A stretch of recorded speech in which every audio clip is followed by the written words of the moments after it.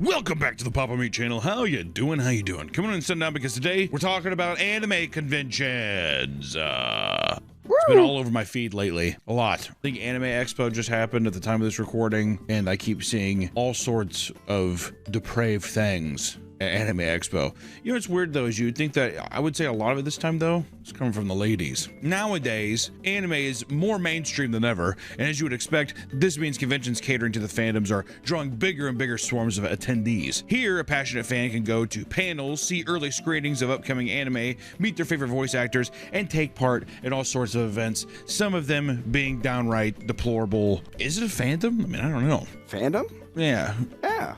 Oh yeah. What I mean, some of this stuff, man, it's downright almost prostitution. If I'm a fan of a prostitute and I buy a prostitute, have sex with her, and I go to like a convention, I mean, am I just a fan of prostitutes? Yeah. If you go to the Some of this I mean, am I wrong? Yeah, it gets pretty sexual. Because usually, and once again, I'm talking about the ladies here, some of the girls here, and it's a thing too where they bring their partner with them, they wait in line, and they like oogle. We're getting to that though, right? Because usually what happens is at these conventions, we've been to one or two, specifically anime cons, and usually you see a lot of gray sweatpants with, or maybe some stains down there that look like, you know, I don't know, like a baby spit bib or something like that. It can be a lot of drippage, if you know what I'm saying. But however, there's an unfortunate stereotype that every online fandom has, that anime fans have as well, which is, you know, being sweaty gooners, cringe lords, that make a more casual anime fan feel completely out of place because they're smelly and all the other kinds of things that come with a person that just doesn't know how to be in social environments. Isn't that right, Nick? That's everybody. Yeah. That's any kind of fandom, not just specific, so don't fucking get mad at me. Although I will say, girls,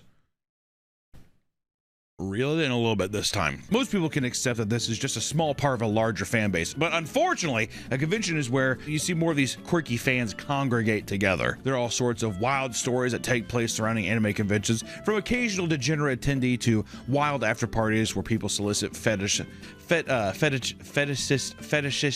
gooner material. Supers. They just, I don't know, they're bound and fucking throw up or come on each other. It's one of those things, okay?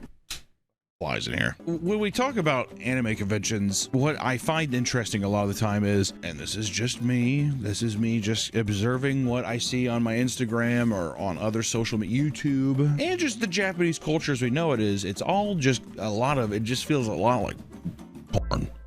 Almost all of it. There's prints of other stuff, but when I see like, look at my haul, usually it's because something, the three bigs are it's rare, it's cute, or it's hot. Is kind of what it seems like. That's the thing. And that's the thing, is there is a difference between being cute, I mean, squishy face, and hot, like, and it's like a woman bent over, her whole ass is up, there's like one piece of string blocking her asshole and her pussy. There's no such thing as sexy. It's cute, or it's hot. I like my little tampon string coming out. There could be one string. I don't know. Is there an anime where you see a tampon string come out? Netflix has the stinky anime girl right now. She smokes, and I guess she takes a shit. Yeah. She has like a piece of shit with her cigarettes in it. Is that cute? They do heroin. They shoot up heroin in the show. So we're getting hot. If my girl doesn't have tread marks, then I am fucking out, dude. Being cringe is certainly not a crime. However, it can't be denied that the typical anime convention can be a bit overwhelming for those that are a little less experienced with the scene, which at the same time I say, if you're not ready for it, get the fuck out of the way because everyone else is what it seems like. If you go to an anime convention, what the hell is, what? What? I mean, like, you went in, you're not ready yet, come back next year, is what I'd say. Because I would say anyone else could see the degeneracy from far away. It'd just be like, not for me. This is like the one time these people get to socialize out in the wilderness. One time you get to go out, you could be a super buff cosplaying guy and have a bunch of like stay-at-home moms come up and rub your abs. The men should be like Gaston and the Disney Park. Do not touch me. Gaston at Disney World is an unsung hero. Okay, no, go ahead. Nope. Go ahead. So good. One good example of this would be the various competitions held at these events. During one, attendees would line up at the mic to say, Oni-chan, to see who could do it the best. And when I say that this is for someone like myself, who is not into anime particularly much, this is like a knife through my heart. Mostly because of the fan reaction. Going crazy. There's one borderline mute, who knows how old they are, girl, up on stage, and they do it in like the really high-pitched thing. And then it's a crowd of like preteens to teenagers losing their fucking mind. Sometimes guys do it better than the girls, and they still freak out. Yeah. I would probably prefer the Oni-chan one over the guys doing the like the evil laugh.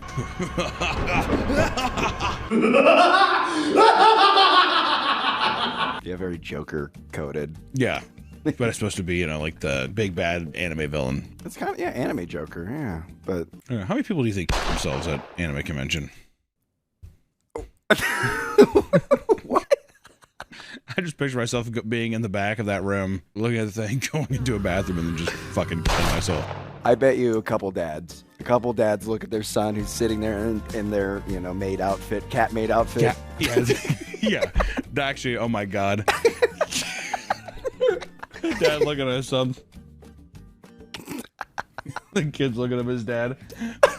And his maid outfit. I think I'm turning Japanese. I really think so.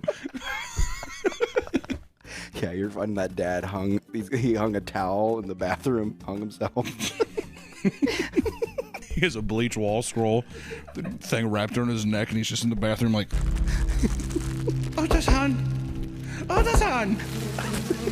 When someone pulls it off, people get hyped and cheer like it's some sort of rap battle. One person in a cat maid outfit was so moved by a particular attendee's performance that they got on stage and began bowing towards her. Yeah, if I saw my son run up and do that, I'd be like, I'm all for people having interest, right? Hi, what am I trying to get at here, then, Nick? I'm trying to even decipher my own thoughts.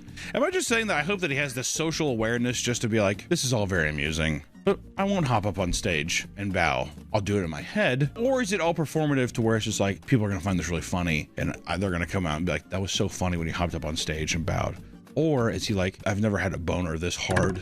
And see, that's what I'm talking about. Yeah. Gray sweatpants with a little bit of dribble stains on the inside. Looks like a baby spit bib. That's the anime convention that I know, dude. To be fair, I feel like at these conventions, it's so like it's fine to act that way because it's like this is what the convention's for. Yeah, it's contained. If my son was doing this out in the grocery store, oh sure, then that's when I wrap the scroll, the ninja scroll. It's at a place to where it is quote unquote appropriate to do it, but it's still just the thing of, I mean, like, just because you're invited to the Thunderdome, do you have to participate in the violence? Is what you know what I mean? Can you not just watch it from afar? Hello, this video is brought to you by Starforge PCs. Right now, Starforge is having a massive summer PC sale going on with huge savings on 5090 PCs and hot deals on select items. And if you aren't in the market for a new PC, they have collaboration keyboards and other great gaming accessories for sale if that's something you might be interested in. So go check them out. The link will be in the description. And thanks to Starforge PCs for sponsoring this video. They're a great sponsor. Appreciate you guys. Because many fans practice talking like their favorite characters, conventions will sometimes host straight-up voice actor auditions, during which people pour their heart and soul into screaming their lines and belting out special attack names. This may be an intense environment for some, but others thrive in it. So much so that they will propose to their partners while decked out in full cosplay. You know what's fucked up about you is I think that when in the future you will be a person where your wife proposes to you. And I'll say no. I said, honey, we talked about this. You're in full Sora garb. No, I was thinking Shinji's blog suit. Yeah. Doesn't fit. It's way too tight. Way too tight. Sweetie, get up off your knees. Sweetie, get up off your knees and back into your mobility scooter and let's get the hell out of here. And pick up your tail, you dropped it. Other times, men have proposed to their partners in the middle of staging for a photo with an anime voice actor, which I've seen some of that. I don't think there's anything wrong. I don't think that's odd. If you both are like, I'm obsessed with this thing, it's kind of cute to have the person there. And you have a photo of it, totally unexpected, and the actors there, you're forcing them to be in the situation. Go along with it. Huh? Do you have the voice actor propose for you? Do they get down on one knee? I think in theory, people think that that would be better, but I think like, I would rather have the character cheering me on afterwards. Yeah. Oh, that'd be good. Yeah, I think I does Goku. I think he's like a notorious dickhead, but. Yeah, Sean Schemmel. Yeah. Don't do that in my booth. One of the most bizarre things you can see at an anime convention is, strangely enough, recruitment booths set up by the Army and the Marines. I don't know why they feel the need that this is the time or place to do this, but They do. Is it because the booths are so cheap, maybe? Or do they sponsor part of the event so the things are everywhere and then they are allowed a booth? Oh, they maybe do sponsor. I think they're just trying to get fresh meat, body bags. Like, they know that these people, they could throw these guys in the front line to step on landmines. They're like... I keep picturing Keyblade. I just keep picturing Sora's walk around. Huh. The army, huh? I have been quite interested in that thing before. So maybe I would like to sign. It's the biggest, most out of shape guy who's signing up. It's me. When do I start? I'm ready to get cut. These brave soldiers post up in foreign territory, praying that random teenager in a wrinkled Ichigo robe will halt the entire con experience to drastically alter the course of their entire life. Nobody ever takes these booths seriously and will either ignore them or mess around on the pull-up bar they set up in full cosplay just to kind of show their strength, which is just a little, that's how you get some pussy at the con. Also, you know what's bad about the army thing? You're gonna look even more stupid because, dude, you're the least dressed person here. You're in full military garb. I mean, like, you are the least interesting thing to look at. If they were smart, they would pick a military anime, like Panzer Girls with guns or something.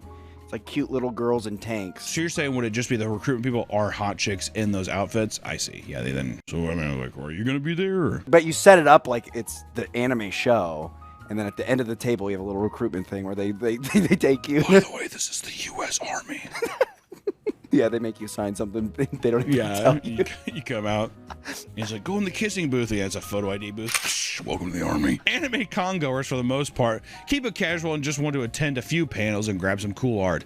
There is, however, a portion of the audience that is horned up and focused on getting their freak on as they oogle at cosplayers, which I would say it's got to be 99% of them. I mean, half the time it feels like the anime conventions is just an excuse to look at cosplay or perform cosplay. Well, actually, a video on cosplayers would be good. Just cosplaying. Because I feel like ever since I was younger, it was like, it's a niche thing. Usually if you're like a pretty girl, even like 10, 15 years ago, cosplaying wasn't super normalized, I don't think, to the point where it would be like there would be mostly just cosplayers that would be paid to go to places because it's just like, oh, you can craft this shit really well, because it wasn't as common that like people were making YouTube videos how to make stuff or XYZ, so it was really like, this is my craft, I'm able to make outfits, whatever. Now it feels like it's just, yeah, people do it for free now. Well, it's also like 3D printing's becoming more accessible. Yes. And like now I feel like there's like also things where it's like there's cosplaying websites where I can buy particular things, or you know, X, Y, or Z. And this doesn't just go for men. As anime has become more and more mainstream, the divide between male and female gooners is slowly evening out. Both men and women will pay for fan service events in which cosplayers say sensual one-liners or play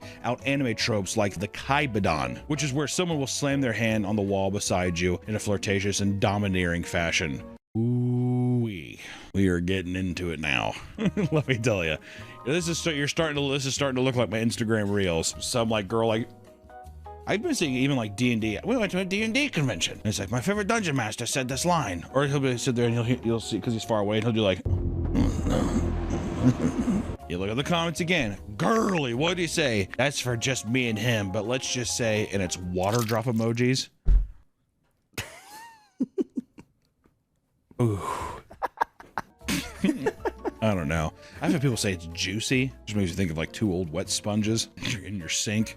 It's juicy. Some women literally scream and crumple to the floor from sheer ecstasy, making it well worth the wait. Some will even go to random cosplayers and influencers and ask them to take fan service videos, most of which are overly horny. Of course, anybody who says it's not, you're fucking lying. I've seen some stuff even outside of anime, women being like, if a guy dressed up as fucking Jason, grabbing a woman's throat at a thing and slamming her on a table, and you're like, once again, I just think of the dad with his like milkmaid son, whatever. He's like looking over at that. Oh, is the milkmaid son getting slammed?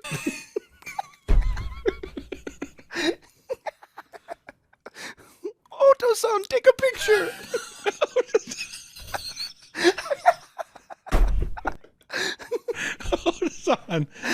Oto-san, take a picture. With the flash, Oto-san, with the flash. Thanking God his wife died early. So she couldn't see. Yeah, his wife died early. You up there, Carol?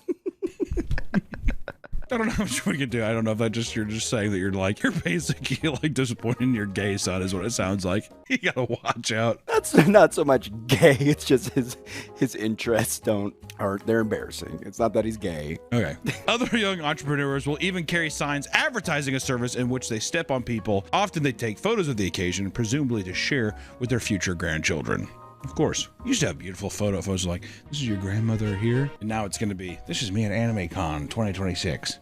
Oh, yeah. Holy shit, I didn't think about that. Your grandma's foot in some guy's mouth. I made $70 that day. How much is that in today's money, Grandma? $70. Most of the time, these stomping sessions attract a crowd. At this year's Anime Expo, a large group of people surrounded a man as he laid on the ground to have his groin playfully stomped on by a woman in a maid outfit, all while people yelled, "Foot job queen." What does that have to do with anime?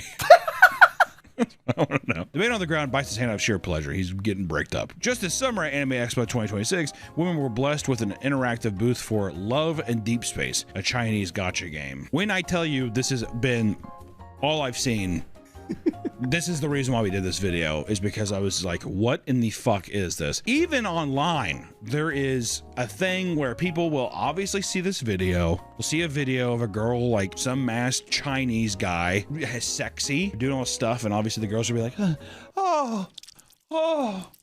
ooh. So of course people are going to come across and be like, this is fucking lame. And there is so many things. It's like, it's almost a cult. You can't just let us have anything, can you? Love and Deep Space. They're very reactive. A lot of fans will just be like, whatever, dude. It's for me and the girlies is usually what I see, but. Well, if your whole identity's tied to something and someone insults yeah, it's the exact same reason why if someone's like, if you're like, this is my favorite band, and someone's like, the band fucking sucks, you're like, no, I don't suck. Like, that's not what I said. Despite being an action RPG, most people only talk about the game because it's a dating sim featuring all sorts of gorgeous men. The booth, which was being referred to as a cute boy zoo, allowed attendees to meet and take pics of their favorite boy crushes. They were seen hugging and kissing the hands of women as their boyfriends supported them from the sidelines. State enforced cuckoldom. Even older women were there, excitedly holding on to leashes attached to the one cosplayer's neck. Which I will say, the amount of videos, it's nothing crazy, but it is a line, and it has been a tidal wave of like, oh my god, so much so to where I've been seeing all kinds of videos and stuff. There's just straight fuck games out there. Oh yeah, dude, Steam is filled with porn. It's crazy. It's basically just like, it's the same kind of shit of like, I don't know, FNAF clip farmer fucking people too, where they're like, I've never played this game. They've definitely played the fucking game. Oh, I hope nothing bad happens here. Overreaction scare streamers. Wow! Singing clips, clip farming, right? This one, I think the opposite of that for female gooners is just being like, okay, this is hot. And they'll flip over in the background, there's blurred. It's just like deep fucking. And they're like, no way! This is all nothing compared to the seismic wave of activity across the internet caused by a particular event that took place outside of an anime convention just this year. At Fan Anime Con San Jose, an unofficial event known as ParkCon takes place outside after the convention closes for the day. People use the space for cosplay meetups and to throw parties. Just let you know, the story is very funny. This year, a cosplayer set up coolers filled with mixture of juice and alcohol before dunking their feet inside and holding up advertisements for fresh feet juice, with obviously attractive women, or I guess just women, I don't really know, not all of them, well, maybe cut that, put their feet in the goddamn cooler, and of course guys are sitting there, they're drooling and shit. All of them act like they just got hit in the head with a bat. Oh my god, you know, that kind of thing. Signs advertise different levels of payments depending on the drink delivery method. This ranged from a solo cup to spitting in their drink and even drizzling it into the customer's mouth from the cosplayer's foot. Unfortunately, the woman had to cross the spitting option out because not only was she physically unable to keep producing spit, but there were other vendors offering spit-based services, and it wasn't worth competing with their business. Of course, I mean, when you're a young entrepreneur like that, you have to make changes. Fun fact, there was also a naked Gojo cock milking station next to her. Information is sparse on what exactly fans were paying for here, but it's good to know that there was something for the ladies as well. A little cock milking station, maybe a little, once again, an oil check. According to the feet juice vendor, one customer stuck their whole foot in her mouth. She also admitted she was originally trying to market an armpit-related event, but ended up subbing in for this one instead, which once again, as a young entrepreneur, you have to do that. Make that cheddar, man. Of course, this online Ask Me Anything led to many people in the replies asking what con she'll be at next. Others asked for way too many details about exactly how dirty her feet were and whether or not she was willing to ship batches internationally. It appears this trend might become a common thing, as we're already seeing similar events being set up even at this most recent anime expo. As uncomfortable as this may make the casual anime fan, at the very least, they can take solace in the fact that these aggressively horny acts are happening between consenting adults. Sadly, there are far too many cases where people breach boundaries in awkward attempts to woo their cosplay queen. While eating at a restaurant neighboring the convention center, one Sailor Moon cosplayer recounted how a grown, shaking man approached her and her friend and asked how much it would cost to do something to him. Do what to him? I think Is it the ambiguous thing of like, I want you to do something to me? Oh no, we're okay. All right. He walks off. Yeah, $6,000. It would be hard to say no. I'm eating at Denny's. I wonder if I give you $6,000, would you do something for me? Hand you a key to the Hilton. Follow me. Room 285. Would you, if someone's like, I'm gonna give you $6,000, would you give someone an hour back massage? Oh, back massage? Yeah, of course. If that's it.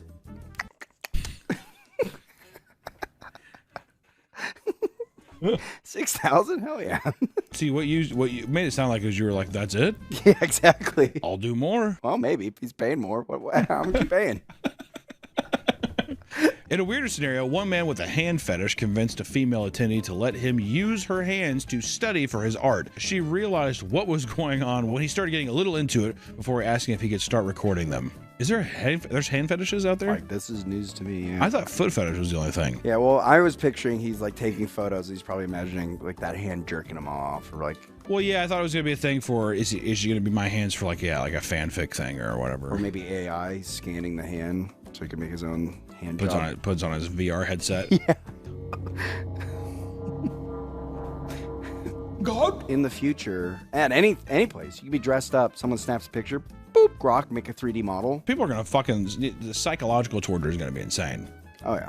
People are gonna be like that, like it's gonna break people's fucking minds. If someone takes a thing, makes an AI render that you can download on like Steam and use a VR thing, and you are getting fucked, how does that not mentally destroy you? That would destroy me. That would destroy me. Okay. That would. I'm not arguing. How much money? Is it a massage simulator? I wouldn't mind that. Some socially awkward attendees will shoot their shot so timidly that the cosplayers hardly respond, only for them to take offense at the lack of reaction and start hurling slurs at them. Wait, excuse me? That took a fucking left turn. Holy shit. I still love the one of the high five at Amaran's booth. Oh yeah. I love that one. Yeah, nailed it. Nailed it. Have you seen the one with the brother and sister yelling at each other at the anime con? Like storming down the hallway. Oh yeah. He's like, I don't know if I can do this. And then people are trying to come up. He's like, it's my sister. That is my sister. And the dad's walking with their stuff in Yeah. the back. Odo-san, hurry up! The most fascinating Gunner, however, is the one that proudly announces their excitement from the rooftops. At the most recent anime expo, people watched in horror as a man got on his hands and knees and barked at a Cammy and Chun-Li cosplayer. For Gunners that are too shy to make a scene, they can simply go to the 18+ zones of most conventions and purchase lewd body pillows and other Gunner paraphernalia. But for those who aren't afraid to take off their limiters and let their freak flag fly, there's a variety of horned-up activities to indulge in. One infamous video from Anime Expo 2018 shows off the Imagine VR booth, where attendees could take turns strapping on a VR headset and have sex with an assortment of anime women. To enhance the experience, you can interact with what looks like a translucent blow-up doll with its own trackers attached to it, and people went hard. I don't know how much of this was ironic or how much it was real, but it was extreme. Even I was like, you gotta stop this. There's no way that this was just a casual thing just there, right? No. A man dressed as Deku from My Hero Academia happily pounds away as a sea of people watch him and cheer alongside him. Some attempt to go down on the blow-up doll and bust out as many positions as they can muster to ensure the audience knows they, in fact, know how to plow. Ooh, that's a good Like like. peacocking. Exactly. You take the Ladies. head side and you see who's wet. Ladies, gentlemen, Yeah. take notes. You do a scan, the moist meter, see who's moist. Beep. Beep. Beep. Yeah, it sounds like a fucking submarine down there. People have been caught up at these public conventions being horned up in more ways than one. Security officers that have worked at anime conventions, for example, have seen some especially depraved stuff. One recounts an attendee frantically claiming that someone might have been having a heart attack in the bathroom. After asking if he was okay, the sweaty attendee walked outside and it was revealed that he was masturbating over pictures he took of his favorite cosplayer earlier that day. Why did we need to say this? Why did we need it? We're in an hour. Can we skip along? What are we doing here? You want? According to a past attendee, another security guard had to throw out foul-smelling neck-bearded man dressed in a schoolgirl outfit because he appeared to be not wearing any underwear. He was giving someone the brain. Been over at a booth and seeing a little goat brain. Mom, what is that? Is that a tumor? After refusing to comply, he was forced up from his seat only for a shit-covered butt plug to fall onto the floor. We have no way to verify any of this. What are we doing, Nick? He was permanently banned soon after. Thank God the writers put that in there too. He was permanently banned soon after. For those who want to meet their dream cosplay babe, all hope is not lost. In fact, there are often 18+ fan-run speed dating events at Anime Expo that allow people to potentially meet their soulmate in just under 3 minutes. This year, however, the Con Crush speed dating panel appeared to be 90% men, so it became more of a place to just make friends and talk about anime. Ladies, where are you, lady? I have nothing to say. My brain is dead. I have nothing. It's impossible for us not to poke fun at some of the wackier aspects of this community. However, that doesn't mean everyone who goes to one of these events is some sort of gooner maniac or some kind of fucking weirdo. We get that, right? I mean, obviously. Conventions are a wonderful thing, and a part of an experience that is understanding, and part of the experience is understanding that there's sometimes going to be extreme fans. So long as they're not getting in the way of everyone's good time, it's nothing to take too seriously, or they're not committing crimes.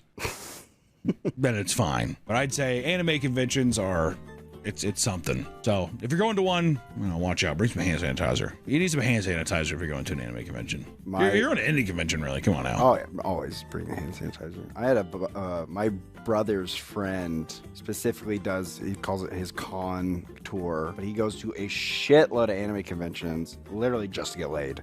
Wow. Yeah. And it works? It works. I mean, he's an attractive guy. Oh, okay. But yeah, he'll pull 2 or 3 girls every convention. Man. That just seems like not worth it. If I'm being real. Wow. I don't know. So, I mean, yeah, I guess if you go to one of these cons, look out for that guy. If you're going to an anime convention, have fun, be safe, and don't be too fucking weird, guys, all right? We'll see you in the next one. Bye-bye. Hi! My name is Papa Meat, and today we're going to be drawing lewd characters with my new VTuber avatar. I'm Tina Georgia. That's my name. All right, we got Luffy. His whole thing is that he ate some gum fruit, right? Is it gum? Yo ho ho, he took a bite of gum. All I know is this dude can stretch, so I'm gonna make him nice and sexy. We're gonna redesign his head. This is gonna be this nice Giga Chad head. Tired of all this tiny pointed head bullshit. This dude's gotta be stacked. What gets my dick hard is big, strong boys. Men, not boy. I didn't say boys, I said men. Yeah, men. He's gonna be smiling. I want him to smile at me. God, he has such fucking big eyes. Why did they do that? Is that just the aesthetic? Hey, I'm Luffy. What's up? Hey, I'm just a regular guy. So already this is getting kind of sexy. We're in kind of a sexy territory as it is. Luffy got some milkers. I'm wondering if they should be bigger. Should we just hold one of his titties? Yeah. Shut up, dude. Just one giant ass titty right here. Look at my little gum fruit. His titty's got to be almost revealing, and he's got big titty scars. Hell yeah. Well, I'm getting about half flustered drawing up this deal here. God damn.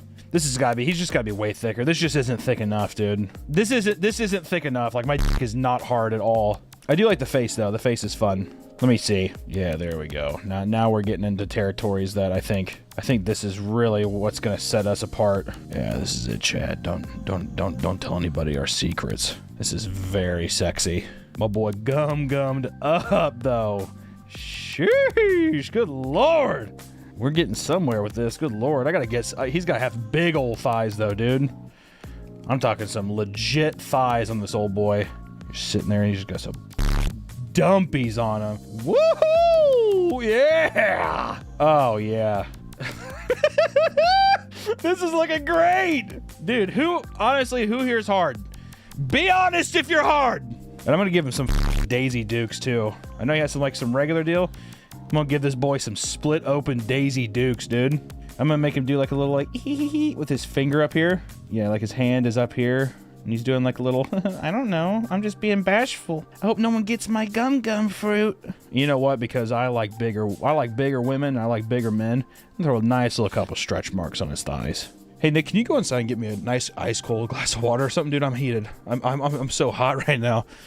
I don't know. The thing about this is that honestly it doesn't look too bad. I like his cutesy little hand going down his thighs. He's just like, I don't know, I guess we're gonna look for treasure. My dream is to be the biggest pirate ever.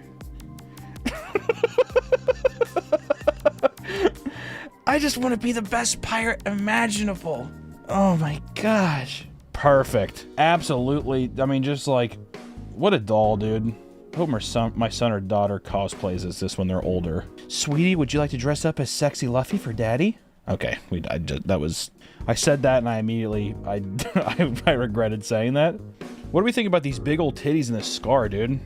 Nick, how hard are you right now? I'm about to bust. Well, let me tell you something. I can see why people like drawing the lewd stuff, you know? I'm not good at drawing like lewd stuff, but let me tell you something. Drawing big old titties and stuff, why not, you know? Tina George is my name. Making animated is the game. You probably gotta bleep that. Tina George is the name. Making people really hard online is the game. Oh my god, I want her gum all in my mouth. God, you're such a beautiful princess. I can't wait to send this to my dad when I'm done with it. Daddy, look what I just made. Oh my god, son, that's some great Luffy Rule 34. I can't wait till you come back and visit me so we can watch One Piece together. Okay, Dad, thanks. I'm one proud dad. Thank you, Daddy. Are you glad that I got my art degree, that I have tens of thousands of dollars in debt because of my art degree, even though you wanted me to join the army? Oh, absolutely, son. Dude, our first one down. Look at this. With ease, dude. With ease! Today's video is sponsored by PayPal Honey. Honey is a super easy to use online shopping tool. But the nice thing about Honey is that it does all the work for you. Honey automatically searches for promo codes and details on all your favorite websites and products. This past weekend, I was trying to get my hands on a certain little video game, and Honey was there with the savings. The Honey extension is super nice, because I also use it whenever I'm getting shoes or buying collectibles for my studio. When there's a coupon, Honey finds an average discount of 18%. Not to mention, Honey has over 100,000 5-star ratings. And the best part about Honey is that it's completely free. Add it to your browser at joinhoney.com/papameat to help support the channel and to start saving some goddamn money. Thank you to Honey for sponsoring the video, and back to the video. Who the hell is next? Oh, my boy Walter. I'm gonna give Walter a big fat ass, dude. It's gonna be so sexy. Big, juicy, drug-making ass, dude. To think that every drug dealer in America has this kind of ass. Giant ass. Gotta have him look back, though, with his beautiful bald head. Jesse, you caught me taking some scandalous pictures. Jesse, we have to do 30 to 40 squats for chat.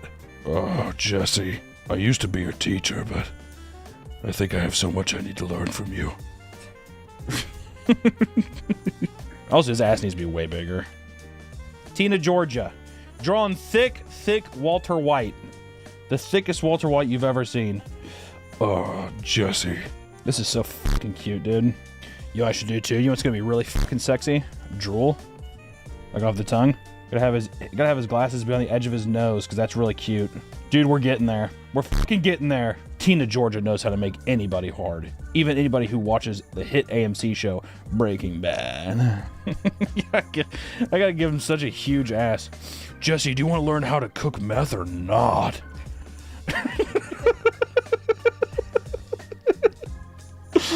Yeah, Jesse, stop looking at my ass. We've got to cook. My boy 19Joe95 says, I hate how fucking hard this is making me. Nice. And then Walter's got to be holding a, he's got to be holding just like a giant blue crystal. Purest crystal that's ever been made, Jesse. It's because I'm a goddamn genius. What should his outfit be? Just the apron? Dude, if it was just the apron, you'd see the fucking goat's head coming out the back and between his legs here. You can't do that. The little goat brain, you know what I'm talking about? So stupid. Jesse, I've never shown Skylar this. This is just between me and you, okay? Mr. White, what the fuck are you talking about? I'm about ready to show a side of myself that I never thought I would. Mr. White, what is going on? Mr. White, please. My pants can't get any more stiff, Mr. White. Jesse. Walt Jr. walks in. Dad, look what I found online. It's like a lewd picture of Walter with like him like gripping his nuts as hard as he can. His nuts are like basically purple. He's like, Dad, I got hard over your picture online. Of course you did, son. Of course you did. It's only natural. Have you seen these thighs? Yeah, dude, this is a cute anime Walter White if I've ever seen one. I wish we got an episode where Walter's son has a pregnancy scare with a girl. Dad, I gotta talk to you about something. What is it? I'm busy. This dumb bitch. He's like, I f***ed this bitch at school and she's trying to not kill this little baby. She's trying to keep the little motherfucker. What are you talking about, son? What do you mean? I got my Jimmy got wet and I got this bitch knocked up, Dad. Okay, let Daddy take care of it. Don't worry, son. Daddy will take care of this. Shows up to the girl's house. So, you want to just have my son's baby? Yeah, I love him. I think it's gonna be good for us. You don't really know what's good for you right now. You're 16, and you just had sex with a kid with polio or something. Doesn't even know his own son's like ailment. I'm pretty sure he has like polio or something. Okay, well, I'm gonna have the baby anyways. Do you know who I am? You're like the chemistry teacher. Oh shit, that's right, you know me. Never mind. All I'm saying is maybe reconsider or something. Hell yeah. Walda, sit on my face, Walda. Come on, Walda. Walda. Walda, listen. I do find you attractive, Walda. I find you very attractive, Walda. I'll be honest. Stop looking at my ass, Jesse. Jesse, we have to cook. Who do we got next here? Good old Peggy. Probably one of the most evil, sadistic people to ever be written on television. Let's be honest. She's got those big ass feet too. My God, Peggy, you've enhanced yourself. God damn it, Peggy. You're starting to turn me on. Well, Hank, I just thought you'd like it. Dad, why is Mom all of a sudden making me hard?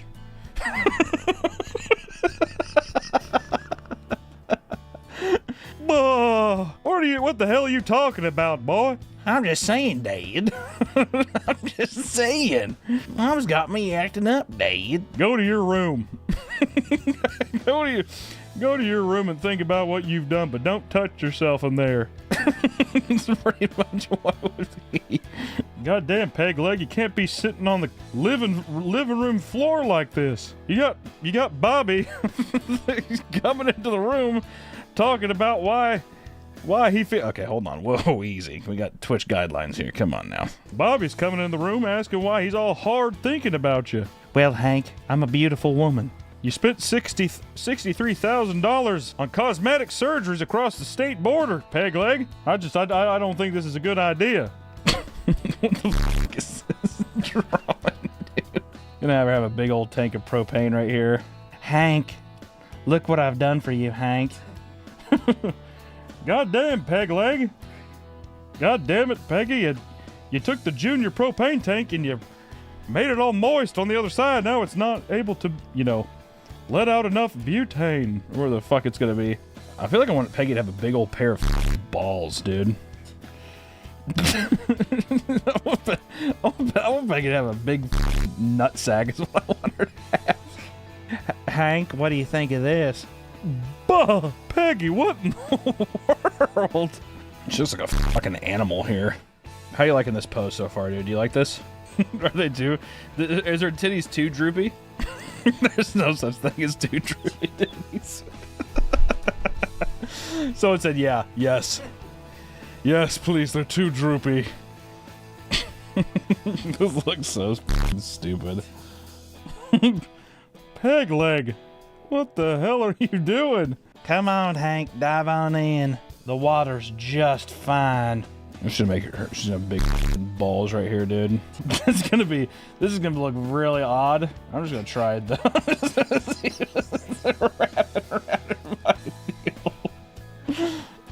Good God, Peg leg. What the hell is happening? It's like, what? Peg leg, I think you sat in gum. Oh, that's not gum, Hank. That's not gum, Hank. Good God. There it is, a sexy Peggy Hill, dude. God damn, Peg leg. Get Ladybird out of here. That's what he said. Get Ladybird the hell out of here. We have Peggy, we have Walter, and then we have Luffy. I tell you what, I think we did it right. Stop looking at my ass, Jesse. We have to cook. That ain't a camel toe, that's a koala thigh. Yay. That's all I have for today, people. That's it. You know what? My name's Tina Georgia. I'm a VTuber person. If you want me to draw more lewd people, you know, feel free to let me know. My name's Tina.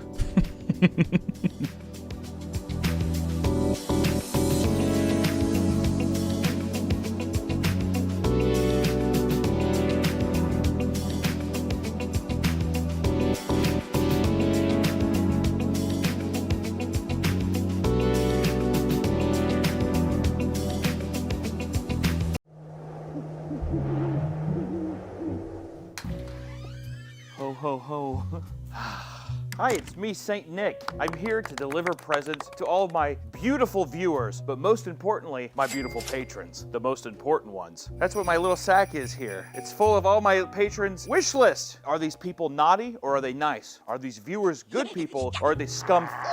But it wouldn't be possible without, uh-oh, I think I hear him, my little elf helper.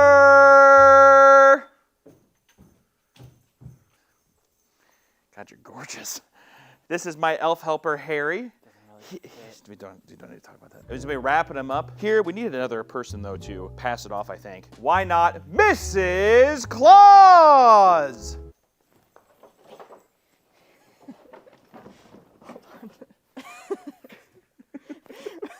Go ahead. Keep all of this. Mrs. Claus! Hey. I'm so excited. It's the holiday season, and to give back to the beautiful community of patrons I have, we're gonna be doing gifts, which some of them are pretty fucked. All right, just want to say that right off the top. So we have my nice passer helper here and our nice packaging. This is also a test for Harry here to see if he's gonna have a job, because if the things don't get wrapped in time, he's fucking fired. So let's pull from our bag. Let's start it off here. Did you want to do the joke about why were you guys up there? The entrance was so bad that no.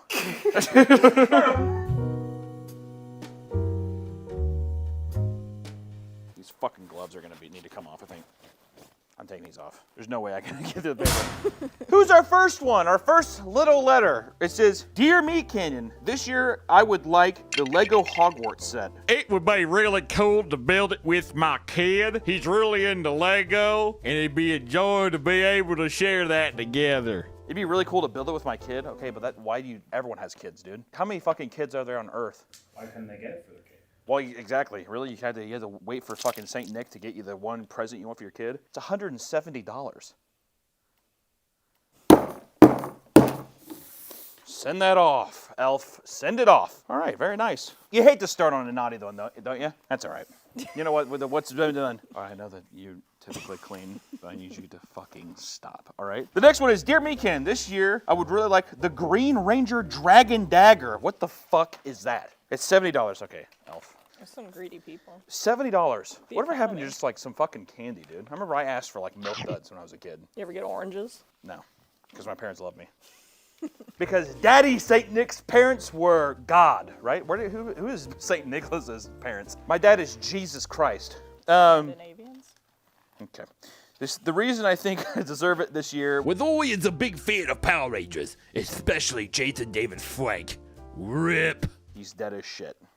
And this is also from Athetos, is what we have as the name. Athetos. Is that Greek? God of War fan. Maybe. If they would have asked for God of War, I would have been like, with this name, why not?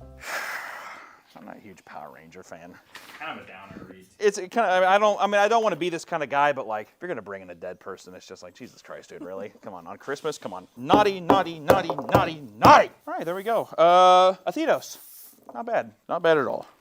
You're gonna get little coal blisters Can I get cancer from coal? if you huff it. Well, I've been smashing it into the... We'll probably be okay, right? Dear Meat Canyon, this year I would really like Blenders for Hands. Harrison Kidd. What a name. I like that name, first off. Harrison Kidd. If your last name is Kidd, that's just kind of sick. I like that. The reason I think they deserve it is... I want to be Edward Margarita Heads at the parties. I'm a good guy and I deserve this. Plus, karma has not allowed me a mate until this point, and it would certainly raise my cool points. So you just basically, Harrison Kidd just confessed that he's never gotten pussy or boy butt before. And he wants to blend his hands up. You know what? I like the name enough. We're gonna put him on the nice list, which we didn't get because the blender is $100. I mean, I need to get 2 blenders basically, so $200. Not cool. But Harrison, we did get you scissors.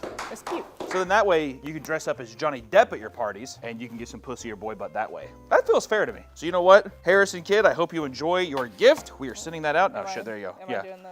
I forgot. I'm Here, let me helping. do. Here, let me. I'll give it to you. Baby, would you mind giving that to the elf? Thanks, sweetie. Okay. All right, we have.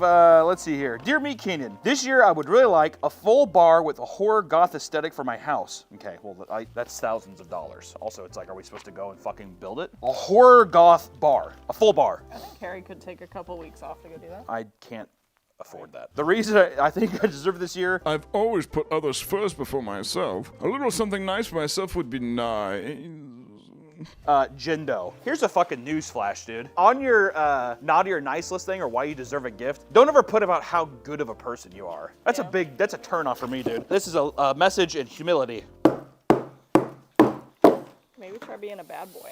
There we go. So Jindo. Naughty. Naughty, naughty, naughty. Dear Meat Canyon, this year I would really like Keebler cookies and a nice sunny vacation. That's fucking love that. The reason I think I deserve this. I had the flu last year, and I'm immune compromised, so it would be nice to stay healthy and warm. Lena, god damn it. I don't see why we couldn't give her the Keebler. Let's get her some Keebler cookies. Also, she's immunized. Is that what she said? She can't get sick? Immune compromised. Immune compromised. No, that sounds fucking... Means she gets super sick. She gets super sick? Yeah. Really? Is that what that means? It just means your immune system doesn't work as good. So, like, if we're in a room and someone has the flu and no one catches it, she probably will. Oh, well, Jesus. Should we disinfect this or?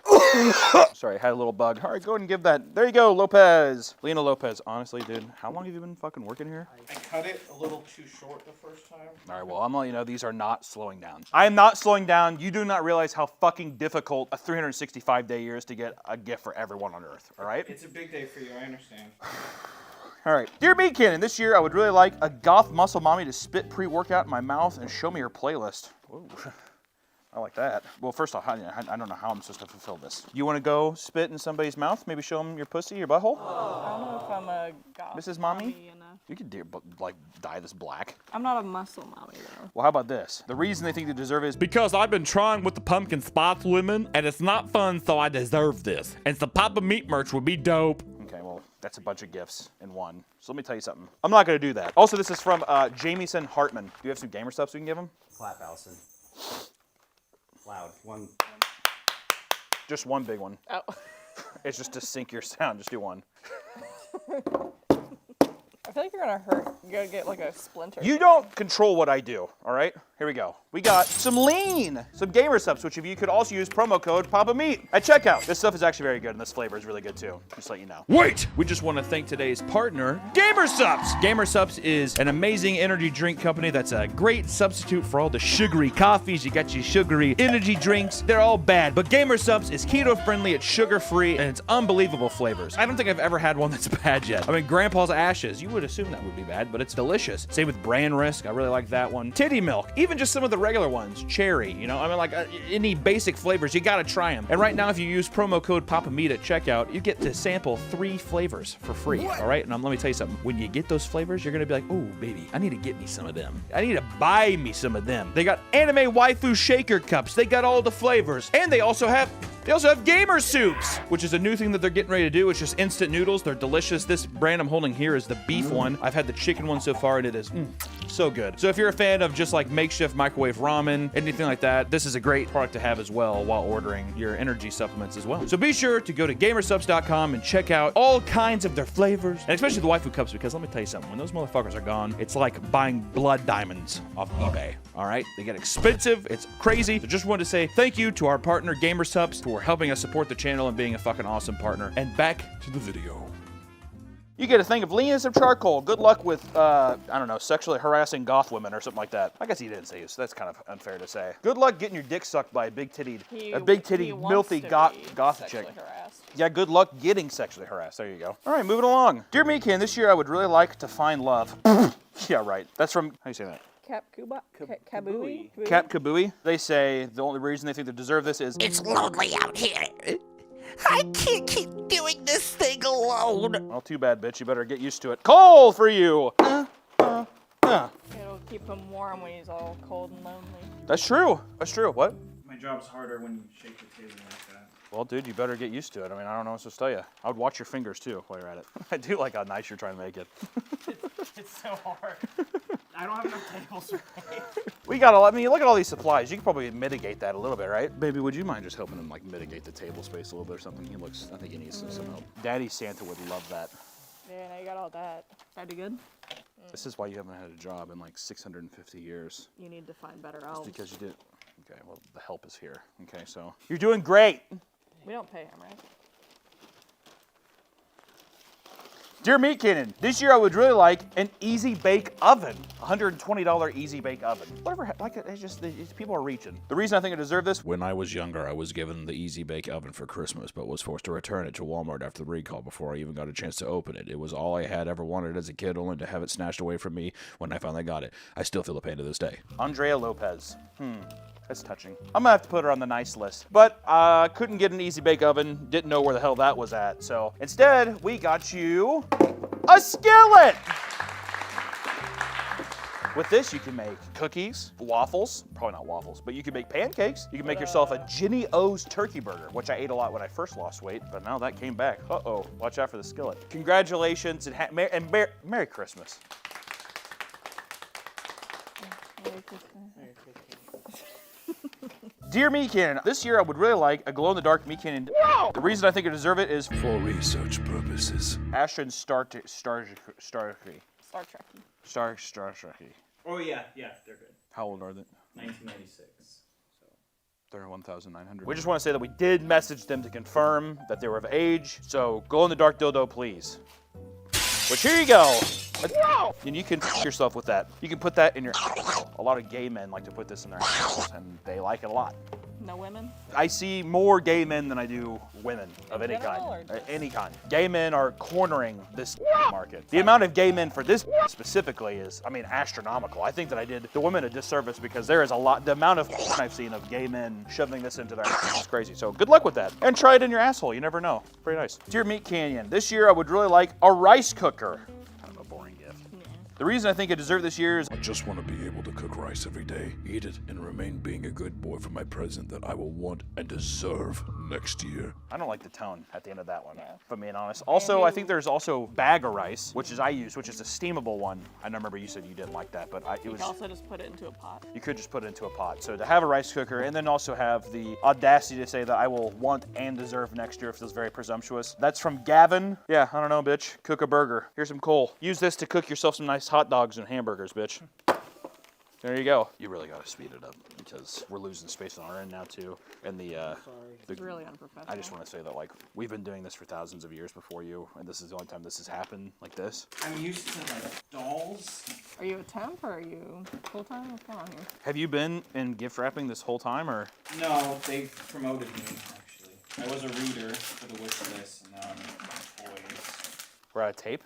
You got one roll of tape. It's all the tape that I brought. That's really embarrassing. So now we're gonna tape up people's stuff and fucking masking tape and Gorilla Tape. We have a partnership with Scotch too, so it's like we get those for free. Dear Meat Cannon, this year I would really like a streaming camera. The reason I think I deserve it is because this year marks my 8th year clean from heroin. Love Pagan. If that's true, that's very impressive. I have no reason to not believe that's not true. What do you think? I want to believe that he's telling the truth. All right, let's give him a cheap camera. Wada bing, bada boom! Cheap webcam. It's a Nexigo. Ooh, gotta watch out when you say that one. Say that 5 times fast, you know? Won't have a career after that. N60, 180p full HD webcam. Not bad, you know? Hopefully you stream some League of Legends and I can watch you then, so we'll see. I'm helping. You're doing great, baby, honestly. Here, can I give Dad a kiss? I love you so much. Honestly, you make this whole year go by. It's such a hard job. I know. It's such a hard job and you make it so worth it. Don't look at us. Don't look at us, because this is our time. You have no idea what I want to do right now. You have no fucking idea. All right, Dear Meatkin, this year I would really like a streaming camera. Yeah, Dear Meatkin, this year I would really like a replica Jesus Christ. This year I would really like a replica half T-Rex skull from Prehistoric Store. Oh my God. That's a $2,000 skull. To mount on my wall! Totally impractical, but fantastic! What would you do with half a skull? It's got eye holes. Love Rob. Just Rob. I don't like that name. Someone who wants that, like a fucking dinosaur gift that's like that realistic, is like an old person. Rob's probably like 43, and at that point, you don't get Christmas gifts anymore, Rob. So you know what you're gonna get? You're gonna get some fucking coal, dude. You, Rob. But also at the same time, thanks for being a patron. I should probably not be as mean. A $2,000 prehistoric head, Rob? Come on. What the fuck are we thinking? Seriously. Dear Meatcan, this year I would really like an animation tablet. Ooh, wait, they want a Wacom Cintiq Pro 22-inch? That's a fucking $3,000 tablet. That costs more than the dinosaur head. That's more than the literal half T-Rex head, dude. I have been really invested in animation and I want to make my own cartoon. From Jack Holm. You know what? I like the idea though of cartoon deal. I like cartoons too, but a $3,000 fucking Cintiq tablet's way too much. But I can give you something that's actually very beneficial. The Animator Survival Kit! If you're looking to go into animation, this is the Holy Bible. Any page you turn to, it's gonna be something helpful. How to ease in and out of faces. All kinds of structural things. I can't read the fine print, but I'm pretty sure this is also time charts. Smear frames. How to do that correctly. It's all in here. If you're wanting to learn how to do animation, this is the thing to fucking get. Richard Williams, rest in peace. I'm pretty sure he's dead. Is he dead? Yeah, he died. Dear Meatkin, this year I would really like a pink Barbie Jeep. Who wouldn't, dude? Always wanted it as a little kid. Wow, Taylor. That's from Taylor. The inconvenience of having to get that big, stupid box and then send it myself. You know what? Actually, we have it back here. There you go, Taylor. There's your Barbie Jeep. Dear Meatkin, this year I would really like a pink Barbie Jeep. Dear Meatcan, this year I would really like a Black Lotus. Wow, okay. Well, for people that don't know, Black Lotus is the most expensive, or was the most expensive Magic card. I think the One Ring topped it now, but according to TCG.com, trading card game.com, a damaged version of one is $79,000. Mildly played one is $82,000, almost $83,000, and a near mint one is $140,000 reasons. Logan here says the reason why he deserves it is, Why? Because I'm a fucking nerd. I don't know. I deserve to have it this year because I live in Iowa and I am miserable. Love you, Papa. as much as I sympathize with that, at the same time, I gotta do this to you. You know, I'm just gonna give you a tiny piece of coal. You know, actually, I'm gonna take this one.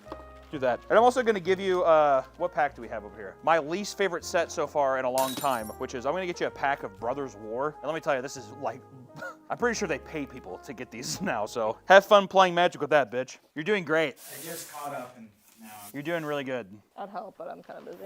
Yeah, you say that every year. I don't want to do this. I'm busy. I'm tired. Dear Meekin, I really want things because I can make most of anything, but I can't make an aerial rig. So I'd really like to have one of those this year. Put a picture of what an aerial rig is up. I looked it up and it's not. It's $900. Coals are getting me. Oh, I've worked very hard to put my partner and I in a good place financially. He's in a place where he can grow creatively and I can finally have a real work-life balance. As the icing on the cake, I did promise myself that I would get one if I met my goal weight, which has come and passed. All right, you skinny bitch. Tiny X Tato. I don't know how to purchase an aerial rig, I'll be honest, and also almost $1,000 is fucked. That's greedy as. But I do have a sex swing, because that's what the picture looked like. It looked like a swing. Hey, right? Why are you looking at her like that? You'd look really good on one. Oh, trust me, I know I'd look good. Spread eagle, putting fucking apple butter where it should not be. So we got you a sex swing here so you can f your mans who you spoil, and also a safety helmet. I don't know, I feel like you'd want to have the safety to not hit your head while you're deep fucking. You could use that for a lot of things. That's true. What did they say her man does? Work creatively? You should tell your mans to work creatively on that pussy. Dear Meat Cannon, this year I would really like a Bionicle. The reason I think I would deserve it this year is because I wished on a shooting star for it when I was 9, and I still don't have it. and this is from Andrew Anderson. How old do you think Andrew is? Andrew Anderson is definitely a 40-year-old. 40-year-old? Probably. He's got 2 first names. Bionicle came out in 2001, I think. If you would have ate shit right there, it would have been so funny. I think Bionicle came out in like 2001, so if he was 9 then, so he's like probably 30. The best color Bionicle is white, right? That's what I said. She's making a joke because she saw the fucking video. The best one's red. I looked online for some cool ones, like over $150. I didn't feel right buying that, so I just want to say that we did get you something Bionicle related, so there's that. And it's this! Bionicle 2, the movie, on DVD. So, you know, you can reminisce, and the whole time you're watching it, you can be like, I always wanted that when I was a kid. It's an Oscar-nominated film. This did win an Academy Award, which is very impressive. I think Anthony Hopkins plays like a date rapist in this. Oh no, that's a different movie. Merry Christmas, Andrew. Dear Meekin, this year I would really like a nugget ice machine. What? I'm terrible at remembering to make it myself. It's like an automatic ice maker. $230 fucking dollars. The Dirty Bubble also is the name. I'm not gonna get you the nugget ice maker. It's $230, but here's some ice trays. You put water in this, and then like in 45 minutes you got ice, bitch. All right, so there you go. Oh, this comes with a nice scoop. Look at that. Nice scoop. That's nice. You put coffee or juice in it to make juice ice, coffee ice. Dear Meekin, this year I would really like the Lego Millennium Falcon. $850. I remember when it came out, and it was the coolest thing out there. To this day, it is still the staple for anyone's Lego collection. I just recently got out of the Air Force, and it would be perfect to commemorate my time in the service. Put them on the nice list because we have to support our boys, our overseas boys. If anything, that's right. Everybody do a salute. And then I got you this. So I'm gonna get you Hamburger Hill on DVD. Okay. This is actually a region-locked copy of Hamburger Hill. It's the Japanese. It's the Vietnamese or Japanese version, and it is region locked, so hopefully you have a region DVD player for this. It's one of my favorite Vietnam movies. No one talks about it enough, so thanks for being in the Air Force, I guess. Did you not know that this was region locked? It was primable. Look at the back. It was primable. Oh. Everything had to be primable. We work with Amazon Prime here. Dear Meekin, this year I would really like a Papa Meat voicemail. I want Papa Meat to record himself making a voicemail template so I can cut it up and personalize it to my phone. This way, everyone gets to enjoy my present. How do I not know that this is not big AI trying to capture my likeness? Sorry, foe. They're my new fucking foe, is what I want to say to that. There's your voice message, dude. And you better not take the audio from this video and fuck with that. Not allowed. That's a big no-no. Dear Meekin, this year I would really like an oboe. $450 for an oboe? Nerd. Don't fucking like middle schoolers have like band practice and shit? I don't think you realize how much money people spend on their kids. I wouldn't know that because you refuse to bear mine. It's true. I've even tried to adopt some elves. I take them to the cliffside and... Hey, we don't say that in front of... I think I should get to have one because I got forced to change schools back in high school and I didn't get to continue being in the marching band because of it. I played clarinet back then. Wow, you couldn't be in marching band? What a fucking... That must have ruined your high school experience. That's from, Lick Yo. Is it Lick Yo Nuts? Well, I'm not gonna get you oboe. That's a nice story. I appreciate that. Give me the gift we have for her. Got you a recorder. You little hot cross buns. A recorder with spit on it. Oh shit, we'll clean it up. I shouldn't have touched it with my mouth. Well, you might as well do hot cross buns. Do you remember it? This is why I married her.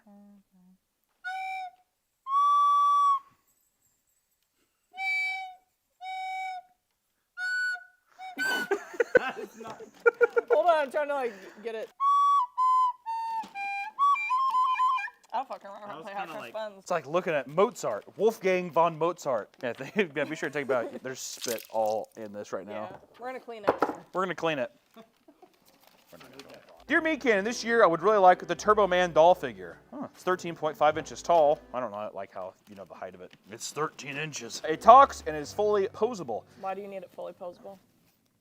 Another good point. Electronic lights and sounds, and 3 action accessories are included. $32. I deserve it because my dad never got one for me, and now I'm an alcoholic mailman. That's from Ryan Smith. I couldn't find the Turbo Man doll. I do sympathize with your plight. You are on the good list here, but I did get you Terminator Dark Fate T800 Old Man Arnold Funko Pop. He is the Turbo Man, so why not, you know? So enjoy that, dude. Merry Christmas, Ryan. Dear Meat Cannon, this year I would really like a kid sister doll. That's creepy. Yeah. The reason I think I deserve it is because I had one that I would bring with me everywhere. And when I was 7, I had a little girl. She was 4 years old. Who lived next to me, and her family was struggling. So I gave her my kid sister doll. So she could have a friend. I don't regret doing it, but I miss having that doll around. So I guess I could say my good nature to help someone else earns me the right. Candace. I will say my initial reaction was me thinking it was a man asking for that. When I was 7, I had a little girl 4. She had a So I thought baby. that you had like a child when you were 7. So that fucked me up. I looked into it. They're like really expensive and it takes forever to get them. So I got you. Hopefully this one isn't region locked. Not Without My Daughter, which is a Sally Fields film about a woman getting stuck in the Middle East and trying to return back to America. So, you know, I feel like you wanted a kid sister daughter doll thing. Instead you get this. I'm gonna let you know right now, this movie is PG-13. And back then, that was a hard rating to get. There is a lot of domestic abuse in this film. This son of a bitch slaps her around the whole film. Good movie though. Not Without My Daughter. Look at that. Dear Meat Cannon, this year I would really like a Melvin plush. I would give him a good home. Moxie621. I don't see why we couldn't do that. Cute, We have a nice home. we got the Melvin sitting over there. Should we just give him that one? This Melvin's been touched by Meat Canyon himself. Okay, that sounds inappropriate, but I know he hasn't. you get the nice Melvin, then you get the nice Melvin. Thank you for even wanting the Melvin. I appreciate that. There you go. This is going to go to a good home. He's a good boy. It's very nice. Dear Meat Cannon, this year I would really like some self-confidence. Here's your self-confidence, buddy. Life's a bitch, get used to it. Dear Meat Cannon, this year I would really like a Dino Riders T-Rex toy. Okay, I looked this up on eBay. It was $500. I think I deserve it because my dad made me throw it out when I was like 11. And good lord, I can't afford one on eBay. All right, well, at least he's honest. Christopher Brown, I don't know, there's probably a reason your dad threw that away. yeah. What did you do to your dad to throw it away? Good fucking point. We almost, yep. Or maybe it's time to fucking grow up, dude. Maybe that's why he threw it away. You need to grow the fuck up. God, Santa, Mrs. Claus, He's triggering me. You fucking don't be looking down here because it's gonna. Don't put the camera down there, dude. You know what it is? It's time to fucking grow up, dude. Also, I want to talk to your dad. I'll throw it away because he's a little shit. What do you think he did to his dad? He probably had a bad day at work, came home, saw his little son playing with that toy. And he's My like, I'm little fucking done bitch with son. You want to play with dinos? Not in this house. Here, and he gives him a fucking baseball and a Like, football, and he's like, I gotta- learn this. It's probably like, if I gotta work all day, why do you get to sit here and fucking play with your toys? Yeah, how? Dad, I'm 7. Okay, well, get a fucking yob, dog, is what I would say. There you go. Naughty. All our fucking viewers are just naughty as shit. Dear Meat, this year I would really like a Papa Meat dildo. Or the real Papa Meat instead. From Brandon. Sure. Yeah, let's give him a dildo. We gave the last person a green one, so this time we'll get you a nice green dildo. Put the lube in the bag there. Dear Meat Cannon, this year I would really like an electronic talking battleship. $350, the talking version, are you kidding me? I've always been a slut for Battleship, but never got the ultimate version of it. I could at this point buy it for myself, but it just wouldn't feel the same. The ultimate version of it. Who's a slut for Battleship? Like the game? Apparently Justin Roberts is. I could at this point buy it for myself. It just wouldn't feel the same. F you, Justin! What the f? It's like getting a hand job. That is true. Well, now you put me on his side. Yeah, no, but you know what? No, he's I'm in sticking the with my gut. Fuck you, Justin. You son of a bitch. It's in the shape of a ship. Well, it kind of does. The coal looks like a little battleship. Look at that. G5? You hit my Battleship. I always hated saying that when I was younger. I always played with like extremely sweaty battleship players. So I'd be like, D3. He's like, fuck! Hit! Motherfucker! Also, people would cheat all the time. Miss. Like, how is it statistically possible I've missed this many times? Get good, Battleship. What a concept. Yeah. It's rustling against your beard. Oh my gosh, she never stepped closer to help you.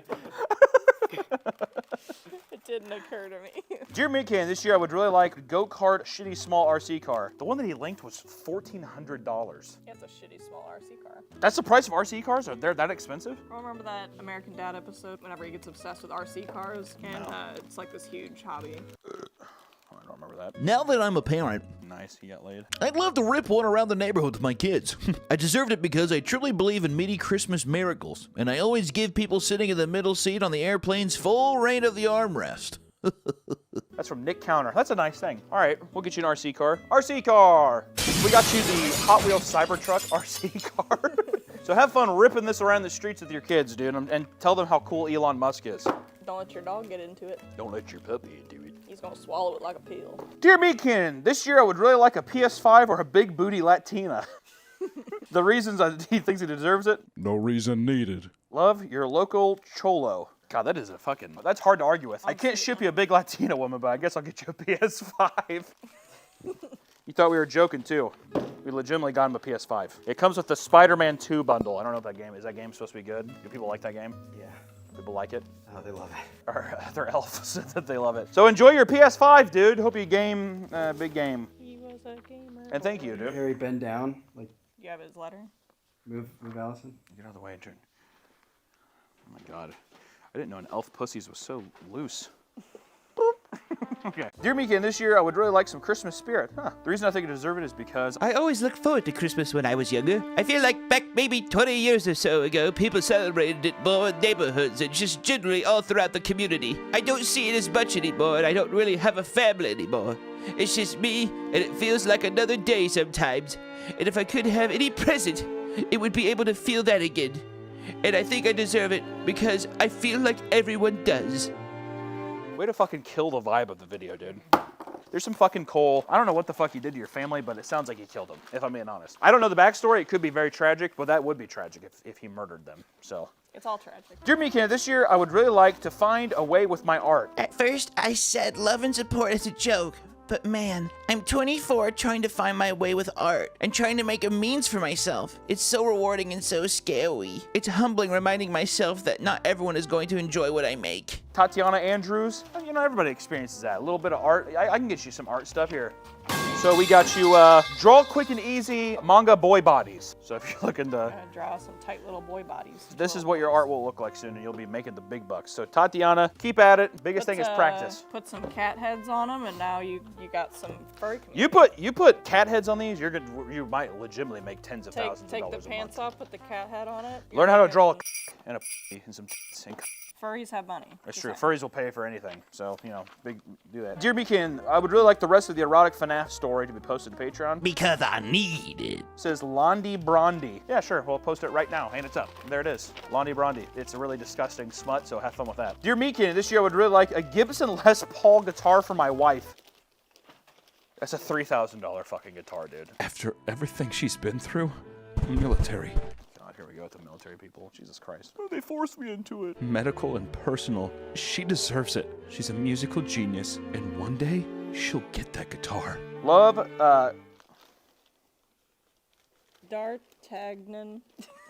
D'Artagnan Starkey. I hope I said that right. I probably definitely said that wrong. Oh, you know what? That is very sweet, though, and I wish you and your wife a Merry Christmas, and I did get you something. I unfortunately couldn't get you a Les Paul. Those are a bit expensive, but I did get you this, which is an image of Slash playing his Les Paul. So if that's not motivation, then I don't know. Yeah, tape that on your wall, and I don't really know what it is. You might keep on to that. Who knows? Also on the back of this, we have a standards terms and conditions contract because I think we ran out of paper. We should probably like block that out or something. I don't know. I don't know what kind of contract that is. Please don't sue us or something like that. Meekin, this year I would really like a badass axe. The reason I want it is self-explanatory, says Jace. I can't help but just feel the cringe seek through this, but then also I can't help but imagine that you're just a kid with Cheeto dust on your fingers in school. So I'm going to teach you a life lesson and let you know that that's naughty behavior, buddy. Nice little deal, nice little coal. Season up the letter a little bit. There you go. Nice close. Take that. Spin in it, if you want. Dear Meekin, this year I would really like my daughter to be born healthy and safe. Why would you jinx that? It says Is it our fault now? It says L per 69 exactly. So now it's like, okay, first off, dude, your baby is gonna be fine, but do not put that fucking evil on me, because God forbid we're gonna get a fucking message later on and it's gonna say something horrible. So don't ever say that aloud. Be responsible for your own fucking seed, dude. Dear Meekin, this year I would really like Typo Negative vinyl box set. That's $330 fucking dollars. It's a good album though. What's a box set? It's like all of them. The reason I think I deserve it is I've been such a good boy this year, working 2 jobs and doing freelance writing work on the side. Plus, my car got totaled by an uninsured driver recently, and now I have to buy a whole new car. I want something good in life, Papa Meat. I deserve something good. Sean. People who have been watching this show know that I went through something very fucking similar. So you know what? You said you were homeless? I lived in my Dodge Caliber, and then I would try to do animation tests and stuff. I'd sit in the Walmart parking lot because that's where I get the least embroidery tickets, and then Then I woke up. I can't get you the vinyl thing because the shipping would be too long, and it's also just kind of expensive. You know? We did get you something though. I got you my favorite Typo Negative record, which is October Rust on CD. And since you're working the 2 jobs, you're probably not going to get a super new car, so that maybe you have a CD player and you can pop this in. I thought that was actually very thoughtful. I'm such a nice guy. Santa Claus can be so nice and thoughtful sometimes. Dear Meekin, this year I would really like the 2004 Dr. Octopus 12-inch action figure. What the fuck is up with like these oddly specific toys? Bunch of nerds. The reason I think I deserve this is I had the Spider-Man action figure from the movie as a kid. Oh, shit. Hang on. Every fiber of my being. It's to this day one of the only things I've never been able to part with from my childhood. But when I saw the TV commercial for the first time for that action figure, it had Doc Ock in the commercial too. I wanted both so badly so I could recreate the train scene from the movie. I asked for both for my birthday and got the Spider-Man, which is still a core memory to me. I hoped that I would get the Doc Ock for Christmas, but my family didn't have a lot of money growing up, and they all sold out at the Toys R Us in town pretty quickly. It's kinda dumb now. I don't need it, nor do I probably deserve it, but damn, I wish I had that thing. Thick Boy Roy. You kind of had my story until the end. You're just like, I don't even deserve it. What the fuck have you done that's so naughty? Kind of outed yourself, dude. You did out yourself, and then also it's just like, my family was poor. They got me this one thing, but not the other thing. Thick Boy Roy, you need to fucking, you know what? If you were in the Charlie and the Chocolate Factory situation, you would be one of the kids that gets like cancer or whatever. Turns into a blueberry. Blueberry cancer. Have you ever thought about that? Willie basically gave all of the kids cancer when he like did that shit. You don't turn into a giant blueberry without some kind of carcinogenic cell. You know what I mean? Yeah. Dear Meekin, this year I would really like Tamagotchi. Since I wasn't allowed. This thing's too hot. My God. Since I wasn't allowed around small animals. Jeffrey Dahmer much? Jesus fucking Christ. Didn't really have anyone around me growing either. So that kind of followed me into adulthood. So I think a digital pet would be nice for some company. What are you doing to these people in your life? Chobbities? Chubbities. Maybe you can stroke this as you like plan your next murder victim, dude. Jesus Christ. Thanks again. Just put that in. Just also track it so we can keep a watch on. Dear Meekin, this year I would really like a MacBook again. Wow, dude. Okay. Again. Yeah. Mine was stolen, and I haven't got anything for Christmas legitimately since I was like 12, since my parents were always poor as shit. Love Burnt Out Productions. Well, I'm not going to get you a MacBook. That is sad that your thing got stolen. That sucks. You haven't had a gift. Both the Steve Jobs movie and Jobs, which I'm pretty sure the MacBook shows up in these movies. I mean, they're the same movie. It's about the same guy. But I think the one Steve Jobs is better. I like Michael Fassbender. I didn't like Seth Rogen as Steve Wozniak, though, if I'm being honest. Learn how to be an entrepreneur. Which one has Ashton Kutcher in it? Jobs. Michael Fassbender plays a way better psychopath, though, if I'm being honest. So there you go. Enjoy that. Hope you had a DVD player. Hopefully those aren't also region locked. We'll see. Dear Meekin, this year I would really like MetaQuest 3 VR. God damn, $500 headset. You have some greedy ass fucking. That's what I'm saying. Like, whatever happened to just like, can I just get like a piece of advice or something? I don't know. Whatever. This year has been a doozy. Between chemotherapy and working 50 hours a week, I'd love to escape into a virtual world. I'm a giver, and I love to receive this year. Candace Kaltenbach. That's terrible to hear, dude. Did we get her gifts in? Box of Advil and a season of Battlestar Galactica. The MetaQuest one, we tried looking it up, and I couldn't find a fast enough delivery time to make it in time for the holidays, but I am going to give you, I haven't sold this since the Houston Anime Con. Inside this has a QR code, which will take you to an animation that I never made public, so I hope this can be a good place in your home. Merry Christmas, and good luck. And good luck with chemotherapy and your job. I hope it gets a little easier for you. Happy holidays to you. Dear Meatcan, this year I would really like, if I could have absolutely anything, I'd want a kayak. Do you know, like, the troubles I would have shipping a kayak? Acoustic boats don't scare away turtles or alligators, and I think it would be massively cool to be able to photograph and observe them. If you're wanting to be up that close to alligators and turtles, we did get you this. It's some snorkels and flippers, so you can swim down to the bottom of the swamp and get better pictures of them. Very nice. Okay, so we ran out of paper for the rest of them, but we only have a couple left, so I just wanted to burn through these. Lurvy Sturf wanted the Sopranos box set, the Blu-ray box set. I volunteered at a nearby church a couple times this year, and I helped move a family into a neighboring apartment. I hope Santa's pleased with the offering. It wasn't available, so we did get him. I just got you season 3 of Mob Wives on DVD. I feel like that's probably comparable to that. It's pretty much the exact same thing. I'm pretty sure James Gandolfini has a heart attack in this too, so it's pretty nice. Luke Higgins wanted a 31-inch D-handle aluminum scoop garden trowel.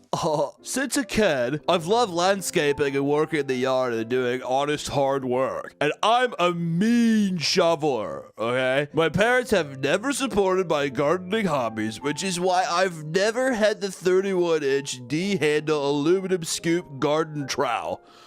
Oh boy, what I wouldn't do for it. I'd be able to blast out a hole in 15 minutes with that baby. I'm brick just thinking of it. A giant shovel. There was no way I was going to do any of that. So instead, I did get him a bunch of packet of seeds for his garden so he could just plant these and have some plants. I don't fucking know. Cute little cosmos. Yeah, you don't need a shovel for that. And then Silly Pineapple wanted a pottery kiln or a throwing wheel for their house. I've been in an autistic rut lately, and I've wanted to get into ceramics more. Which I looked that up, and as for all that stuff, I decided to just get them. To sound like they're artists, I got them some Crayola markers, lined paper, and a made-by-me motorized pottery wheel. It's not bad. Well, so I hope that they how to get. throw before you want to kill them. Yeah, I think you got to learn how to ease into it a do bit. the A fucking kiln, good lord. So there you go. I did want to take this time to just say thank you to everyone, especially my patrons. All the people who got gifts today were patrons. So if you want to sign up next year, do that. But seriously, the Patreon does help support the cartoons, the Papa Meat videos, everything that we do in the production. I mean, the set that we built, everything is assisted by the patrons. So we really want to thank you so much. And also just want to say happy holidays to everybody. I hope everyone had a fantastic Thanksgiving or whatever holiday you're celebrating. Just wanted to say from the Papa Meat crew to you, happy holidays, and you have an even better new year. Thank you so much for watching, and have a great day, everybody. Roll the montage of clips of people getting their gifts. Is this Cole? The fuck? I was good this Christmas. Thanks, Papa Claus.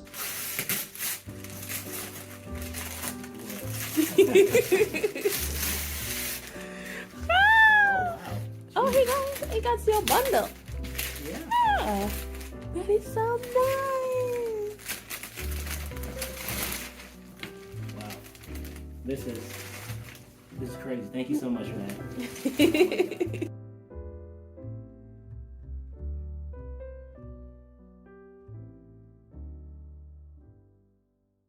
Hey everyone, just want to let you know that right now I've started a toy company called Soft Meat Toys, and our first toy is Margaret! Look how beautiful this box is. You want to take home your very own personal Margaret? I don't care what you do with it. You can do whatever the hell you want. Toy means toy to different people. All I'm saying is this is an amazing, amazing toy. We're very proud of it. The box is fucking awesome, and I'm very excited to keep making toys, but please, if you're interested, pick up a Margaret. Have your very own. Put it on a shelf. Put it in a jar. Anyway, softmeat.toys. Softmeat.toys. Here's the thing. If you want a nice stocking stuffer, put a Margaret in there. Or just wrap up the box and give it to somebody, put a Margaret in there. I don't know if you want to squat on something. You could probably put this in your ass. Someone probably could. Yeah, definitely. Or if you want to put some coins, she could be a little piggy bank. Softmeat.toys. You can piss on it. You can come all over it. As soon as it's in your house, you do whatever you want with it. I don't want any pictures of what you're doing with it. You just have fun with it. This is as soon as the transaction's done, that's it, all right? And right now, like I said, softmeat.toys, baby. That's where you can get this beautiful, beautiful piece of plastic. Definitely made in China. 100% made in China. Do not try to eat this. It will not work,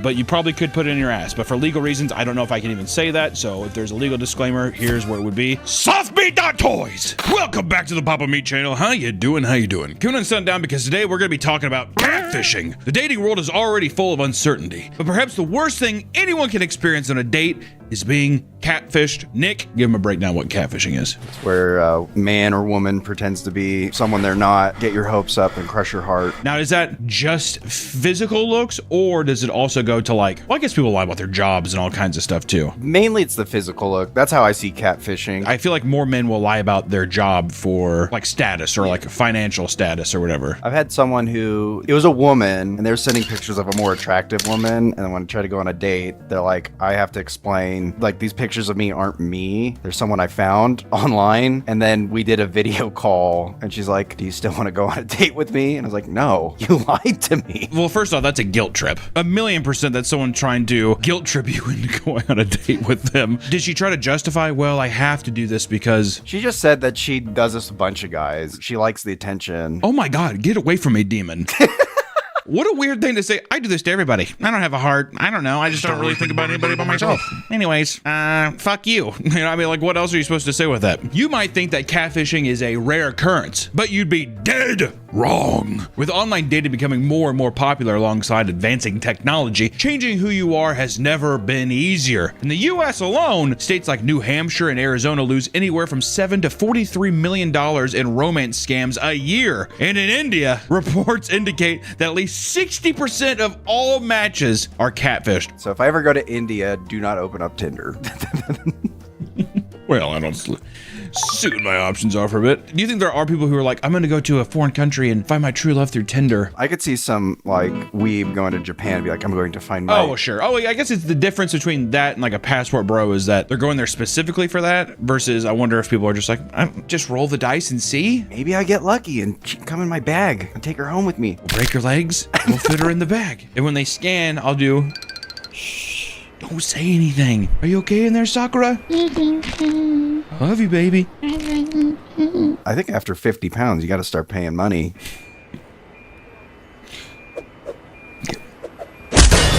AI is only making the problem worse, whether it's the thousands of people dating literal robots or people using programs to face swap and realistically alter their looks. People of all ages are looking to swindle on unsuspecting dates. So much so that we're even seeing cases of family members helping other family members catfish people. What? How fucking weird is that? Way to lower your child's morale. You are ugly. You should pretend to be someone else because that's the only way this is going to happen. Also, you know what that says? I think the parents were probably catfishers as well. That's how I got your dad. That's just our way. That's the Williams way. I want to know if catfishing has ever worked. Oh, 100%. There's got to be a guy out there where he shows up and he's like, well, you're not really what I remember, but it'll do. Read my book.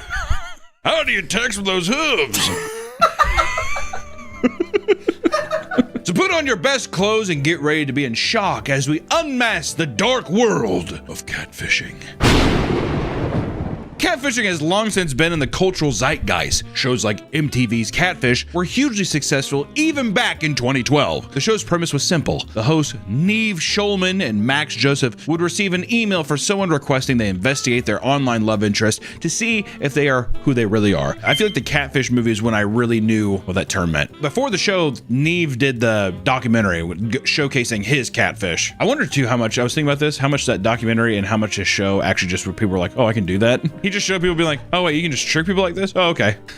You know, I guess damned if you do, damned if you don't, but you know. From there, the host would do deep dives into the other person's life, reverse image searching, and finding any information they can, which is the funniest thing ever. I love that they act like they're like forensic detectives. He's like, Max, I don't know about this.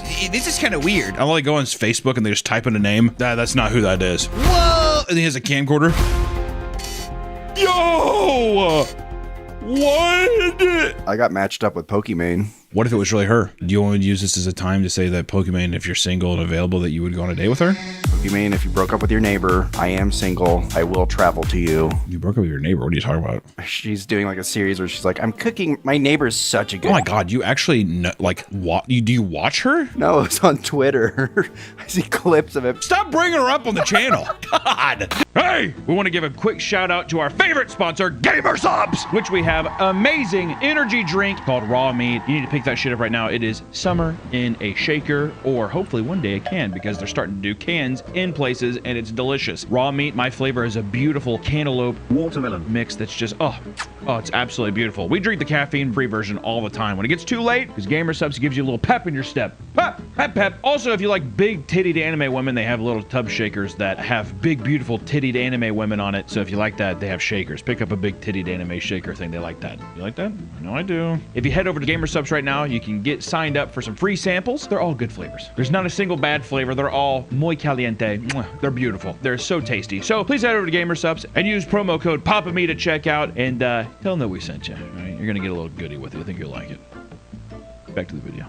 Then they travel to meet the person and confront them about lying, or to simply talk with them. If the person is a catfish, they've revealed their true identity to the victim, either online or in person. It is a captivating show. The most awkward interaction, a guy was catfishing another guy pretending to be a girl. He like walks up, he's like, "We could have had everything," or something crazy, some crazy shit. And the guy's on like a park bench, like, what the fuck? And Neve has to step forward. He's like, "Yo, bro, back up." And then Max is in the background.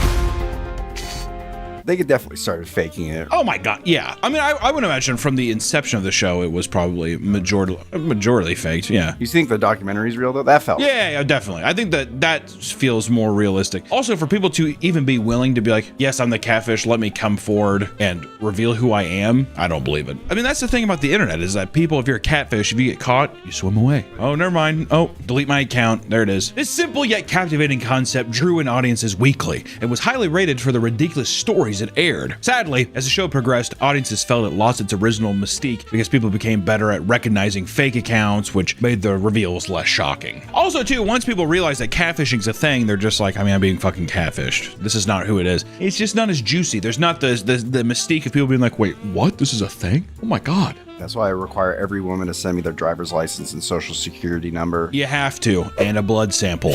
Just to make sure you are who you say you are, sweetie. I'm trying to protect both of us. Kiss me. However, many of the show's former contestants and viral moments carry on its legacy in other online communities. One AMA on Reddit, hosted by Neve, who answered many common questions about the show and reminisced with the fans about their favorite moments. In a very short AMA, a person claimed to be a paid actor playing the person being scammed and said the majority of the show was scripted, though they were told some of them were 100% real, which I believe that one out of everything. One, I don't even think it's the showrunners. It's definitely the network also being like, this needs to be way crazier. We're gonna get some actors in there. We're gonna fabricate some shit. How many times can you have some fucking weird person that's just like, I just didn't know how to say this to you. I'm sorry. You know? Also, if I was getting catfished, I don't want people to fucking know what I said to them. What?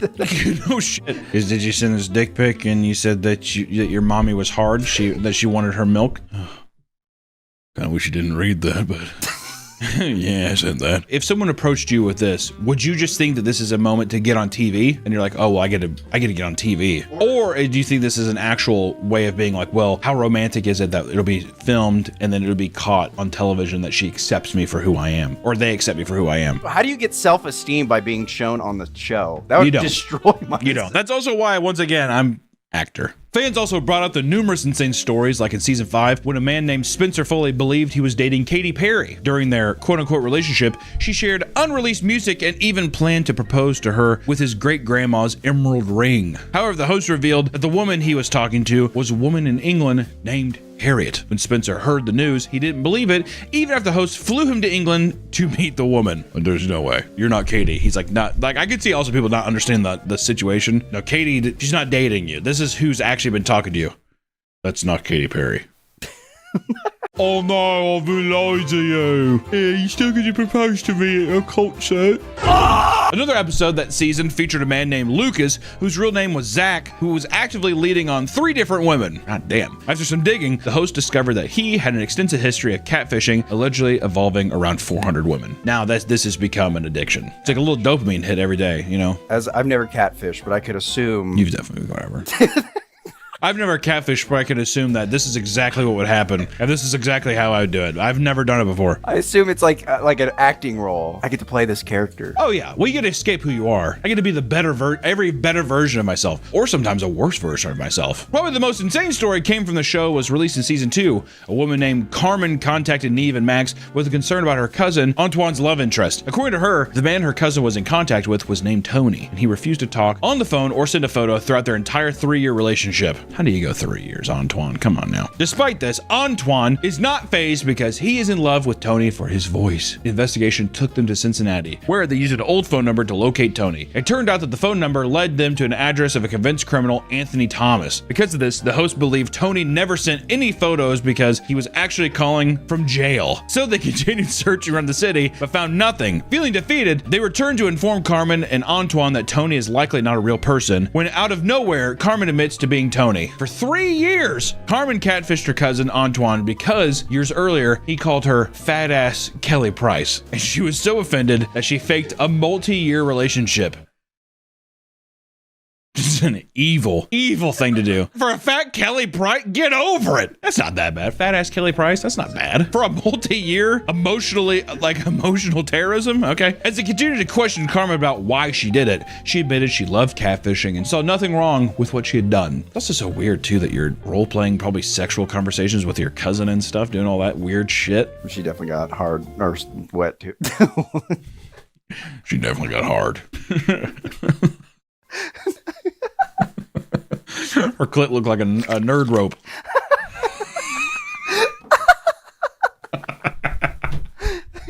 Catfishing stories come in all shapes and sizes. Strangely enough, many people have been scammed after believing that they were in a romantic relationship with Elon Musk. Who would want to date Elon? Can you actually imagine going on a date with Elon? There's the money, but still, I mean, like, listen, I get that of, oh, well, he's the richest man in the world. I'll tell you what, at the same time, if you can find a guy that makes like 150 grand, you get just about a similar thing. Honestly, who wants to go? Can I buy a yacht? When have you ever actually thought about that in your life, right? Can you imagine going on a date with Elon at whatever fucking cryptic hellhole he takes you to, and then later, yeah, he courts you? I was actually going to see if you wanted to come up. Okay. Score. I have Starlink upstairs. We could play Starlink. We play Diablo 2. One older woman, Hilda Holland, supposedly met with him on Threads. Yeah, right. On Threads? God, would this happen last year? Supposedly met with him on Threads and started video chatting. Also, the competitor. She met with him on a competitive platform. In reality, this was an AI deepfake that also used a fake Elon voice to lure her in. God, that would make me run away. Come sit on Papa's lap. Hilda, I'm going to take you to Morocco. Hilda was told to send him money through gift cards, but to not redeem. After $60,000 worth of cards were sent, stores like Home Depot started refusing to sell her more. Good! At what point do you not know? Also, the richest man in the world needs Home Depot gift cards. The richest? No shit. The richest man. You have to go, Hilda. You have to go to Home Depot. My money's all tied up in stocks. It's all tied up in stocks and bonds. I'm not able to make it home from Morocco. She believed the fake Elon Musk when he told her she would receive a Tesla car and stacks of cash in return for her help. Hilda was then told the FedEx vehicle delivering the money crashed and that she would have to pay $1,500 to repair it. I like how she could have also literally just put a down payment on a Tesla and got it herself. There's no way to go beat around the bush. Like, getting $60,000 worth of Home Depot gift cards for some Elon dick and a goddamn Tesla. What are we thinking? A lot of people will be like, I'm afraid for my safety. So then they do these demands that they think that these people have power over them that they don't actually have. I feel bad. I do feel bad. But this is just a woman who's just like, she's fucking like a soggy diaper down there. You know what I mean? It's just fucking, she's just like, Elon's gonna come tap Hilda. Man, will you stop referring to yourself in the third person? Hilda horny. In the Home Depot line, splish splash, I was taking a bath, baby. That's definitely what happened at Home Depot. She came in so often, like, why are you buying so many cards? They're like, oh, Elon's gonna rail me. Yeah, I gotta get Elon home from Morocco, so he's gonna send me a Tesla, and he's gonna let it fucking clap. And I bet you anything, the staff was just like, I hate this woman. And then after a while, one person had a heart, and they were like, we can't let you anymore. I refuse. I cannot let you do this anymore. One poor 80-year-old woman from Washington dodged mortgage payments payments for 10 months so she could instead send her love, Elon Musk, the money. After over $50,000 was spent via Apple gift cards, her daughter stepped in to investigate. She looked through her phone and saw that a fake Elon Musk convinced her that he would soon be whisking her away in a private jet and taking her to an island resort. That's very sad. Once again, it's just the old people, man. Also, too, that old people are still that ready. I feel like at 80, I'm gonna be like, I don't care. You know, if some like beautiful woman was like, oh, we could run away together, so I'd be like, no, I'm good. At 80, because also it's just saying whisking her way to an island resort. I mean, probably to get fucking pounded by Elon. In one of the most catastrophic Elon scams, an elderly woman from Texas dropped as much as $600,000 after meeting a man posting as the billionaire. She was convinced that investing into his company would give amazing returns, but she'd have to give the money to him directly.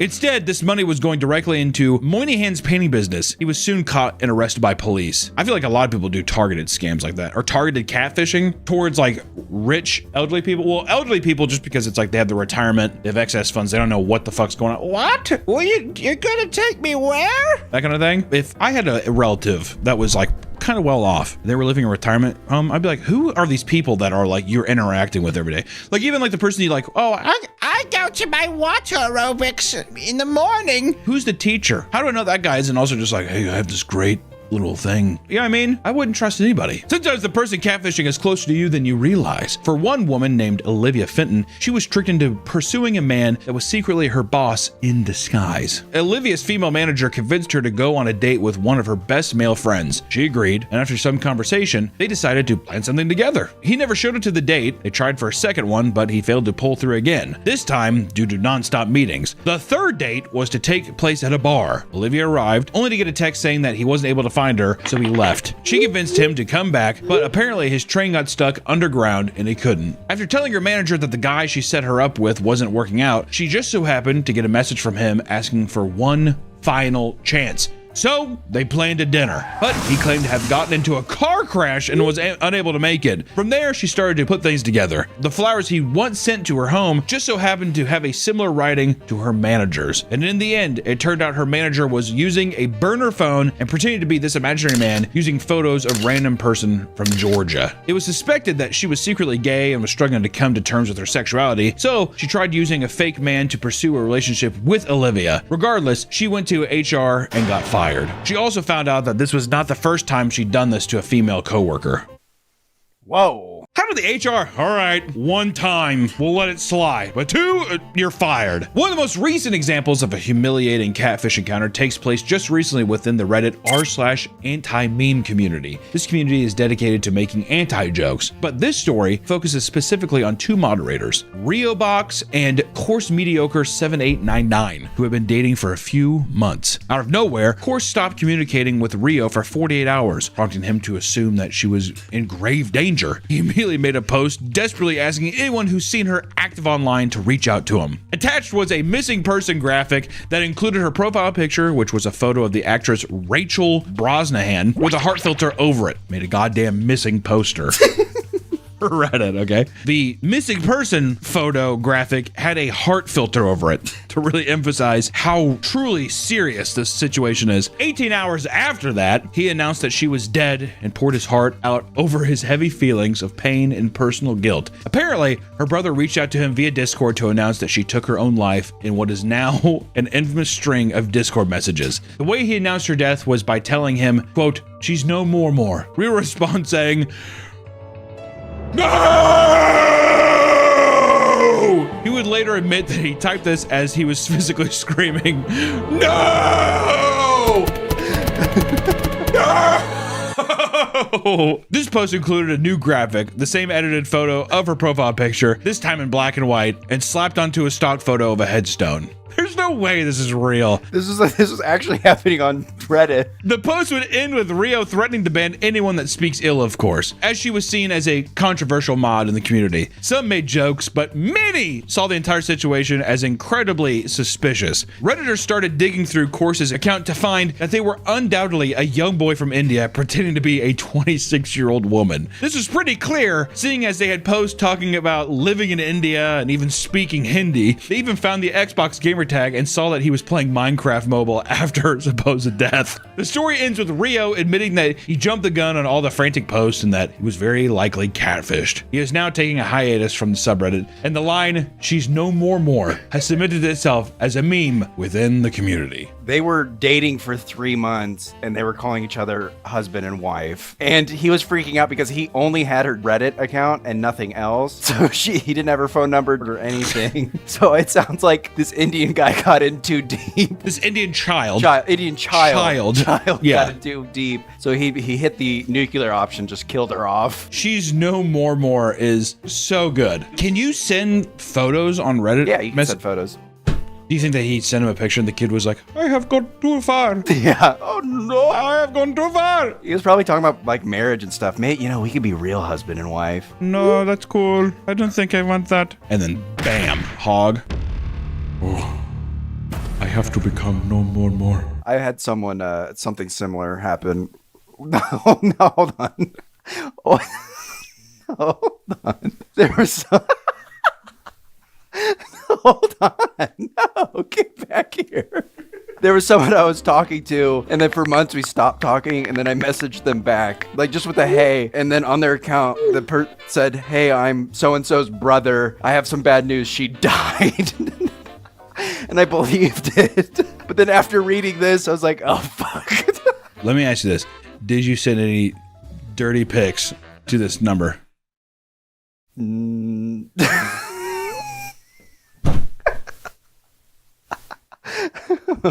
going to plead the fifth. There is a child out there that has your photos, Nick. That is unbelievable.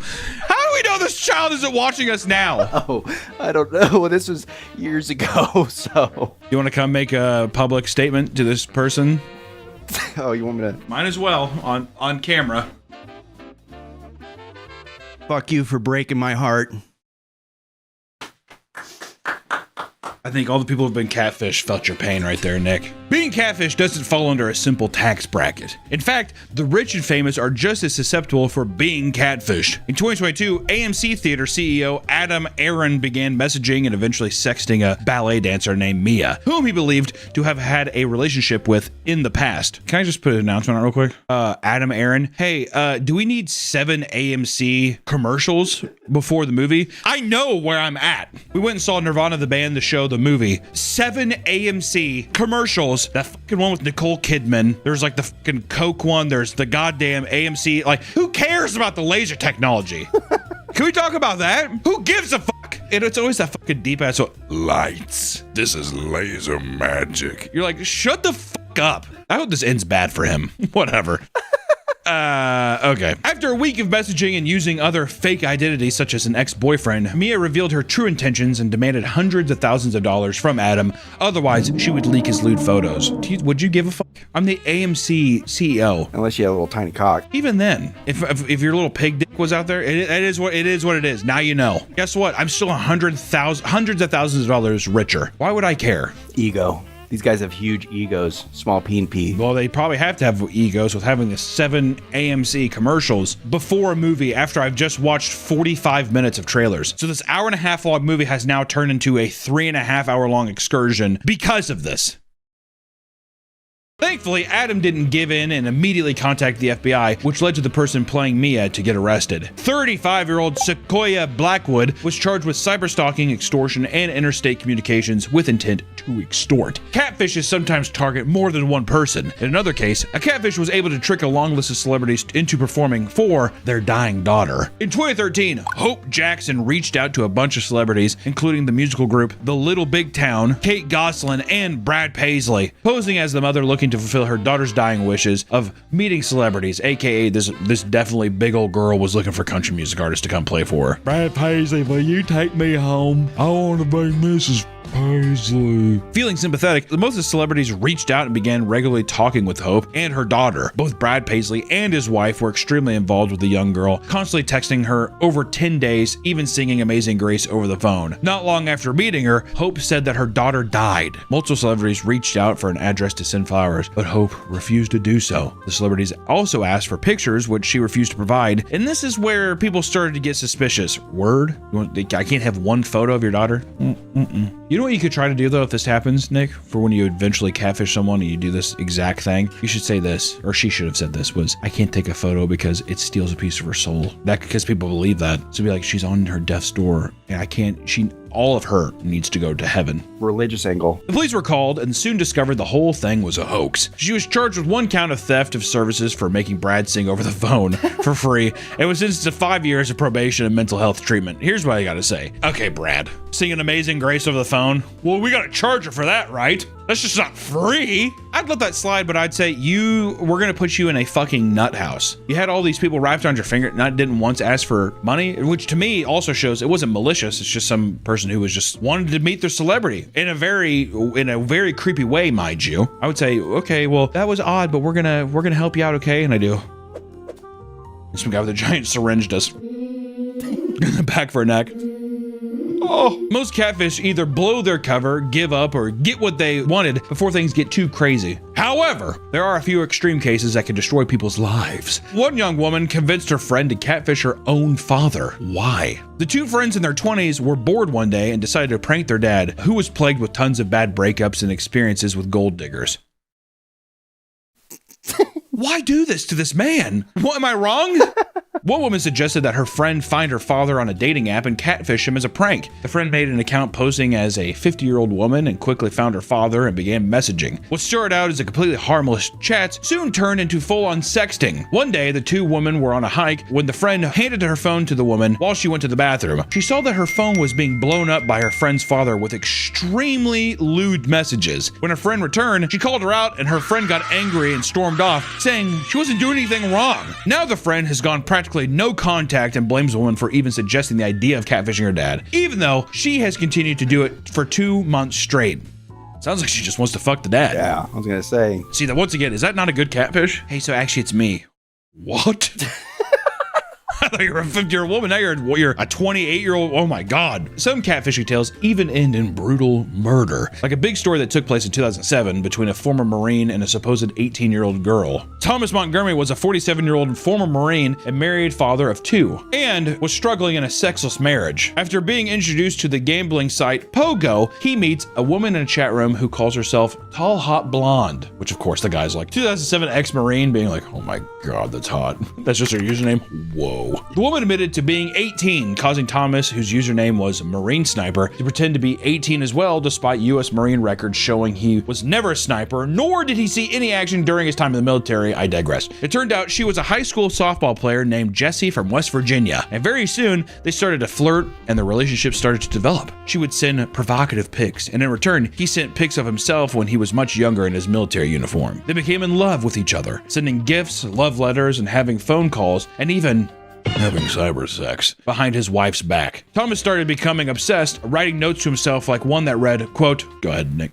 On January 2nd, 2006, Tom Montgomery, 46 years old, ceased to exist and is replaced by an 18-year-old battle-scarred Marine. He's moving to West Virginia to be with his love of his life. Meanwhile, at work, his co-workers were hearing him openly brag about dating a teenager. One of them, 22-year-old Brian Barrett, would even get involved as well. At one point, Thomas's wife would intercept a package from Jessie that included love letters and red panties. She was disgusted and felt horrible for the young woman, so he wrote back explaining that he was a middle-aged father and not the man she thought he was. She also gave Jessie the contact for Brian Barrett, who was closer to her age. Jessie wanted revenge after being catfished, so she started chatting up Brian, moving into yet another romantic relationship. This rivalry between Thomas and Brian would lead to a tragic event. Thomas was fed up with Brian, so he brought a rifle with him and confronted Brian as he was sitting in his car after work, shooting him 3 times and killing him. His body was found 2 days later, and Thomas was arrested on top of being hit with a truly shocking discovery. It turns out that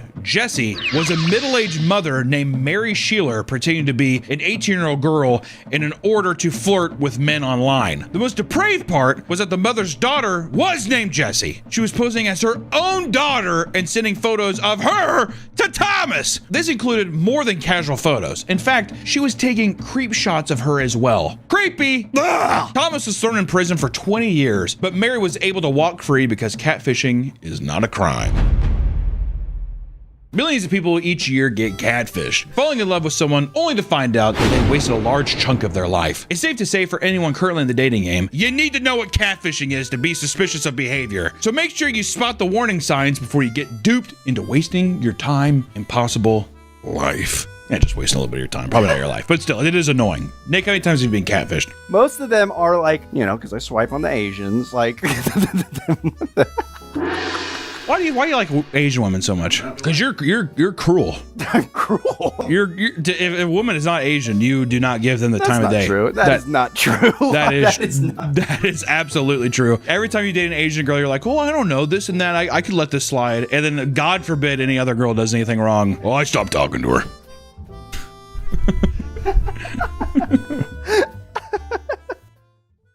Welcome back to the Papa Meat channel. How you doing? How you doing? Come on and sit down because today we're recording a video right after we did the last one. Last week, we posted a video about disgruntled employees, so much so that we had to talk about CEOs. But it's been such a big back and forth. So today we're going to be talking about CEOs, baby. Everyone can relate to working under a boss that he absolutely despises. In fact, some of the most cathartic online discussions revolve around making fun of CEOs like Elon Musk or Mark Zuckerberg for practically everything they do because it's nice to punch up. For people that seamlessly have it all with God complexes and fundamentally change how we live, it's nice to fucking punch up every once in a while. Am I wrong? That's why I think sometimes people leave horribly nasty comments on my videos. Because they're like, fuck this fat ass and his millions of subscribers. I get it, dude. Punch up, baby. Punch gently. Yeah, punch gently. Just, I mean, give me a love tap. You don't have to curb stomp me, please. Don't make me bite the curb. It's hard not to get why people feel such a deep hatred, especially with the upper echelon of CEOs that go to crazy lengths to boost profits and add another zero to their net worth. At the end of the day, it's all just a giant pissing contest where it's, how much do you need? How much do you actually need, Nick? Everything. As long as the numbers are good and the investors are happy, then everything else, including your health and happiness, comes second, baby. This problem has grown even bigger in recent years, as it seems like every day there are new headlines exposing a company for doing something nefarious. From AI CEOs ruining the PC market, and also, I don't know, like basically saying that humanity sucks and that robots rule. I don't know. They want the end of the world for some reason. You would prefer the human race to endure, right? Two, I don't know, McDonald's CEOs attempting to seem relatable to the masses by trying to eat their own products without throwing up. It's truly a marvel. I love this product. That's a big bite. The controversies are endless, my friends. Unsurprisingly, most of the people in the top are complete weirdos who had strange and narcissistic behaviors before they climbed the corporate ladder. And this kind of behavior actually helped them get to where they are today, but created many enemies along the way. So, let's go over some of the most heinous and bizarre things CEOs have ever done. It's gonna be a long video. How long is this video? 16 hours. We're looking at a 16-hour. This is a down the rabbit hole video. Yo, shout out the new down the rabbit hole video, dude. Nigel Cheese. Did you watch that one? We watched a little bit, yeah. It was fucking great. He's a genius. Nigel Cheese? Exactly. 1 + 1 = 1. I'm a proper English gentleman. Anything down the rabbit hole, dudes. I'm fucking. I eat it up. I love all of it. Shout out my boy down the rabbit, Frederick Nunson, the homie. I don't know. I wish he was my homie. Hit me up, Fred. To boost morale, some CEOs will take their entire staff on a company retreat and get them out of the office, like Valve. They take them, like, I think they take those motherfuckers to Hawaii every year. Expenses paid. I heard Valve, though, I heard they treat their employees right. Is that true? They have a very loose structure of, like, a hierarchy. Basically, you could join Valve and they're like, you can do whatever you want. And they leave you alone. So you're like, oh, I'm gonna work on this project. Yeah, I'm bored. I'm gonna go work on this one. Is that why nothing ever gets done? Yeah. Their mentality is like, they want their workers to be excited on things they're working for. So it's like, if a big project comes up, like Dota 2, everybody loves working on Dota 2 because it makes them a shitload of money. And then like when CSGO came out, they started switching to CSGO, but nobody wants to work on like TF2 anymore. I think there's one person working on it. What about Half-Life? I mean, it doesn't fucking matter. Basically, what we're saying is Gabe Newell is a good CEO. That's what people say. That's what people say. That's what people say. I mean, he's happy. How often do you think they have him at gunpoint? You better say that. You better say him at good. That's what I do, my guys. I have a 3D printed gun. I have a Bamboo Labs printer. I print out a gun. And I go up to all my employees and I say, you say I'm a good boss right now. While these retreats, it might seem like a nice gesture, one week-long retreat turned into a week of pure hell. In 2017, the CEO of Plex, Keith Valerie, decided to treat 120 of his employees to a survivor-style vacation in Honduras, labeled as a team bonding experience. What? Team bonding as Survivor? Only one of you will win. Fight. The $500,000 trip was already off to a bad start before a single person boarded their fucking flight. 3 weeks before the retreat was set to start, the resort they were staying at had both its general manager and head chef resign. After getting off the plane in Honduras, the crew was crammed into buses and was shipped out over dirt roads. And when they arrived at their destination, most of the staff felt uneasy because the property was guarded by numerous guard towers equipped with machine guns. This is what, can you just upload? It's just Pirate Bay for movies, right? Well, now they're trying to be a legit service, so they have like free movies and stuff, and you okay. pay for services. Yeah, but you and your brother just use it for anime, right? Yeah. Their anime selection is haunting. This video is brought to you by StarForge PCs. Right now, they're having a massive Memorial Day PC sale going on with huge savings on all PCs. And even if you aren't in the market for a new PC, they have collaboration keyboards and other gaming accessories for sale. So go check them out. The link will be in the description. Thank you to StarForge PCs for sponsoring this video. Seriously, if you guys are looking for a PC, this company's pretty sick. I appreciate you guys. Bye-bye. The CEO had flown down a few days earlier to help set things up. However, as soon as he arrived, he noticed all the food was deep fried, and the staff warned him not to eat any vegetables. That's a good sign. Oh, so can I have this tomato? I would not eat that. He disregarded their warnings, claiming he just had to have one small salad. God, what a CEO thing. I have to have my salad. Yeah. I have to. I just one. This led to him contracting a severe case of E. coli and becoming bedridden before his company even arrived to the company retreat. He claimed that while in the hospital, he lost up to 8 to 10 pounds in just a few days, and that the staff would nail his IV bag to the bedpost every time he was swapped. Like fucking Martin Luther. Go with God. With Keith unable to direct the Survivor challenges, other executives had to step in and divide the contestants into teams so the games could begin. The first challenge that the staff were tasked with was eating tarantulas as well as assortment of other disgusting foods. What kind of company retreat is this? Survivor. I thought Survivor. I thought that's like a fear factor. Yeah, that thing. is more of a fear factor. I thought Survivor's just being like, I don't know, like float in the ocean and hold your breath. Or what, I thought it was that. Next, Keith hired a former Navy SEAL to simulate beach drills, which included pushing employees to army crawl in 100-degree heat while being screamed at. Nobody in the company was particularly fit. Yeah, come on, the people at Plex? Come on now. So people began to overheat and crawl on their hands and knees into the ocean to cool off. That's what I'd do. I'd look like a fucking sea turtle. I'd crawl off. I'd be on the beach. There'd be like 70 eggs under me.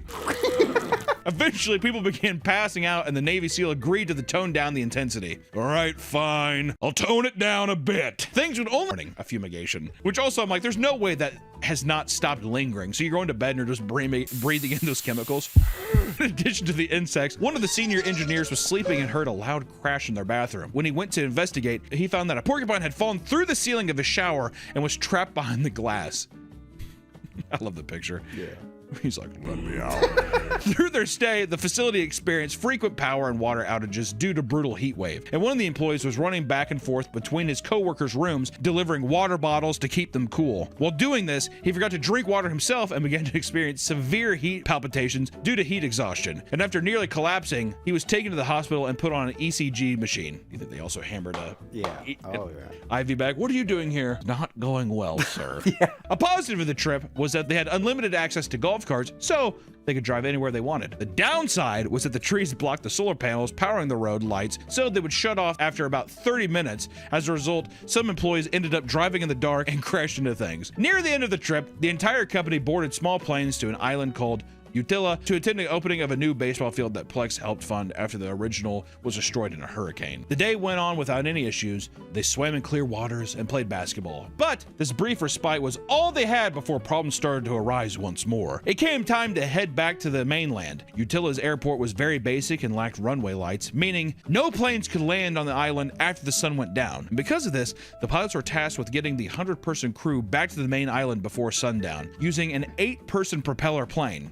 One by one, the plane took off and returned, taking small batches of people. However, they didn't make it back in time, and some employees were forced to spend the night on the island. Many of them were using antihistamines to treat the insect bites and were left for hours with insatiable itching. And thankfully, those left behind were able to find a doctor on the island and get the medicine they needed. For the rest of the night, the remaining employees stayed at a hotel, drank beer, and listened to reggae. That sounds pretty good. Yeah. Not bad. When the morning came, the pilots picked them up, and the rest of the company drove to the airport to head back to the U.S. Though it was a retreat from hell, many of the employees say they enjoyed their time and grew closer to their coworkers. At the end of the day, people did get closer together, but it seems like it's through trauma. You get closer through trauma, right? Was that a big brain move from the CEO? I don't know. And this could all be chalked up to a horribly planned event with the good intentions. Many CEOs, however, are far more sinister in pursuit of profits and stuff. I mean, to me, this does not seem like this is not a bad CEO. I mean, we're dipping our toes a little bit of, you should have thought that one a little better, right? But at the end of the day, it doesn't seem like anybody really had any resentment towards the CEO. It's more so, I mean, to be fair, he was trying to do something fun, and it was just horribly planned. There's way worse CEOs. Yes. Nearly everyone in the US was affected in some sort of way by the RAM shortages created by all the AI CEOs. And since 2025, AI has seen massive growth, and its overall integration into everything has accelerated at a terrifying pace. And because of this, many AI CEOs are ordering their companies to lower or halt consumer-grade RAM production and focus solely on AI memory for the massive data centers popping up everywhere. I fucking hate them. They're everywhere. It's fucking disgusting. I think we're getting 2 or 3. Well, they're by us, yeah. It's fucking stupid. The price of a stick of RAM has risen nearly 120% to 300%, depending on the brand. Meaning a stick that cost usually $300 in 2024 is now upwards of $1,000 in some cases. This has not only raised the prices of pre-built PCs, making it harder for an average consumer to get one, but also prices of consoles. It led to systems like Steam Machine being delayed as well. Shoe company Allbirds decided to rebrand as New Bird AI and sell off its shoe brand to begin buying GPUs and building AI data centers, which has sent its stock soaring. Fuck off. This decision comes after the company saw a steady decline in sales since its founding in 2015. And the worst part is, the CEO sent out a company-wide email informing everyone that they had been let go and that all of their retail stores would be shutting down without prior notice. What a fucking nice guy. And this will likely start a trend of other companies abandoning the customer market and investing fully into AI, getting out of like actually having to like rent out store spaces or do whatever and just fully integrate with this like get rich quick scheme that people are having with AI data centers. People are tired of AI being pushed down their throats, and CEOs know it, yet they still force us to use it. The CEO of Microsoft, Satya Nadella, published a blog post at the end of 2025 urging people to stop calling everything related to AI slop. How about you go fuck yourself, idiot? He believes we need to get beyond the arguments of slop versus sophistication. Humanity needs to learn to accept AI as the new equilibrium. It's the way that CEOs talk about AI, it just shows how little they accept life. It's like it shows what disdain they have for actual humanity. It's not surprising, but it's so eye-opening. This spurred a wave of people calling out the CEO and referring to anything the company did as microslop, which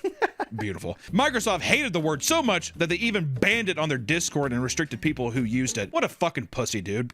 Yourself. CEOs will gladly screw over consumers, but what about their employees? In 2023, Clearlink CEO James Clark announced that the company would require people to return to the office. This was after promising lots of newly hired employees that this would not be a possibility. When the company responded negatively, he held a meeting with all the employees and went on a rant about how he was sacrificing his time in the office while, in his words, 30 employees were quiet quitting because they hadn't opened their laptops for a month. He then praised the people who made insane sacrifices to return to the office, such as one woman who had to sell her family's dog to get back to the office.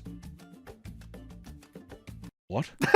He said that it broke his heart and that she had to do it, but praised her for complying with the new company standards. I know you couldn't take care of your pupper and you had to get rid of it. You probably really like that guy, huh?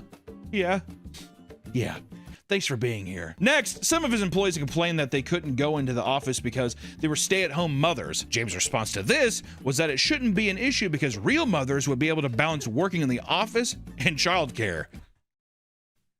Whoa, this guy I didn't say it, all right? I just want to say that base take is not from me, all right? Once again, though, it just shows, well, robots don't require a robot mom could do it. Well, my nannies take care of my kids. Yeah, exactly. We'll just get a nanny then. I don't understand. It's like, well, I'm not rich like you.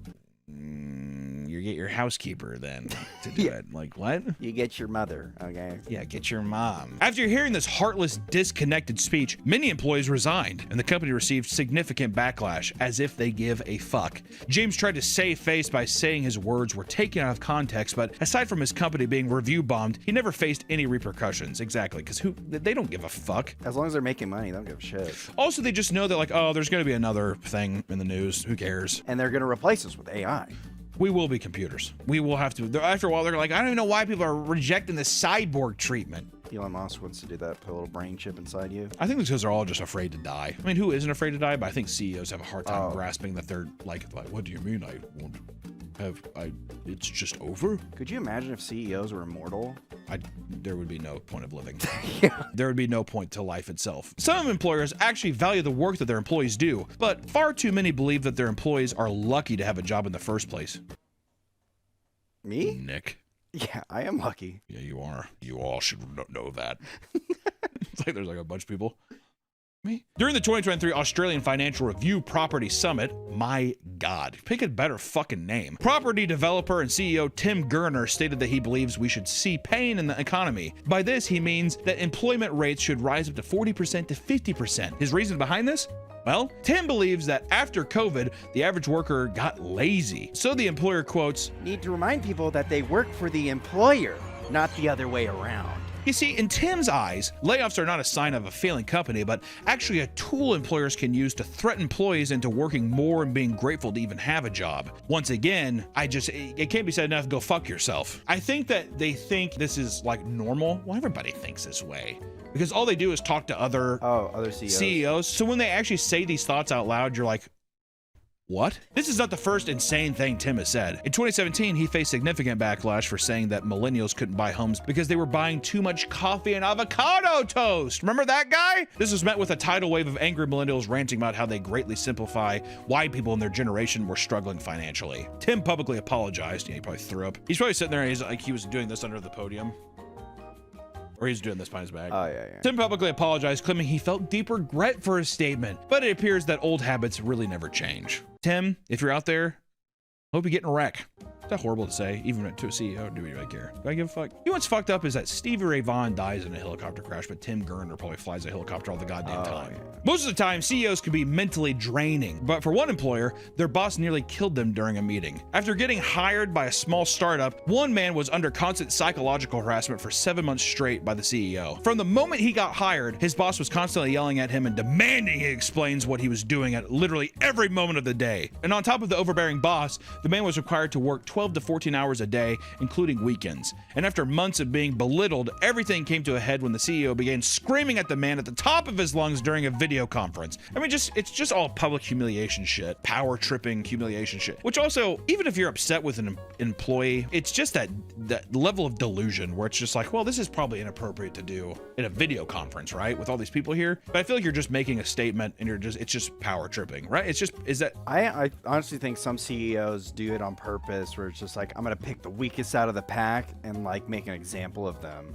It's just like alpha brain bullshit. But that's just power tripping, yes, right? Yeah. Okay. And is that an idea to where it's like, hey, everyone who's in here, don't let this be you? It's a warning thing of just like, if you have like a scapegoat and someone you know like you could pick out to be the example, it's very easy of just like, I'm gonna pick on this guy to show everybody else not to fuck up. After several minutes of being yelled at, the employee began struggling to breathe as his chest began to tighten. He eventually collapsed, alerted his mother, and was taken to the hospital. While there, the doctors told him he suffered from a panic attack caused by his boss's endless screaming, which if anyone's ever had an actual panic attack, it feels like you're having a heart attack. I mean, if you feel like you're dying. I used to get them really bad. Remember, I feel like 2 or 3 years ago, I got them really bad. I had really bad anxiety in high school, so I remember I was like one of the up and running people to be in a play. It was me or this other guy, and I've never been in like a big play before. I had a huge anxiety the other day, and I was kind of hoping I didn't get it because it's like just the pressure of just the pressure. Yeah. And, you know, surprise, I didn't get it. So yeah. Thank God. I mean, I've never had a heart attack yet. The very first time I had like a bad one, I drove to the hospital because I thought I was having a heart attack. It's just like tightness of breath, and your chest like your heartbeat races, and you kind of have like a fight or flight response. You're just kind of like it's very overwhelming. It's very odd. They have beta blockers for that. There you go. When he recovered, he immediately resigned. According to the HR department, however, his medical emergency was actually an act of charity by the company since they were paying him for his time off. An HR department said that.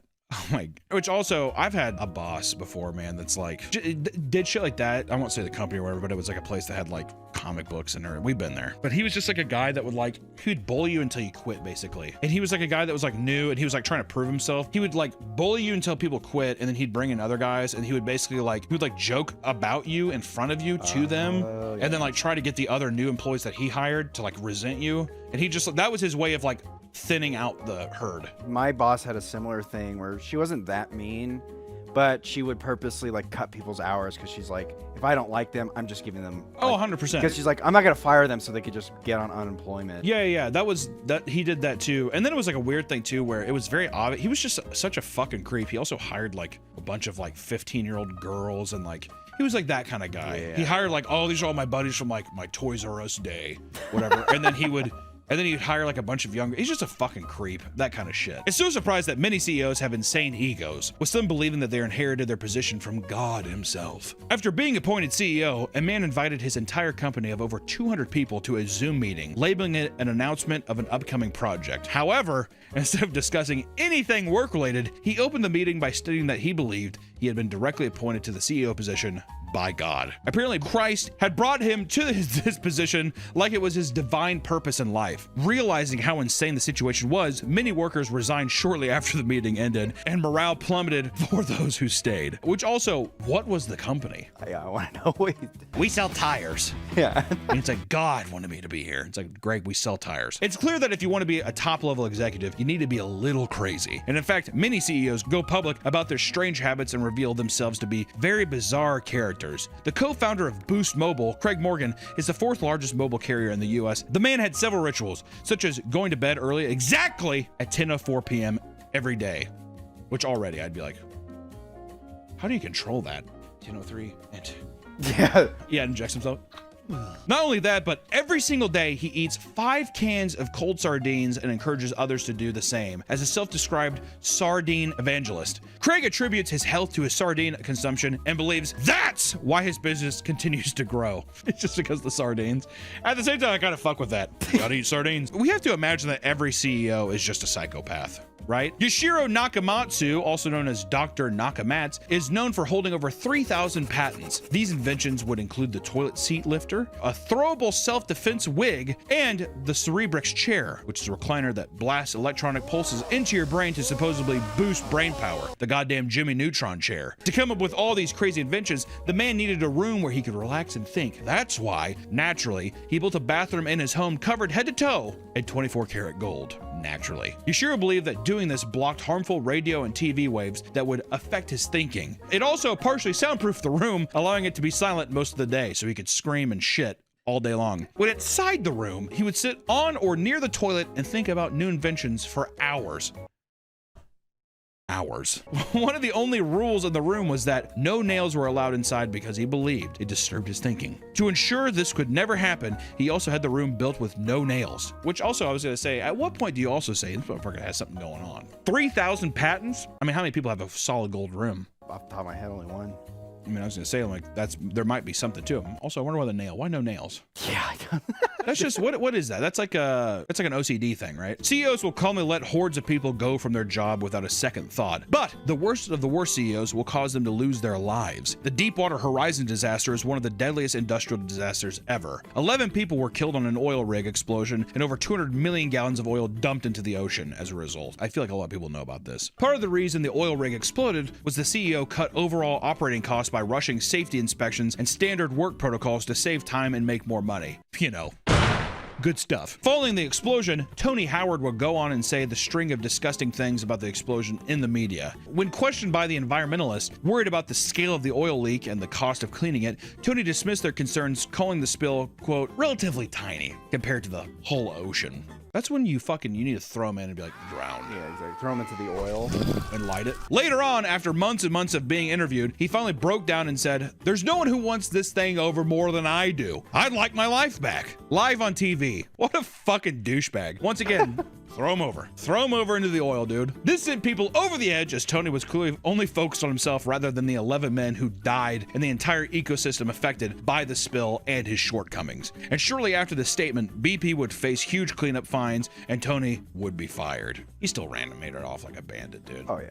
You think he gives a fuck? He's just like, and I don't have to do anything anymore? Perfect. He probably got some huge exit bonus. Payout. He got a huge payout, yeah. That's the fucked up thing with CEOs is that they go in, they gut these companies, they ruin them, get a huge bonus, and then just leave and have a new CEO come in. Yeah, it feels like a big thing is that with a lot of these CEOs, it's like, it's just a pissing contest between other CEOs. And then I feel like the only reason they even stay and keep the job with these bonuses is just to keep up that kind of like social relationship they have with other CEOs. I hope they all die. I legitimately hope they all die. It's fascinating to see what happens to those who not only become successful, but reach the absolute peak of the business world. People become so detached from the common man when they reach a certain point, and it can cause them to do some pretty crazy things. The power tripping done by these people has gotten so completely out of control to the point where stories like this are becoming everyday occurrences, and no one seems to mind. It's just a thing now where they're just like, oh, well, what do you expect? For centuries, workers have struggled against their employees, and despite laws and revolts, that conflict still shows no sign of ending anytime soon. You know, we're relying on these companies for jobs and these things, but it's just at a certain point, I'm almost wondering if CEO should also be, it's like a presidential terms. 4 years and you're out and you circulate. That way you don't have any guy who's over hoarding over anything, you know, because that's the biggest thing, is it's king mentality between all of it.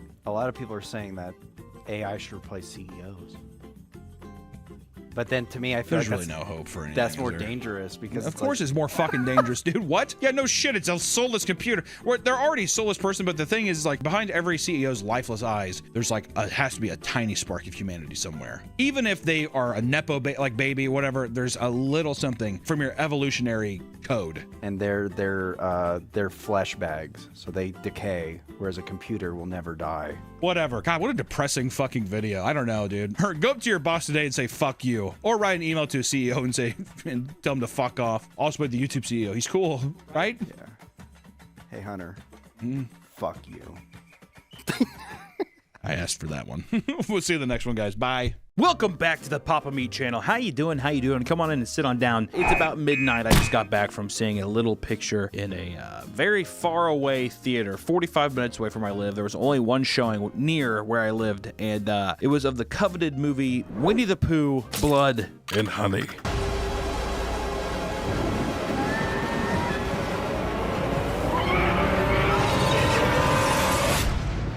No bother.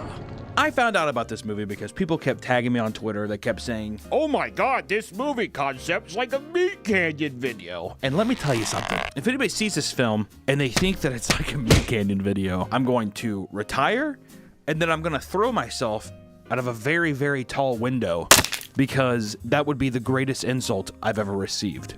Now, in 2021, Winnie the Pooh became public domain, which public domain laws, if you don't know, it pretty much works like as soon as a person dies who is the creator of something, who owns the IP of something, you have to wait 70 years after that, and pretty much you just get to do whatever the fuck you want with their idea. So pretty much they grabbed those rights and they said, ooh, it's time to make some money, baby. And they did. This movie currently, you know, it was made for less than $100,000 and it's made so far like 2.5 million. Okay? It's a good payday. Maybe I do need to take some notes here and start, you know, making some fucking terrible schlock. And if you think that I already do, then you know what? I don't know, go easy, man. I'm trying my best. So the director, Rise Frake Waterfield. We were not going to use a real image. We're going to use a stock photo of horribly old British men because that's all that can be used for that. Rise Frake Waterfield was a corporate strategist for like an energy company in the UK, and he basically, him and his buddy, his co-partner here, financed about half of the film, and they were just like, alright, it's going to be fucking gangbusters, mate. It's going to kill. People are going to want to put it on their telly. And they have. I mean, the guy absolutely cleaned up shop. He's already gotten the go-ahead for the sequel, and it's gonna be like double the budget. The guy is a mastermind. So you know what, Rye? Fuck you, dude. Like I said, luckily, you know, this film, people have been talking about it on Twitter. People have been memeing on it on Rotten Tomatoes. It has like a 6%, but then there's also people giving it 5-star reviews with like paragraphs of text praising it. So luckily enough, like I said, there was a movie theater close enough to me that I was able to drive and check out this movie. And just, my God. I mean, I hate overhyping stuff, but this is one of the worst horror films I've personally ever seen. It's not fun bad, and it's also just like not good. It doesn't have like a lot of redeeming qualities. It's just absolutely terrible. And if you had to stop the movie here, my suggestion, don't see it. You know? Roll the credits. You know what I would do if I had to do a public domain one? Is I would do Dragon Tales. Also, I mean, I hate that I'm even going to put it this because who gives a shit, but spoilers. If you don't want to know what happens in this Winnie the Pooh movie, then click off the video now. Spoiler alert. And today's sponsor is Bad Dragon. Bad Dragon gives you all the kind of things you need. Little kinks, little fetishes, little pleasures that you have in life. I mean, listen. Boop, boop. They're comfortable, they're flexible, and they fit in all the right holes. You have to be 18 or older to go there, all right? If you're not 18 or older, don't even look at this ad. Just skip it. Skip the ad if you're not. I'm not dealing with that bullshit, but if you're of age, let me tell you something. This company knows how to tickle you in all the right ways. It's one of the best little fantasy fetish shops I've ever seen in my life. And let me tell you, there's some good fucking people. They've been an awesome collaborator with this channel, and I love them to death. I love this company. I went and toured the facility, and let me tell you, it's just amazing. It's an amazing product. So if you're in the line for something of this nature, please check out Bad Dragon because they are the top of the top. You're not going to top them. You just simply won't. I'm telling you. I mean, there's been times where I almost done a little pop and squat myself. So please check out baddragon.com. They are amazing. Thank you again for sponsoring the video, and we will be seeing them again a lot in the future. I love you, Bad Dragon. Back to the video.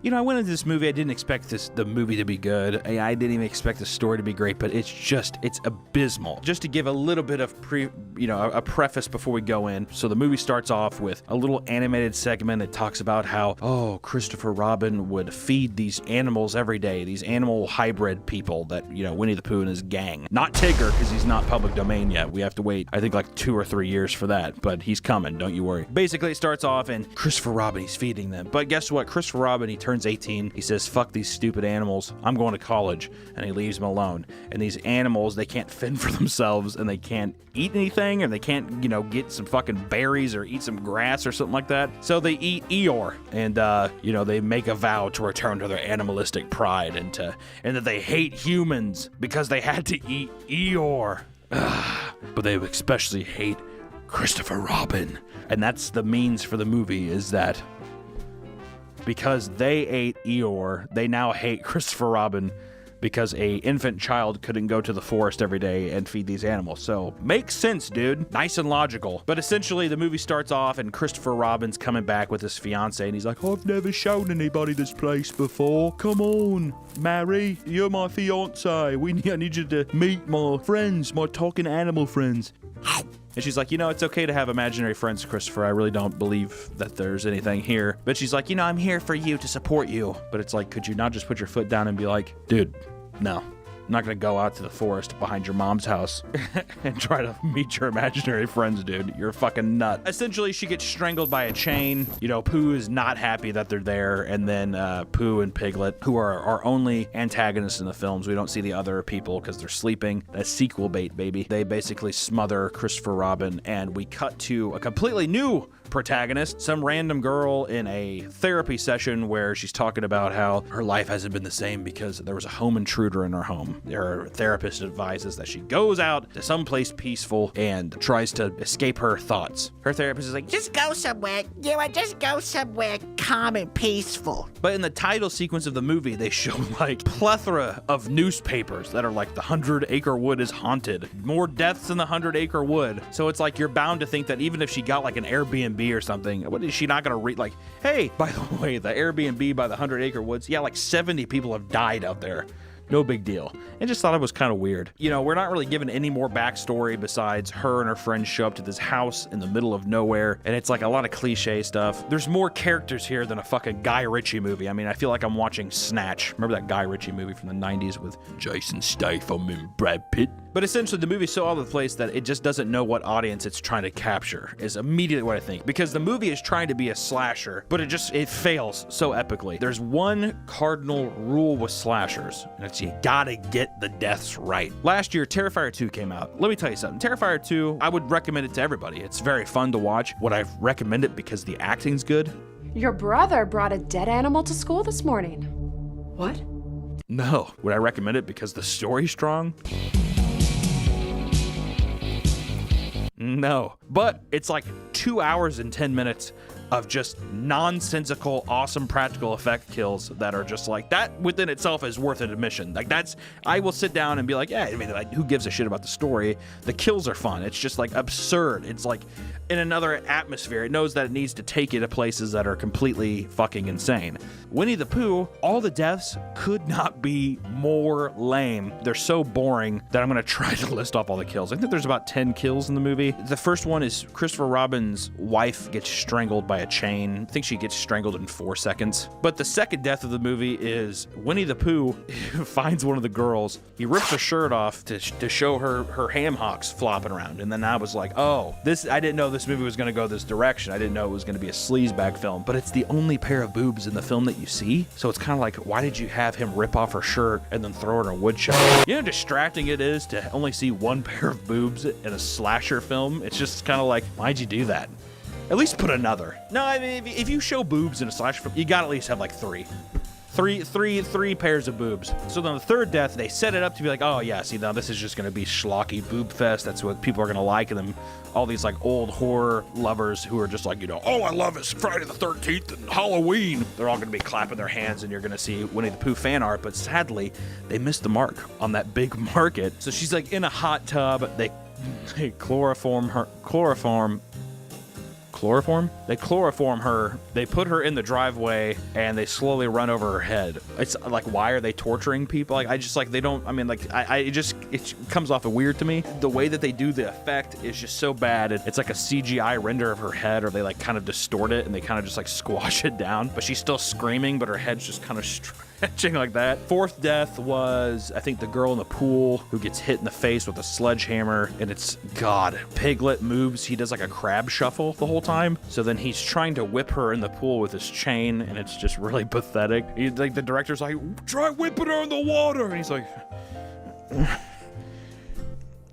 so he just says fuck it, and then grabs a sledgehammer, slowly walks to the pool, and he's like swinging it around and bashes this girl in the face. By this time you find out that Christopher Robin's still alive and they've just been torturing him, but the girls like unlock him and try to like have him leave, but he's just like, just go, leave me. And he's like coughing up blood and hacking. They're like, I think we should actually help you. He's like, no, just go.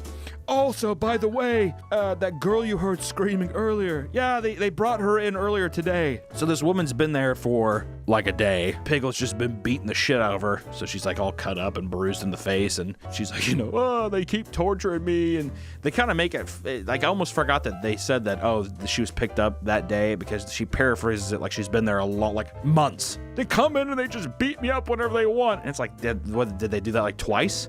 Like, could you just say, yeah, they beat me up like twice today? She sees in a reflection in a mirror how fucked up her face is, and she's like, grabs a gun and she says, I'm not leaving here till Piglet dies. And then it's really cringy. She's like walking on this like Cabela's outdoor, like perfectly landscaped deck that apparently Winnie the Pooh and Piglet built in their free time with a great fire pit. She gets hit in the head. They pour honey on her face, and Piglet eats her face, but you don't see it. You just see the honey get poured on her face, and the actress is just like, I've had honey put in my eyes before, like any of that sugary stuff, it burns the shit out of your eyes. So I think that they got it in her eye, and you could tell she was like,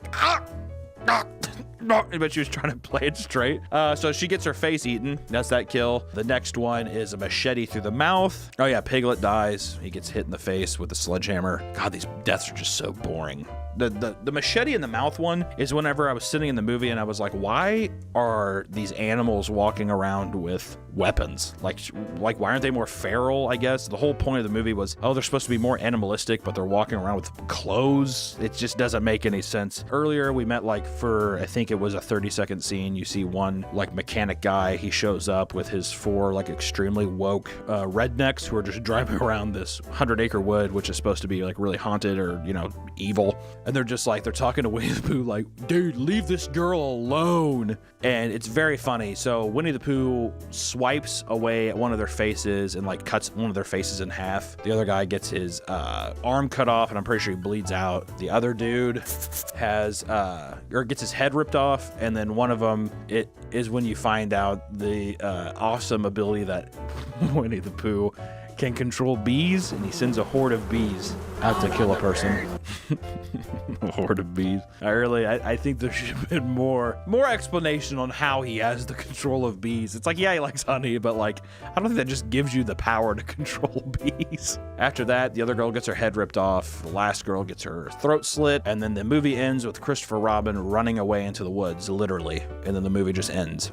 Those are your deaths. It boggles my mind. It was the least fun I've ever sat in a movie theater and like watched watch a horror film where it's just like a slasher, little shitty gore fest. It was the most boring. It was so boring. It was so boring. I want to see just some crazy shit, please. And it never comes. It never comes. Ever. It's the worst. You never directly see any death ever. It's always a cut and it's like kind of just finished. It's the biggest case of blue balls ever. I mean, you know, and there's just like other things too, like the tension in the movie. A great example, like let's look at a good slasher film, is like the first Friday the 13th. It's from the perspective of Jason looking in on people, or Jason's mom. Fuck off, horror fans. They're sitting there and, you know, it's whatever, and you know that something's lingering, and it builds this thing of, you know, somebody walking around, and I hope everything's okay. In this one, it's let's show the monsters immediately and let's have them walk at a snail's pace while somebody screams, "No, please, why are you doing this?" for a full minute. People staring at things for a really long time. It's just like ways for them to pad out this runtime where they can. And it could not be more boring. Instead of just throwing in more kills, they're just like, let's have 70 shots of this fat fuck Winnie the Pooh walking up and doing this.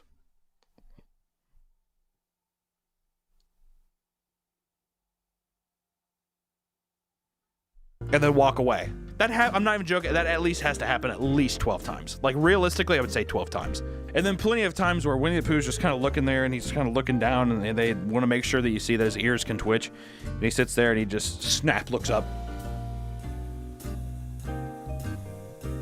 That happens at probably like 8 times. So if you think about those shots together, that's 20 shots in the film. That's 20 times something happens. Also, just to say the tension as well, they can't even do a jump scare right, because every time there's going to be a jump scare, you already know, because the music is mixed so loud that you can hear the fade out to where it goes silent for 1 second before something jumps out every time.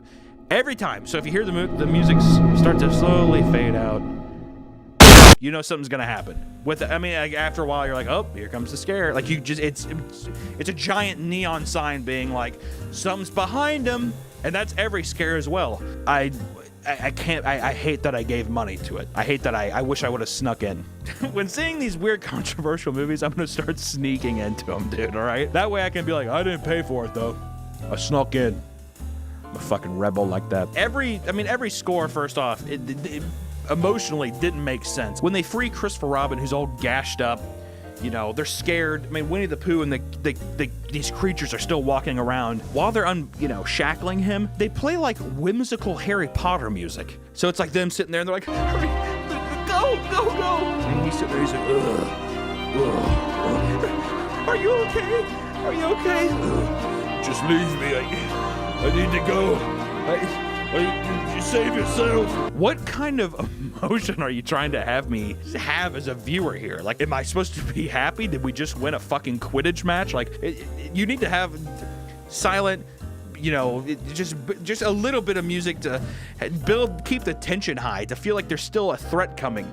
You're rushing, you're rushing, trying to get somebody out of these locks, out of these shackles. It isn't like this is like a huge, prolific moment. This is still a means of survival. And it just, so many times in the movie, I was just like, what mood am I supposed to be in? I felt like somebody who has like some kind of bipolar disorder. I felt like I was the layers of emotions I went through in the period of about an hour and 20 minutes was only something short of psychopathic. I mean, I don't feel like I'm a sane person after this. I feel like fundamentally I've been changed. I don't think I can process emotions the same way now. You know, there's other things too. Like, I mean, you could talk about the set. It's like either go all the way in or just go bare minimum. I mean, with this set, you have the easiest sets you could ever build. Being in the woods, throw some sticks into a pile.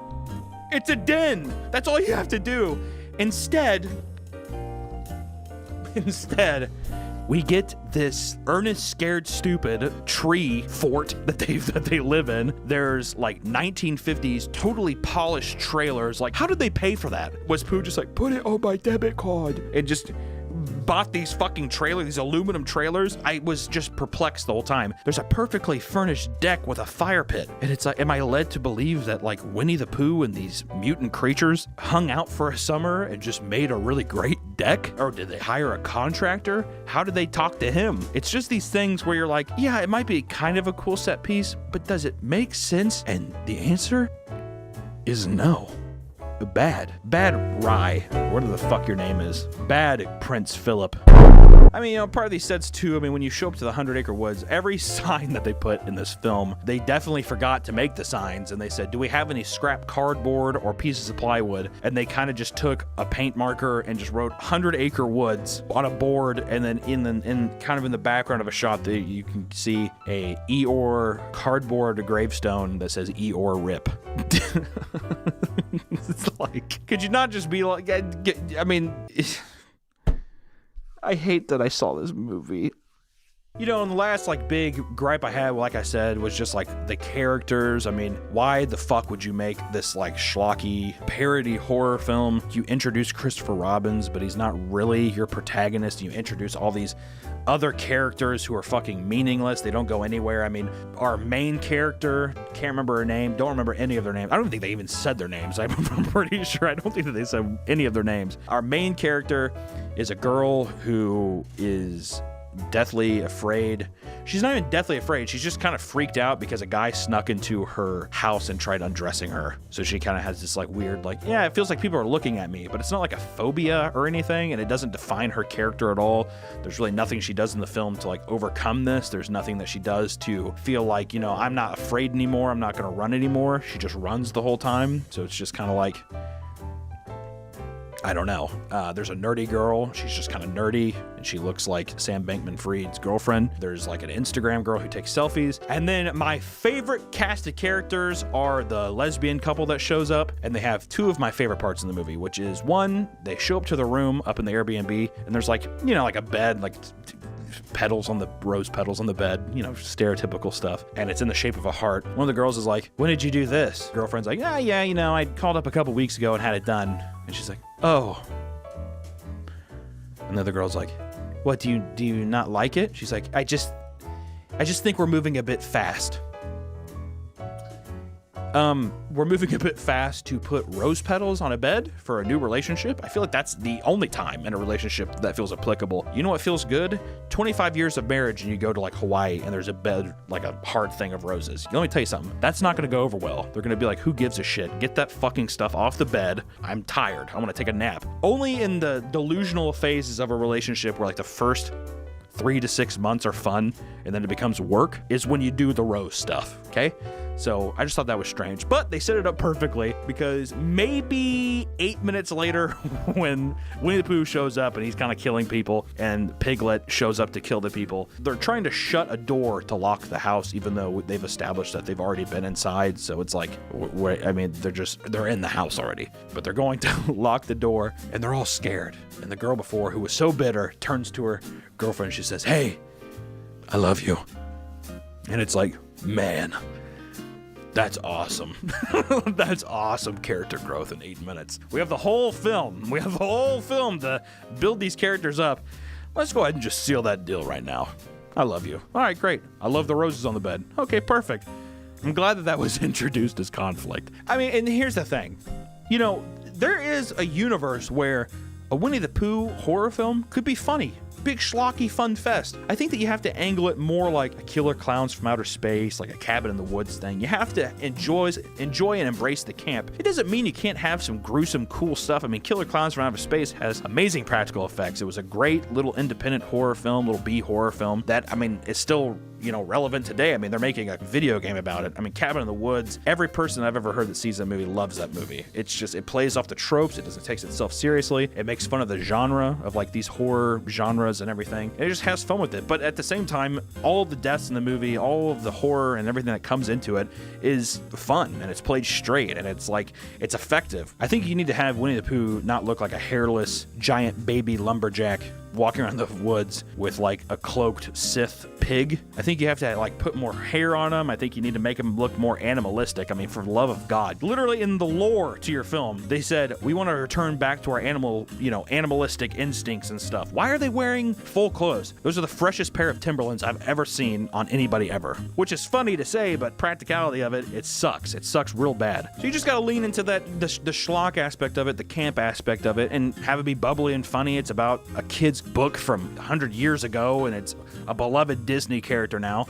So lean into the campy, bubbly, fun side of it, and make the kills brutal, and make it like, you know, make scenes where it's atmospheric and fucking crazy and tension filled, and it's, you know, it's these scenes where you're like, oh my God, that part was actually pretty gruesome, or that actually scared me, because that's the best part of these campy films, is that you are lowering the defense of your audience all the time with these jokes. You're lowering it, and, you know, it's all happy and fun until you can just smack them over the face with some crazy real shit. I think that that's where this film epically failed. That's the ultimate crime of this movie, is that it just like took itself seriously, and it's coming across like a 17-year-old's film project in school. If I had to say my favorite film or my favorite scene in the movie, it was probably when there's a kill and then they look inside their house, and on the window in blood it's written, "Get out," and the nerdy girl says, whoever killed her wrote that.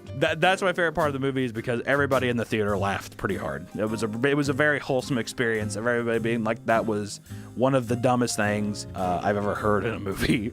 No shit. You know, and we're gonna get a lot more of these films. Like I said, it's already greenlit for a sequel. These are some potential ideas moving forward for the Winnie the Pooh franchise here. I hope Rye and Hugh Grant and King Philip and Queen Elizabeth all take note of these potential ideas. Winnie the Pooh 2, Christopher's Revenge. It's Christopher, and he's kind of just, he wants revenge. Winnie the Pooh 3, In the Hood.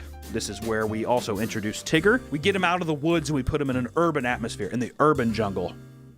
Huh? Winnie the Pooh 4 in space. It's a lot like Jason X, where it's probably like in the future, and they like, you know, decrystallize Winnie the Pooh. Maybe he's in a big vat of honey, or in a giant honey jar, and he wreaks havoc on a spaceship that crashes into Earth.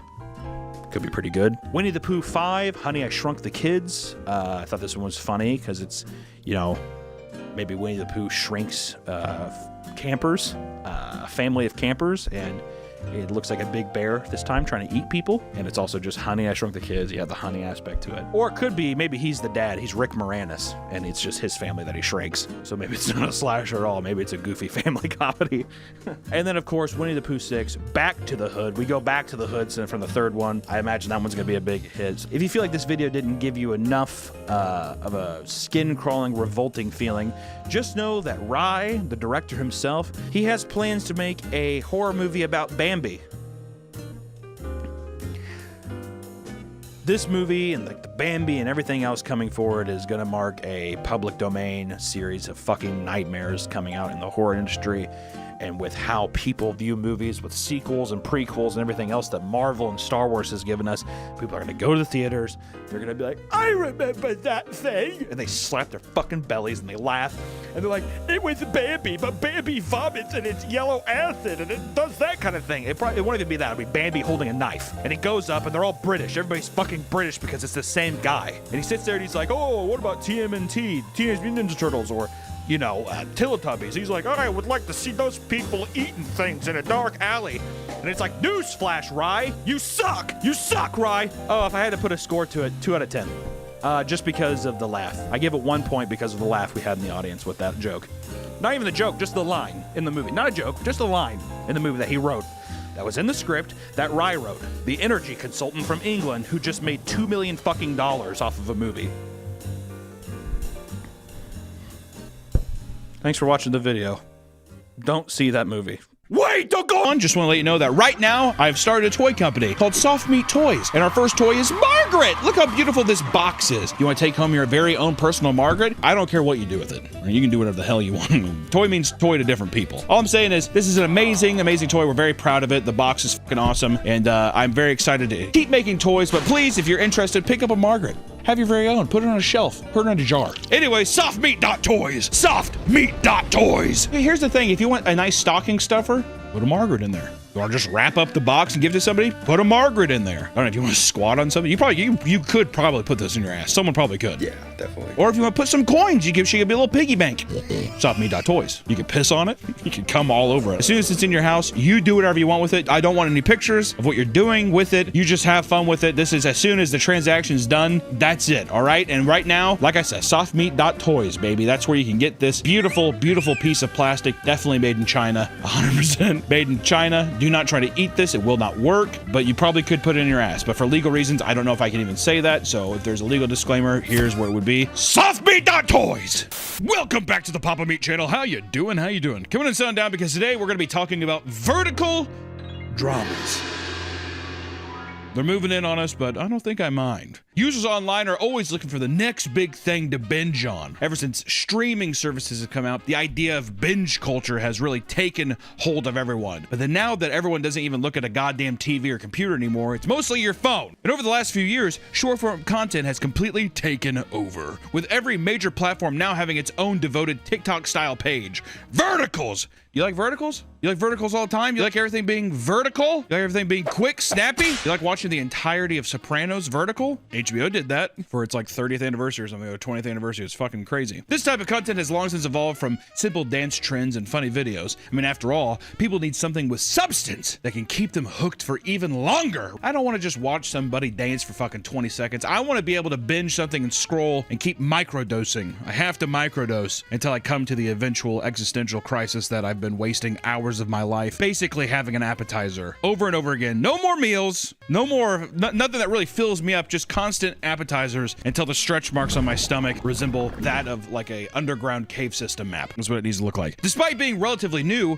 vertical dramas have already gained billions of views and millions of followers across platforms and series. Not only do they offer unique stories that keep people hooked, but each episode is only a minute long, so you don't have to sit through the slower pacing of a normal drama, which is really funny. I like that. People talk about, oh, I don't have to sit through all the mundane stuff of a regular drama. Yeah, people sit there and they'll binge watch other series that are an hour long. They'll watch anime where it's just, there's, I mean, maybe 2 minutes of substance and the rest is exposition and just whatever. It doesn't matter. Plus, there are tons of weird genres and themes, making it enjoyable for a wide audience. So let's see what all the hype is about and binge our way through the crazy world of vertical dramas. Vertical dramas have seen steady growth over the last few years, but most people don't realize how big they truly are. The first vertical dramas originated in China around 2023 and were called micro dramas, which if you haven't seen one of these, basically the gist is it's a minute-long setup scene of usually some kind of suck and or fuck is usually what happens. There's not, sometimes there's betrayals. A lot of the old dramas from back in the day that people don't realize with like soap operas and those kinds of dramas that I think a lot of these Chinese shows are taking from are, it's like stuff for stay-at-home moms where it's like love affair type stuff. There's like usually some kind of death, like death of a lover or something. And these play on that a lot, except it's like I said, micro. It's just it's a real quick hit. It's basically taking a syringe full of whatever the hell that concoction is and just jamming it into your arm and jamming it in, and that's pretty much what it is. Little stuff that I guess you could probably flick your brain to it. Back in the day, I think it was a long, slow rub because you're sitting there and it's just like, I don't know if I should be with Baxter. Leave me alone, Baxter. I'm not going to because I love you. Then the husband comes home and he's like, Baxter, what the hell are you doing? With love, Daniel. That kind of stuff. I'm already saying that. I'm like, I'm kind of hooked already. And then it becomes a love triangle because then she goes back to Daniel. She goes back to Daniel, and Baxter's like, that son of a bitch, I'm going to kill him. And then you find out that Daniel dies, and then he's in a coma. Yeah, all that stuff. And he's in a coma for a long time. Or there's even those soap operas where the characters die and they come back. Oh, yeah. It's like a little element of magic. They don't really just specifically say it's magic, but there is a little element of magic. Now imagine all that, but Chinese. And a minute long. Editor, put up 1 minute long of your own Chinese soap opera. I'd like to see how he works through that. Good luck. 这位女士和那条龙已经结婚60年了。你这贱人，你竟然跟冰文一族的人上床了！事情不是你看到的这样，你伤透了我的心，最糟的是还背叛了我的信任。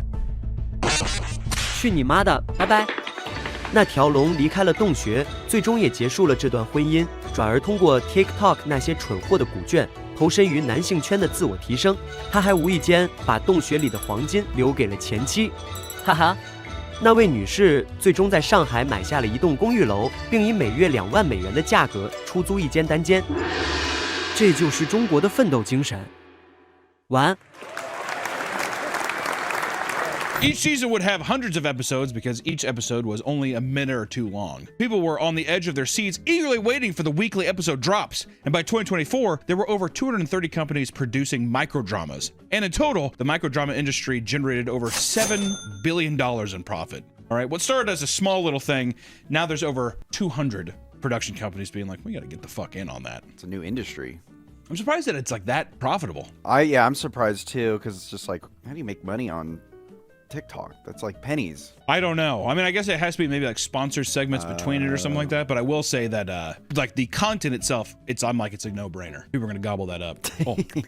Also, too, do you think people are confusing it with like Japanese and Korean shit, not realizing that's Chinese? So there's like an allure of being like, oh, a new Japanese drama, and they don't know.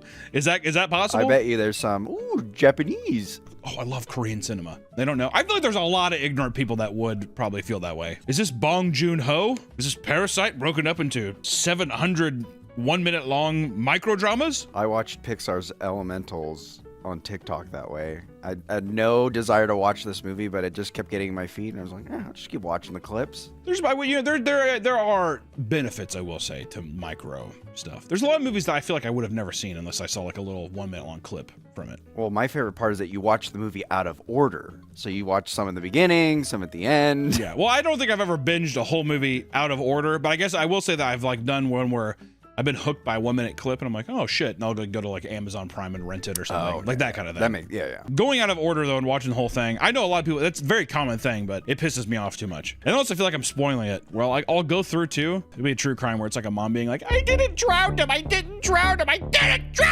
him! And then it'll cut to the police, she definitely. And then it cuts and you're like, and I try searching for it and it's like part 67, whatever. So then you're looking, it's part 72, whatever. So you're looking through and you're like, where's part 73? And there's 70 different fucking stories. So you have to like go through, you're like, oh yeah. And then you like go through and the next week you're like, 71! we're going back. Whatever, because I believe all of this stuff too, it's just like bot algorithm chasing shit that's just clip farming and getting other popular clips from other pages and reposting them here. It's the most like parasitic fucking form of content. It really is. We're dead. We're doomed. But soon, microdrama apps like DramaBox and Reel Short were created to help turn the viral sensation into a global phenomenon. The style of short form content has become very popular in the US, and we are now one of the largest consumers of vertical dramas. Bigger than China?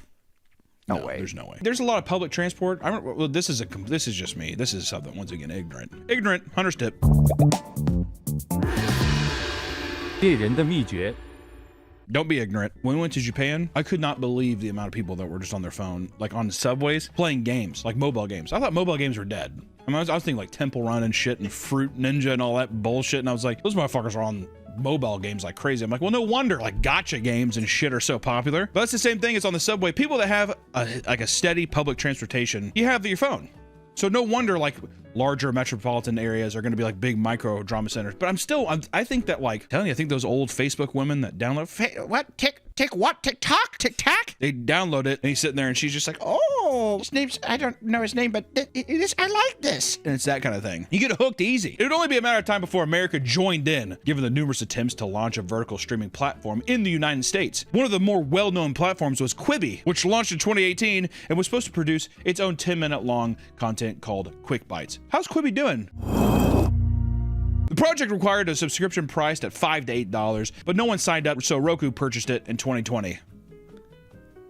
Yikes. You got to do it free. The only way you're going to get them hooked is free. And then what you have to do is you have to get people. It's like heroin. It's like a drug addiction. You got to get people so reliant on it. That's when you go over to a paywall version, and you're like, you could get them early. Or just have a free version like YouTube, where it's just like you got to watch ads. But then if you pay the $5, ads are gone. You got to get people hooked though. If you have to, if I don't know what the fuck I'm paying for, what am I paying for it? And they're speaking Chinese. I don't even know what the fuck they're saying. You want me to pay $5? All right. While Quibi might have failed to popularize short form shows, an app called Episode is a game that lets players experience microdramas interactively. Launched in 2014, the Episode app was targeted towards teens and allowed them to either play through or create their own dramas using animated characters and text boxes. This app is known for having really weird and sexual stories, which they display in numerous ads. Which, you know, I mean, listen, if you're giving a teenager an app to be like, make a microdrama, where are they gonna say, yeah, I'm like a knight? No, dude, they're gonna be like, yeah, so people want me, girls and guys. And I'm like kind of conflicted about it. I feel like a lot of guys would live out like gay fantasies. They made their own microdramas. Well, they would say it's manly, but then really there is like an undertone of homosexuality. Yeah, well, it's a thing too long. You know what it is in your microdramas is I think men would be like, they would reject women so much in the microdramas that they're just like, fucking like guys are kind of cool. Yeah, no, sweetheart. Me and Greg are gonna go to the movies instead. I'm gonna give Greg an HJ and a BJ at the theater. Slightly off topic, but I've seen Chinese theater security camera from inside the theaters, and they fuck a lot in the theaters.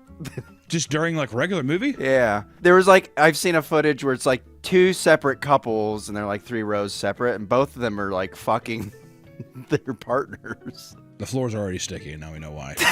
It ain't movie theater butter. I hate whenever you ever go to the theater, and I'm just gonna be like, that's China cum right there. That is Chinaman cum. If I've ever, I'm stepping on all kinds of seeds. Feel like I'm at a fucking Yankees game. Online, you can find Episode ad compilations that show scenarios of people farting, men leaving during pregnancy, and cheating, which we have covered in some of the previous videos of mobile game ads. Literally the mobile game ad videos we do where it's like a girl like shivering in a fucking hut and the guy comes over. That's these Chinese soap operas. That's exactly what they are. This weird obsession with like Elsa Gate-esque dramas has been building for a long time and is now being fully expressed through vertical dramas. Some of the topics are so insane that both the US and China have banned over 25,000 different shows due to them being too violent or too pornographic. China banned it. Think about that. China bans a lot of things. You're like the one kid in fucking class where it's just like, it's like raises his hand and says the dumbest shit where you're like, would you shut the fuck up? Shut the fuck up. China bans a lot of stuff. It's like, okay, fuck. I've done that one time in 5th grade. I don't care.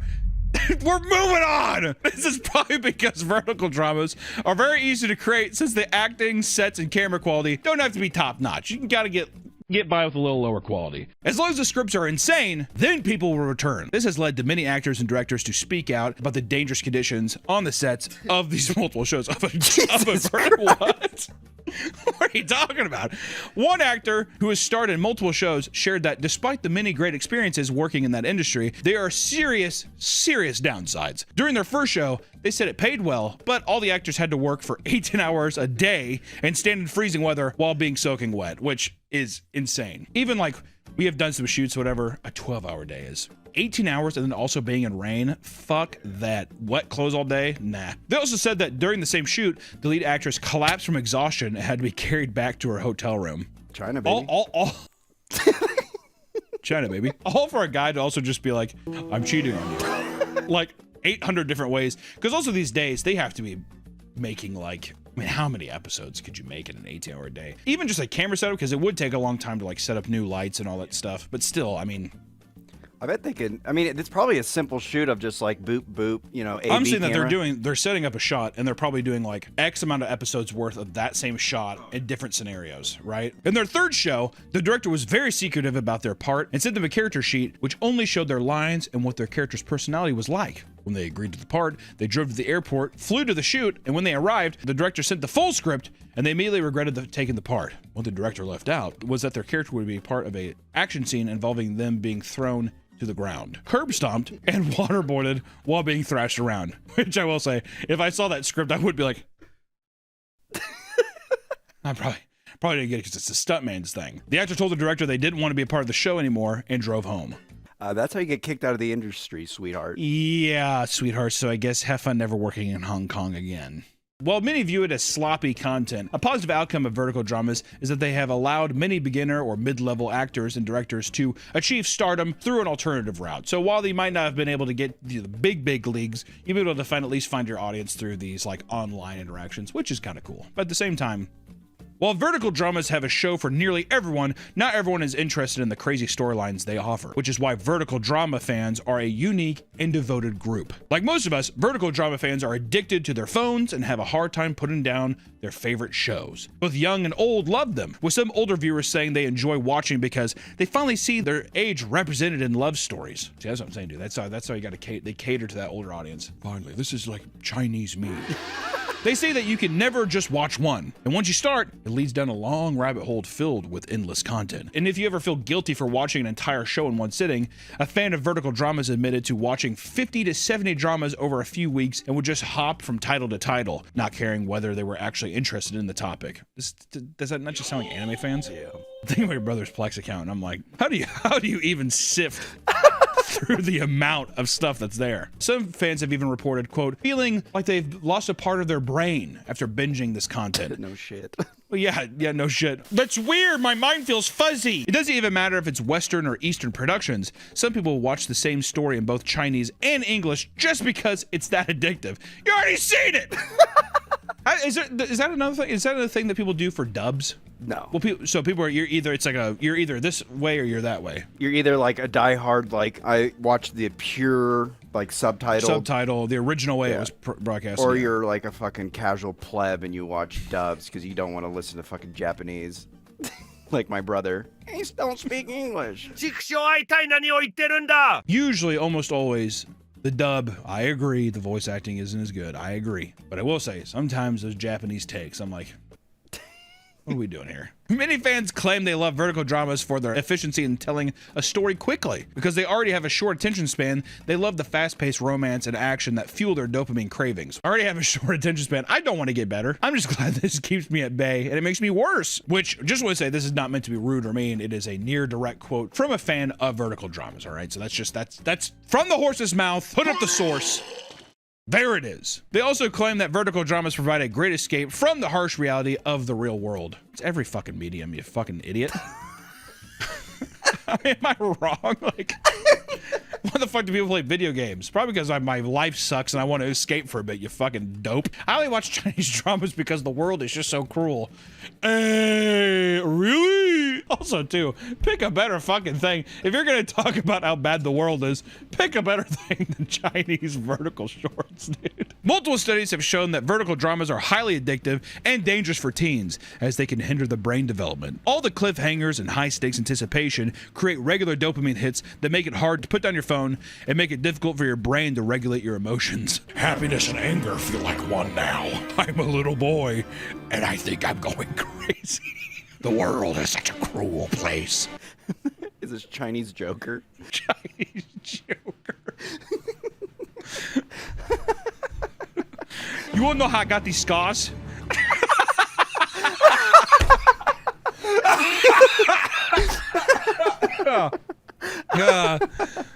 Scientists also argue that the insane plots can skew young viewers' perceptions of reality, as many dramas only show rapid success to move the plot along. This can make failure feel twice as difficult for people to handle.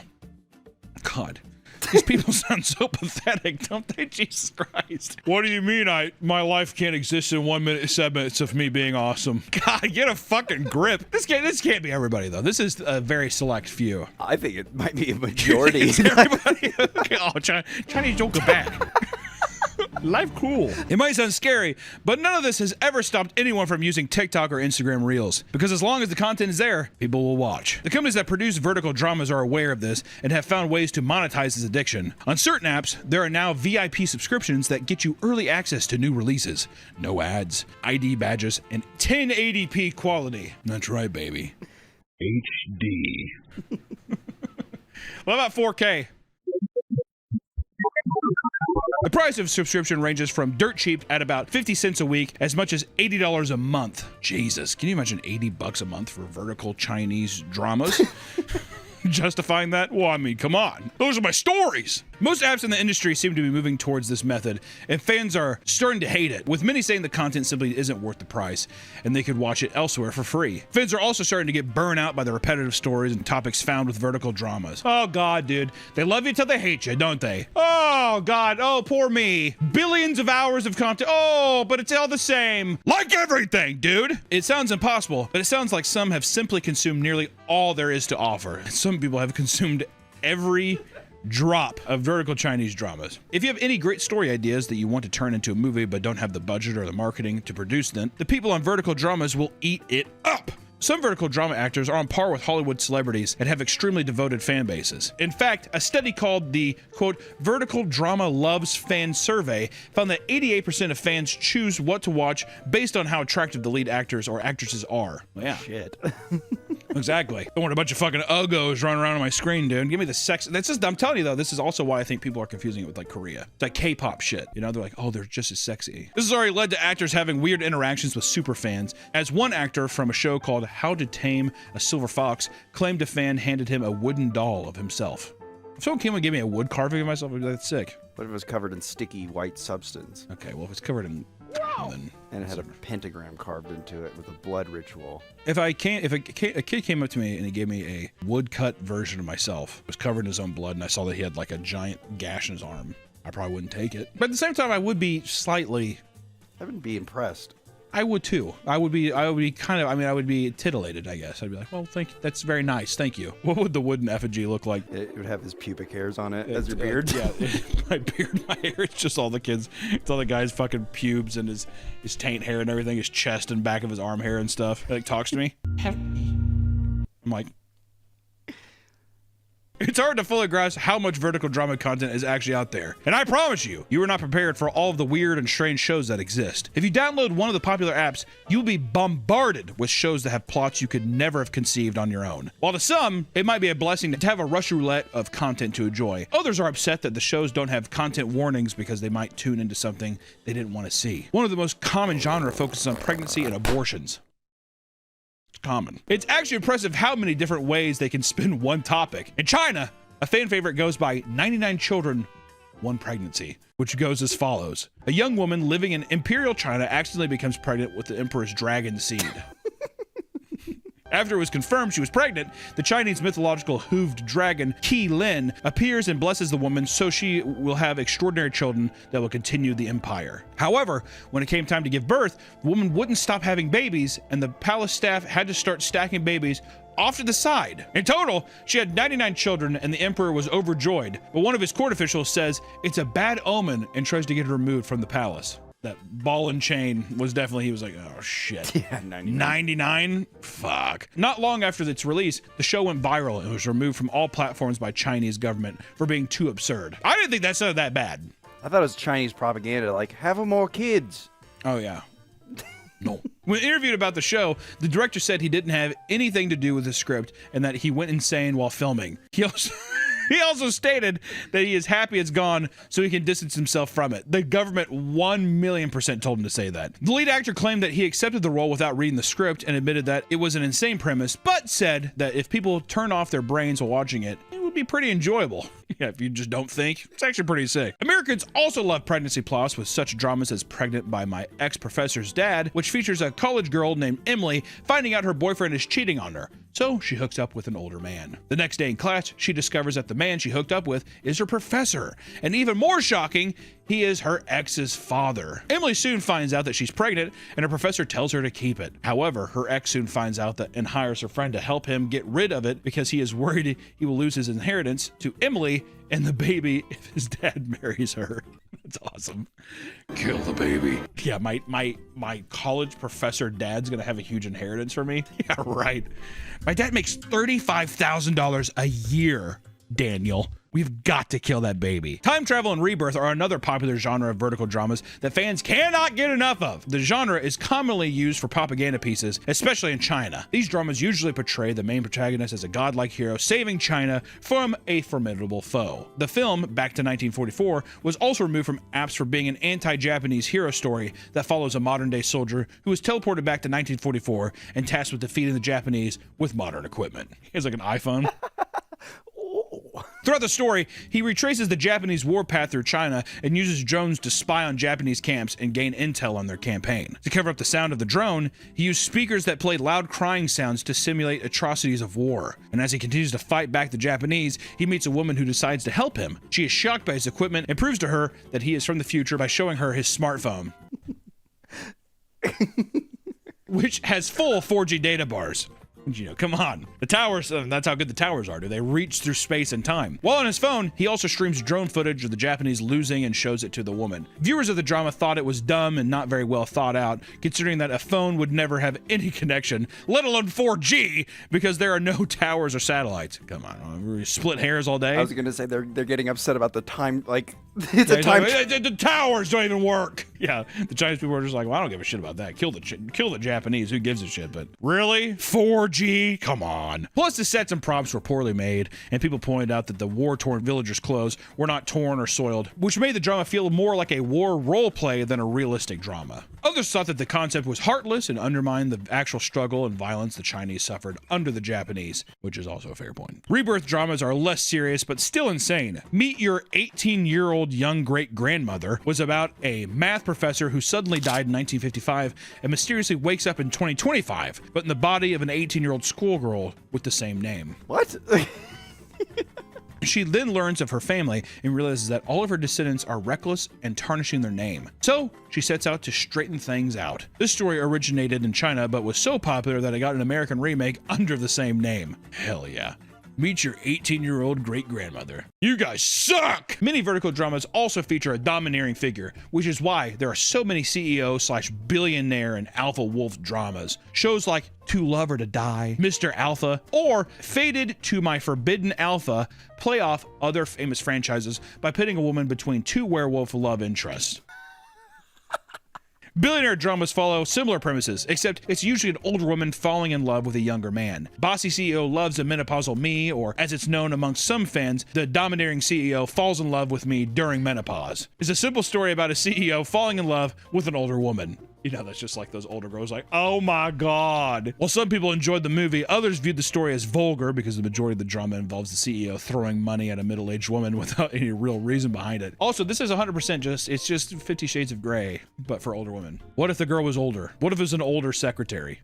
Then yeah, girls are all like, splish splash, I was taking a bath. The films play on taboo views in China, like age gap relationships, and rely more on the insane title than the content of the show to draw people in. Seeing the success of the menopausal drama, others started circulating AI-generated images and insane titles to drive clicks to their own dramas. A poster for a show titled My Tycoon Lover and My Cerebral Atrophy featured a young man standing beside a scarred-looking old woman. People could not believe that this was a real drama and were outraged that someone would be making profit off from a horrible degenerative disease. After some digging, journalists discovered that the poster was heavily edited to sensationalize the story and create drama in the community. The original poster was for a movie called My Tycoon Lover and My Cerebral Atrophy, featuring a much younger looking woman. Oh, well, that makes it better.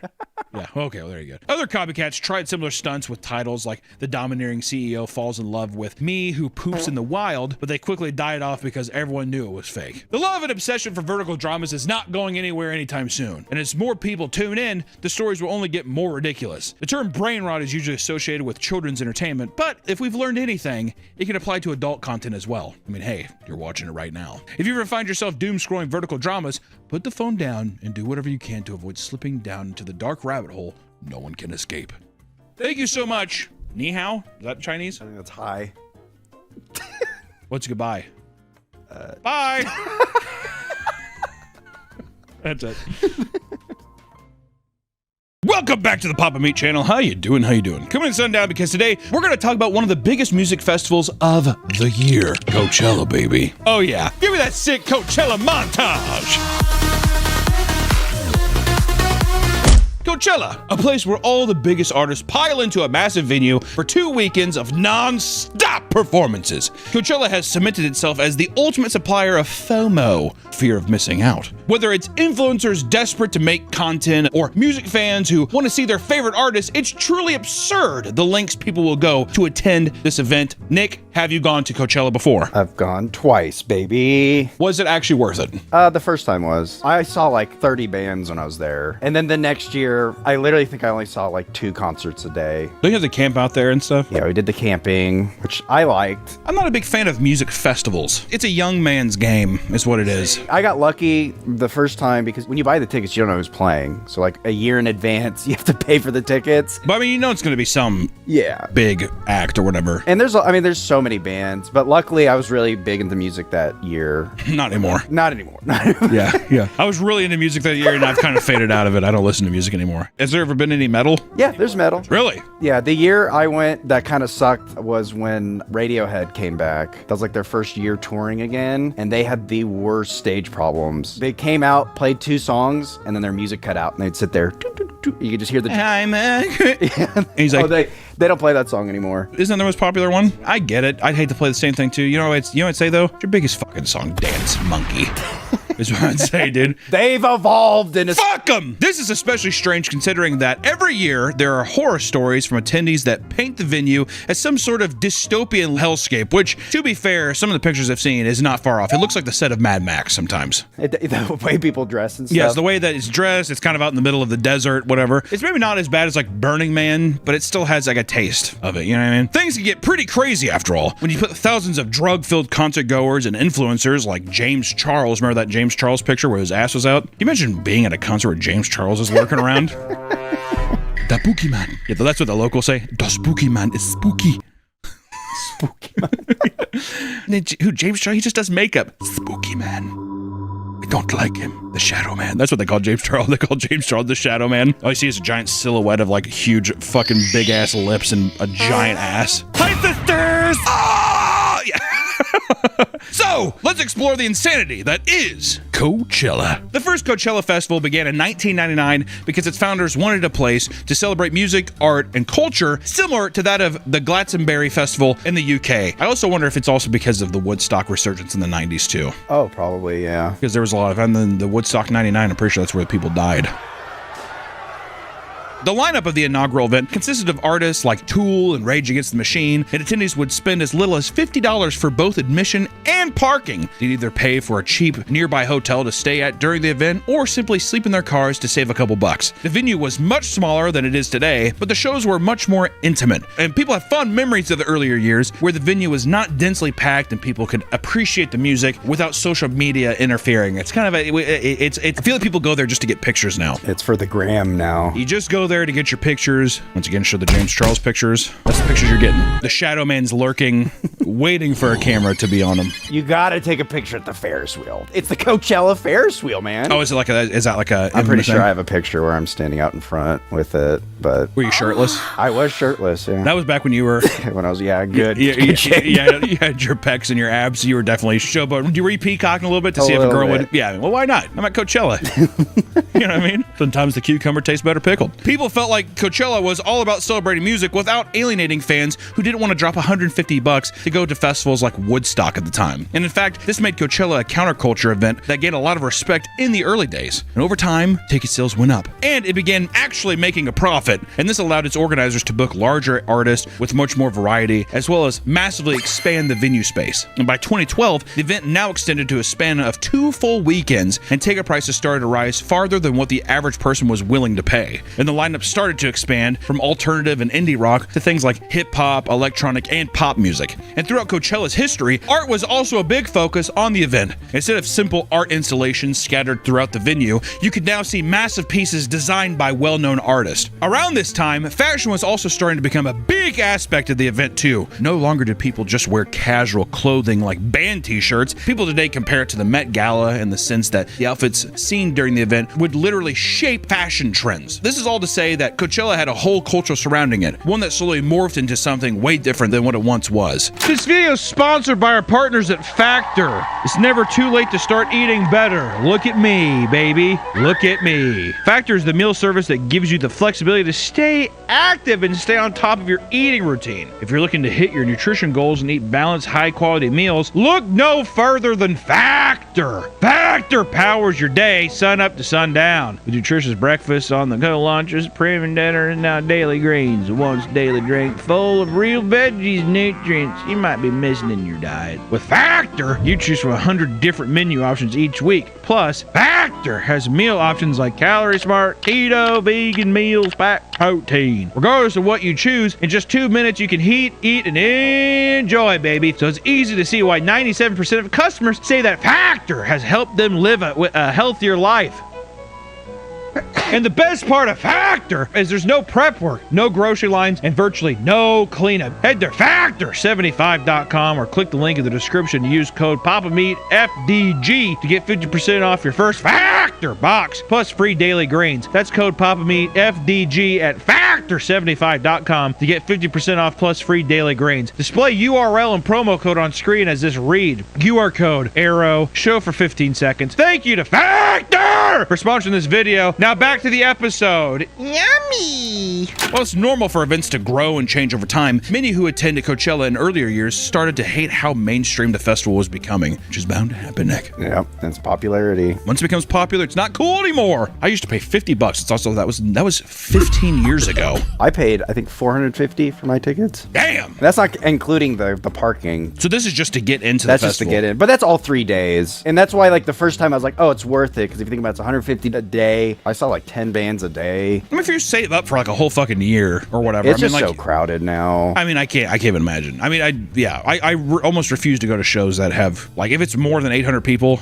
Yeah, I'm really not going. Honestly, I'm not gonna go. One of the worst things that come from Coachella's mainstream appeal was that it became an experience rather than a music festival. It was less about music and more of a status symbol gained from going to the cool, popular event of the year. That's just gonna happen though too. You know, once it becomes a cultural thing, especially with the fashion stuff, it's a different kind of cosplay almost, is what it seems like. It's like, oh, we're going and we're doing like the most absurd, impractical outfits that are just so we can take pictures, and like that's the event. I don't really give a fuck about the music. I just want to go and experience that kind of thing, which is also, I mean, in a way, I have respect for that. It's your time and money. You can do whatever you want. Oh, of course. But I'm just saying that if it is this like multicultural, like it isn't just music, it's all about art. I think what becomes annoying though is that if you slice up the pie too many times, you have like, okay, well, this portion of people are just here for fashion, this portion of people are here just for music. If you're trying to go see a band but like nobody gives a fuck about it, you're fucking with everybody's experience. Then I think the experience becomes too divided. While the festival is an impressive commercial success, in many ways it has lost its luster. The event is no longer something that anyone can afford. For example, a 3-day pass can now cost up to $650. And like with anything nowadays, scalpers are always there to drive up the prices of tickets purchased at the last second. This year, scalpers made massive profits selling weekend tickets for $4,000 to $5,000 after the event had sold out. And Coachella now offers access to special, luxurious accommodations like their Safari Campground,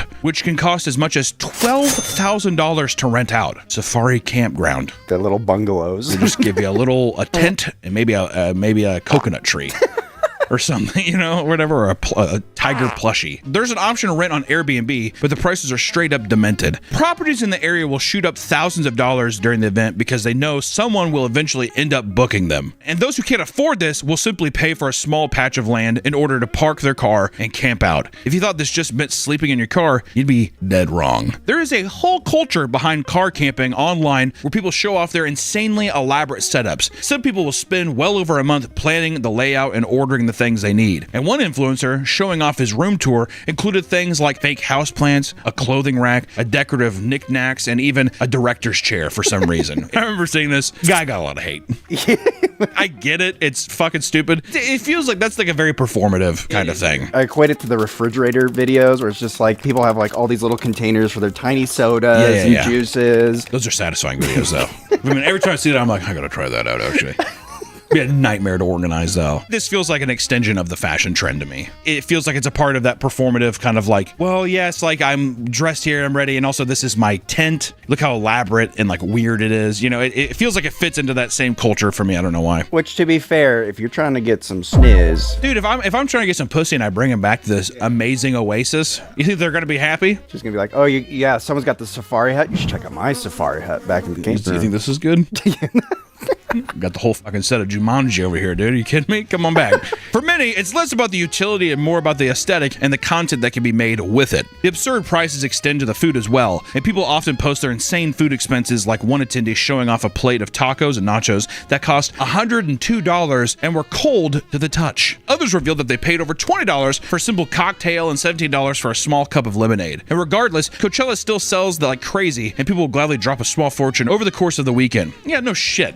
I don't know. People who complain about that stuff, they're like, yeah, but I mean, it's $100 for nachos, and it's like, well, then don't, like, why are you ordering it? What do you expect? It's like going to the airport and being like, can you believe these prices? Well, you kind of get trapped if you could do car camping because you cannot leave. So you're like, oh, how am I going to feed myself? Yeah. Which, granted, if you're camping, you should bring food. Well, why didn't you bring food? Yeah. I mean, it's like, just bring a bunch of fucking bologna and cheese sandwiches. You know what I mean? Why not? If this all sounds far too expensive, don't worry, because now people are signing up for payment plans in order to pay off the insane ticket prices in smaller installments. In 2025, reports showed that 60% of attendees, around 80,000 people, utilize this to afford their ticket. Many people literally take on this payment plan with zero guarantee that they'll be able to pay off every month. And on the Coachella subreddit, one woman titled a post, quote, "Hey, Coachella fam, I need help." And she explained, "Hey, Coachella fam, I need help." And it explains how she needs someone from the community to lend her $272, quote, "in the spirit of Coachella," because the charge is coming in just days before she gets paid from her job. E-begging online to basically pay off the Coachella loan sharks that you've had. You know what I mean? Come on, hello, Coachella fam. I need you guys to bankroll me. Thank you. You know what's the thing, though, is that women... Sorry, women. Being a little misogynistic here. If you're like an attractive person, even if you're a guy or girl, if you're an attractive person, you could post a picture of yourself and be like, looking just for help on this ticket. You would 100% get people doing that just for the fact of like, you want to link up? Like a million percent. a million billion percent. I had buddies who did something similar to that with their friends. They paid for their tickets so they can hang out with them. Didn't you do that? I thought you paid so you could hang out with a girl or something. You weren't invited, but you heard the people.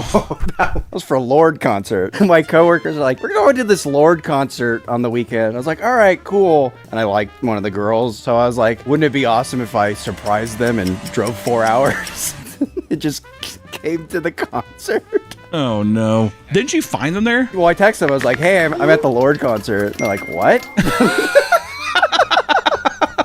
All right, let me hang out with you now. The funny and scary thing for them was that we weren't really good friends at the time. And then when I got there, I just stood like this and did not like bob my head or So for people that are wondering what he's saying, like he was arms crossed, could not look stiffer, and he's just looking up at the stage. There was an 18-year-old there with like 3 23-year-old women. So his thought was like, oh, I'm going to rent a hotel and I'm going to have a crazy sex party afterwards, right? So when I showed up and the girls were like, you're fucking up my plan. They're like, Nick, what are you doing after the concert? And I was like, oh, I think I'm just going to sleep in my car. I brought like a Tempur-Pedic mattress and put it in the back of my car. Did you think you were getting lucky with the Tempur-Pedic mattress? No, but I did think this would give me brownie points. Like, they think I'm so fucking cool. No, it probably came off kind of stock rush just a little bit. Remember that thing that you just told me you were doing this weekend? Surprise. I'm doing it too now. I think I worked the next morning, so I left at like 7 a.m. Is that when you're slinging za? Yeah. Oh, yeah. Nice, dude. Influencers with money to spend, however, will admit publicly to spending as much as $200,000 to get the full Coachella experience. From private jet flights to insanely expensive Airbnbs, flying out various people. It's a tax write-off for our content.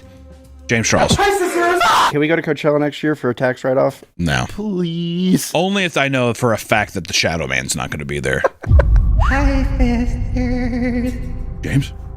Can you imagine being in a tent and then, you just see the silhouette of James Charles outside? If you hide your lipstick and mascara, he can't hurt you. The most absurd part about Coachella is that no matter how much money you drop in order to live in luxury, there's only so much you can prepare for when you reach the venue. In 2025, the first weekend of Coachella was off to a horrible start due to what was being referred to as Coachella Carmageddon. People that wanted to utilize the car camping lots found themselves trapped in a never-ending gridlock. People were reporting over 12-hour delays with limited access to bathrooms. It looks like District 9. Fucking prawns. That's how they're referring to each other, and they're all eating cat food and shit. People flooded social media ranting about how long they've been stuck, claiming that people were shitting in bushes and desperately in need of food. And according to one TikToker, a woman was even hit by a car as she attempted to stop it from cutting in front of her in line. It takes about like an hour or two to get through. Normally, they have like these lanes and they have someone inspect your car because they're trying to find drugs and shit. Like it's a fucking border patrol or some shit. Like literally, yeah. They made you take out literally everything. Did you have to do that? Mm-hmm. Because Oh they my smelled God. a little funk. It's just me, sir. Pull over to the side. Others posted videos of cars that were having to be pushed out of line because they were overheating and shutting down. But let's assume you get past the horrible introduction and you get into the venue, right? If you think this means you're in the clear, think again, because doing anything at Coachella is a depressingly tedious chore. Many stands are going to have you waiting as much as 40 minutes when they're busy. Perhaps you opt for a slice of pizza because it's quicker. You may end up being one of the hundreds that reportedly got food poisoning this year after eating a $25 slice of pizza from one of their most popular. Everything is hell. Everything. That's why I'm so glad I listen to metal, because it's such a, like, they're always intimate shows. Get in, get out, have a couple drinks and you're on your way. You know what I mean? I was looking at like a Kanye concert or like a fucking Travis Scott concert. Fuck that. Oh my God. Going to a Post Malone show. Oh my God. Oh, fuck. If you need to rush to the bathroom and you don't have a bucket set up in your camp, prepare to wait another 30 to 60 minutes in line before you're being able to shit your brains out in a public bathroom into a porta-john. Which also I will say, I'm a Hunter's tip. Hunter's tip. Go to a porta-john on the hottest day and take a shit. Yeah. It's a surreal experience. You'll never feel as gross yet relieved in your entire life. I can't explain it. I have a Nick tip. If you're ever at Coachella. I don't know why, but already I'm like, I don't think I like that. If you're at Coachella and you're too impatient to wait in the water line because it looks long and you want to go to the hand washing station, don't do it, because the water there is recycled water. You did it, didn't you? Did you just, were you shitting your brains out? No, luckily I didn't shit my brains out, but the fucked up thing is like I filled up everybody's water bottle. I had everybody's water bottle, a huge line, and then I saw people like filling up at the wash station. So I was like, oh, that's the hack. The next time I did it, some guy's like, hey, you really do not want to do that. It's like recycled water. Oh. And then I looked at the water, there's like all these particles in it. Oh. And I looked at her like, we do not tell people.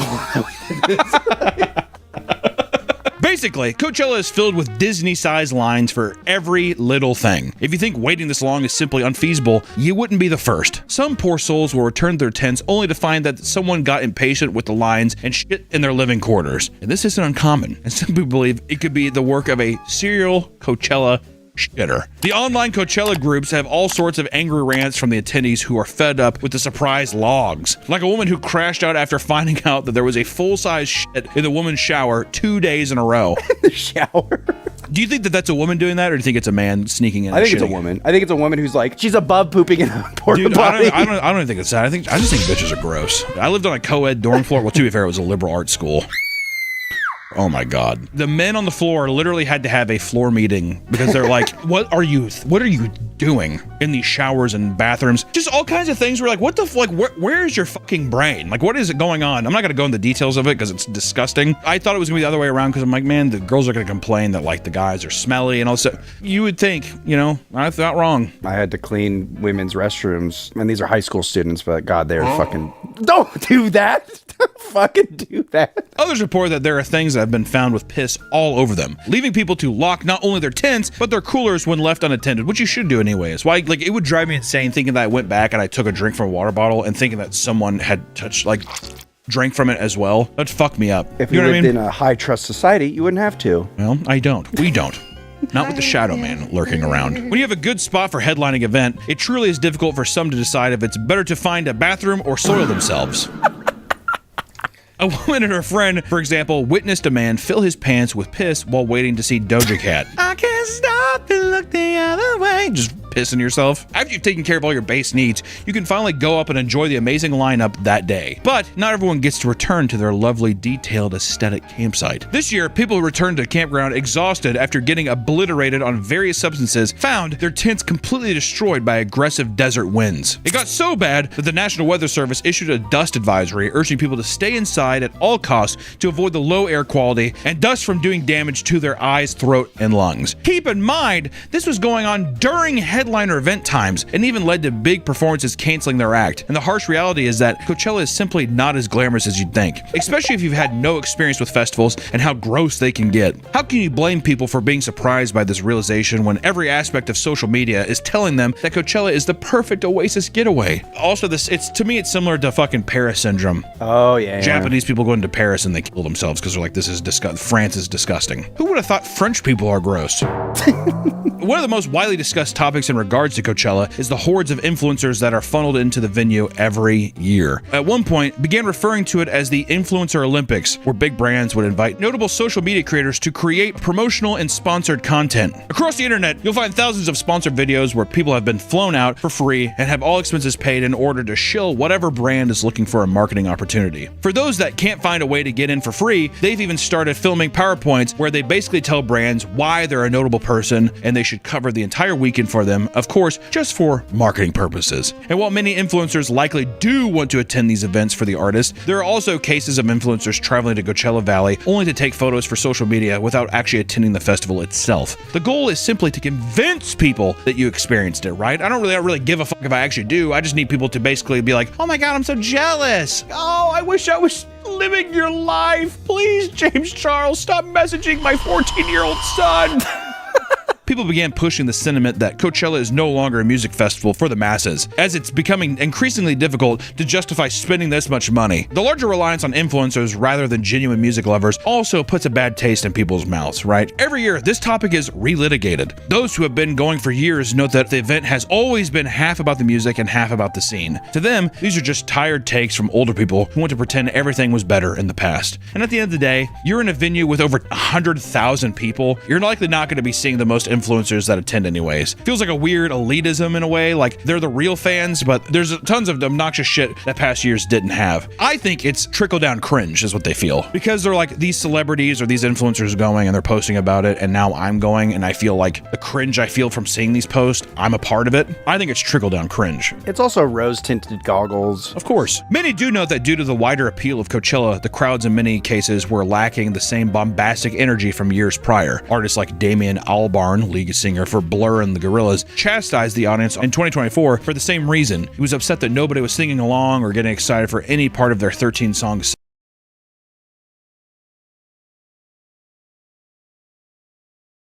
I don't know, dude, you're in the fucking Gorillaz. Get over it.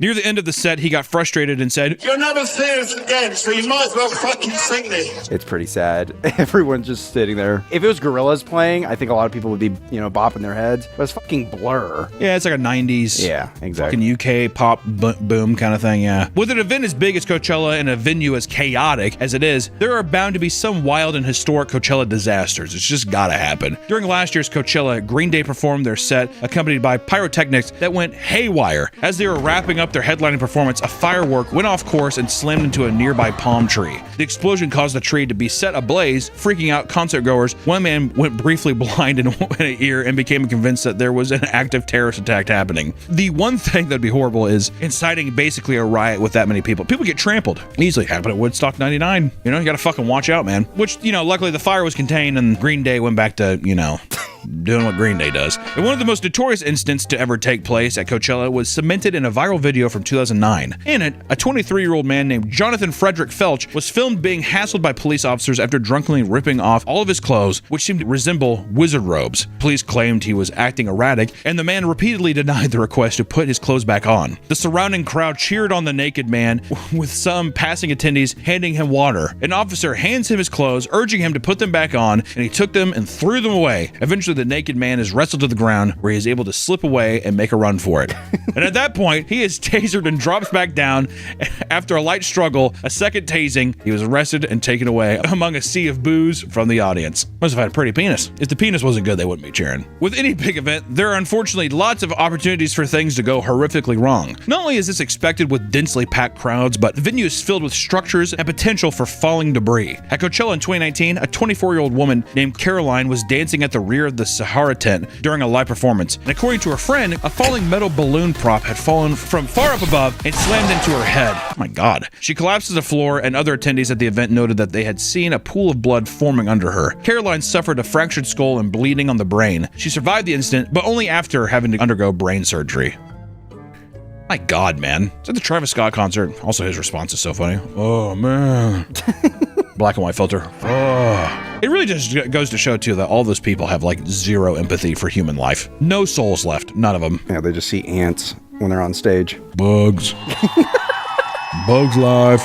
Love that movie. At that very same event, prior to the start of the event, a production worker ended up passing away from a tragic accident while rigging the main stage. While climbing up the scaffolding without a safety harness, he suddenly slipped and plummeted 60 feet to his death. And sadly, severe injuries are becoming far too common at Coachella. Even this year, a heavy light fixture fell down into the audience and slammed into a woman's head and left a giant gash on her head. Many believe that this was due to the harsh winds occurring all weekend, and the woman was quickly helped by nearby concertgoers and given medical attention. And this isn't the only dark side to Coachella. In fact, many who look into the history of Coachella Valley will find something that makes the festival feel much more revolting. Coachella has always taken place in Indio, California at the Empire Polo Club. While the event itself brings in well over $100 million in gross revenue a year, many Coachella Valley residents live below the poverty line. 23% of households earn less than $20,000 per year, and food insecurity has seen a rise over the years as well. The following weeks after Coachella ends, a sea of trash and discarded appliances cover the venue. Local farmers, charities, and community members then get to work restoring the land to what it once was. Most of them belong to the Purepecha, an indigenous group in Mexico, who sometimes make as little as $11 an hour. And often this is the work that gets done after an already grueling 8-hour day of physical labor. Workers describe the area as a garbage dump and how filthy is left by attendees. But it's work that required for some of them to make ends meet.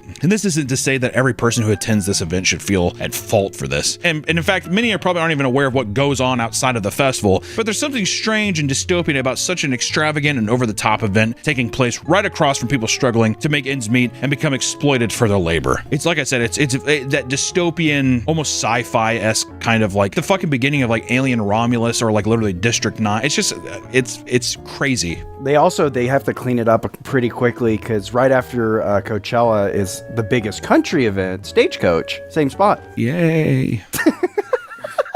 Despite all the problems with Coachella, there are people out there that treat it like it's an essential part of their identity. Although it's probably changed a whole lot since its heyday, there's likely still some fun to be had, right? So, if you can afford it, maybe give it a try. Just be prepared for a little chaos, overpriced food, and hey, clean up after yourself, you fucking slob. I don't know what I'm supposed to tell you. You know, I fucking hate festivals. It drives me insane. People just take their cups, they throw on the ground, all kinds of shit. Don't be a fucking, just throw shit away. And even if it's like, well, look at all the other stuff, just be a better part of it. That's all I gotta say. And do lots of drugs. Go fuck yourself.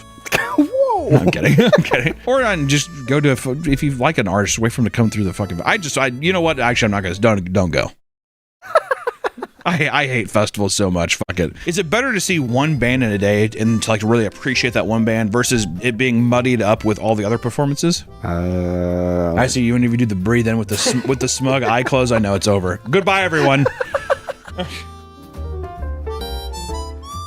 Head on over to meetcannon.store to buy new merch. The "If I beat that yuppies, you gon' tell on me" shirt was added just to our collection, and pre-orders end April 26th. So get yours before time runs out.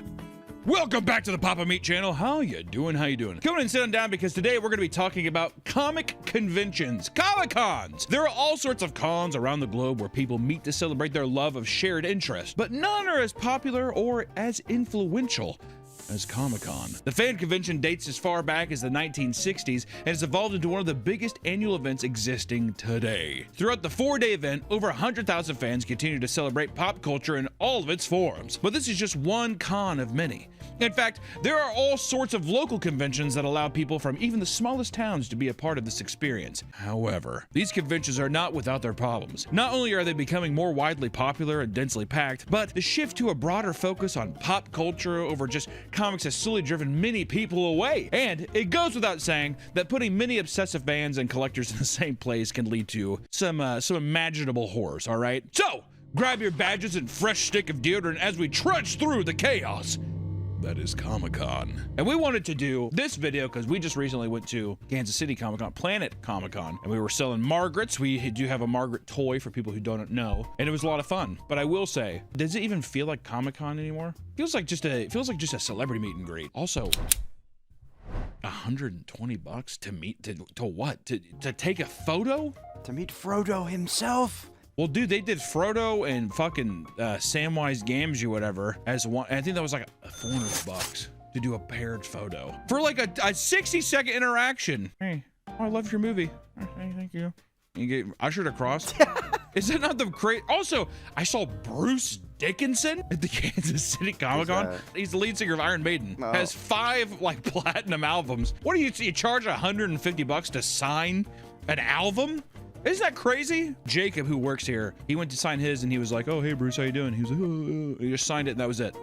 That was the interaction. That was it. Are you a big fan? A big fan. I feel like conventions as a whole, we need to. The only ones I like now are they keep trimming them to where now they become even more like the niche conventions are the ones I go to. Like I like toy conventions, like little like underground shit where it's like I went to a GI. This is very cringe. I went to a GI Joe convention one time, not because I like GI Joes, but because there was just like small toy vendors there, and you're able to look at all. It was cool. You go to that shit and you're like, what the fuck is this even from? And that guy like floats out of the darkness and he's like, so actually that was like an import from Sweden. They only did like 300 of these, so it's like that kind of thing. And I like that. I'm not even the biggest comic guy, but it does feel weird going to a comic book convention and it's like that's the back burner. Who cares? Yeah, who cares about the comics? It's all about the 3D printed dragons. 3D printed dragons, the same art prints and posters, Funko Pops, and did we say 3D dragons? A lot of 3D printed dragons. It's unfucking believable. One of the main appeals of attending a comic convention is the prospect of finding a cool piece of art or merch. Sadly, the Artist Alley is one of the most neglected parts of the con experience, according to both staff and attendees, which I will say, Artist Alley is one of the loneliest, saddest places on earth. I want to look at people's art and walk through there, but I do hate it because it feels like I'm at like a dog shelter. You know what I mean? Where if you like look at one, you catch somebody in the eye, they're like, and they have puppy dog eyes. And well, it's like come buy something. I mean, it feels like take me home, doesn't it?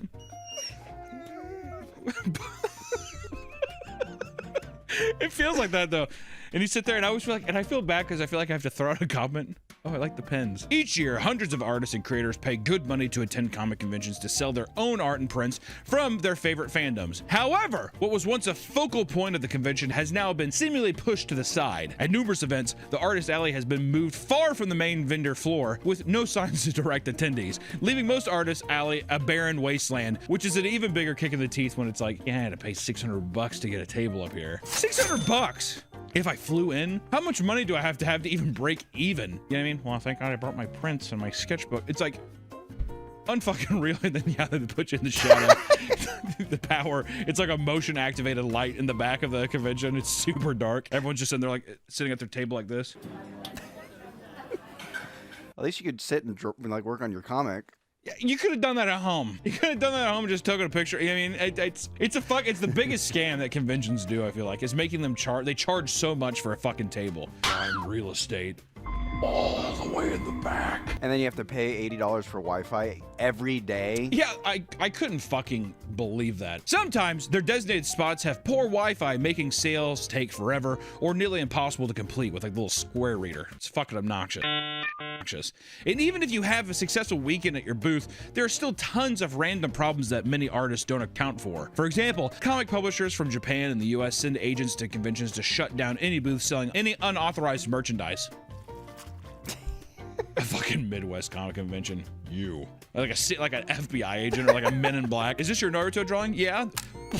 Now you don't know how to draw. This video is sponsored by Incogni. These days it's hard to go anywhere where your data can't be found. With a quick scan of the internet, scammers and data brokers can find your home address and phone number, and criminals can open up lines of credit and file tax returns in your name. And that's why, for my peace of mind, I use Incogni. It's never good when your personal data gets out. Even if they aren't stealing from you, these people can use information to stalk, threaten, and harass you. This is unfortunately something that has come up in my own life, and to protect myself and my family, I need to make sure it doesn't happen again. Which is why Incogni's new custom removal feature is such a relief. If I find a site with my information on it, I can send it in Incogni, and their privacy experts work to get it removed. And it helps me find where my personal information is exposed on search engine sites to help wipe them away too. It can take years to scrub information off the web manually. Let Incogni do the messy work for you. Go to Incogni.com/PapaMeat and use code PapaMeat for 60% off. Incogni helps wipe yourself from the internet. They can't harm you if they can't find you. Click the link below to claim your 60% off and get your personal data off the market. Thank you to Incogni for sponsoring this video. Now back to the video.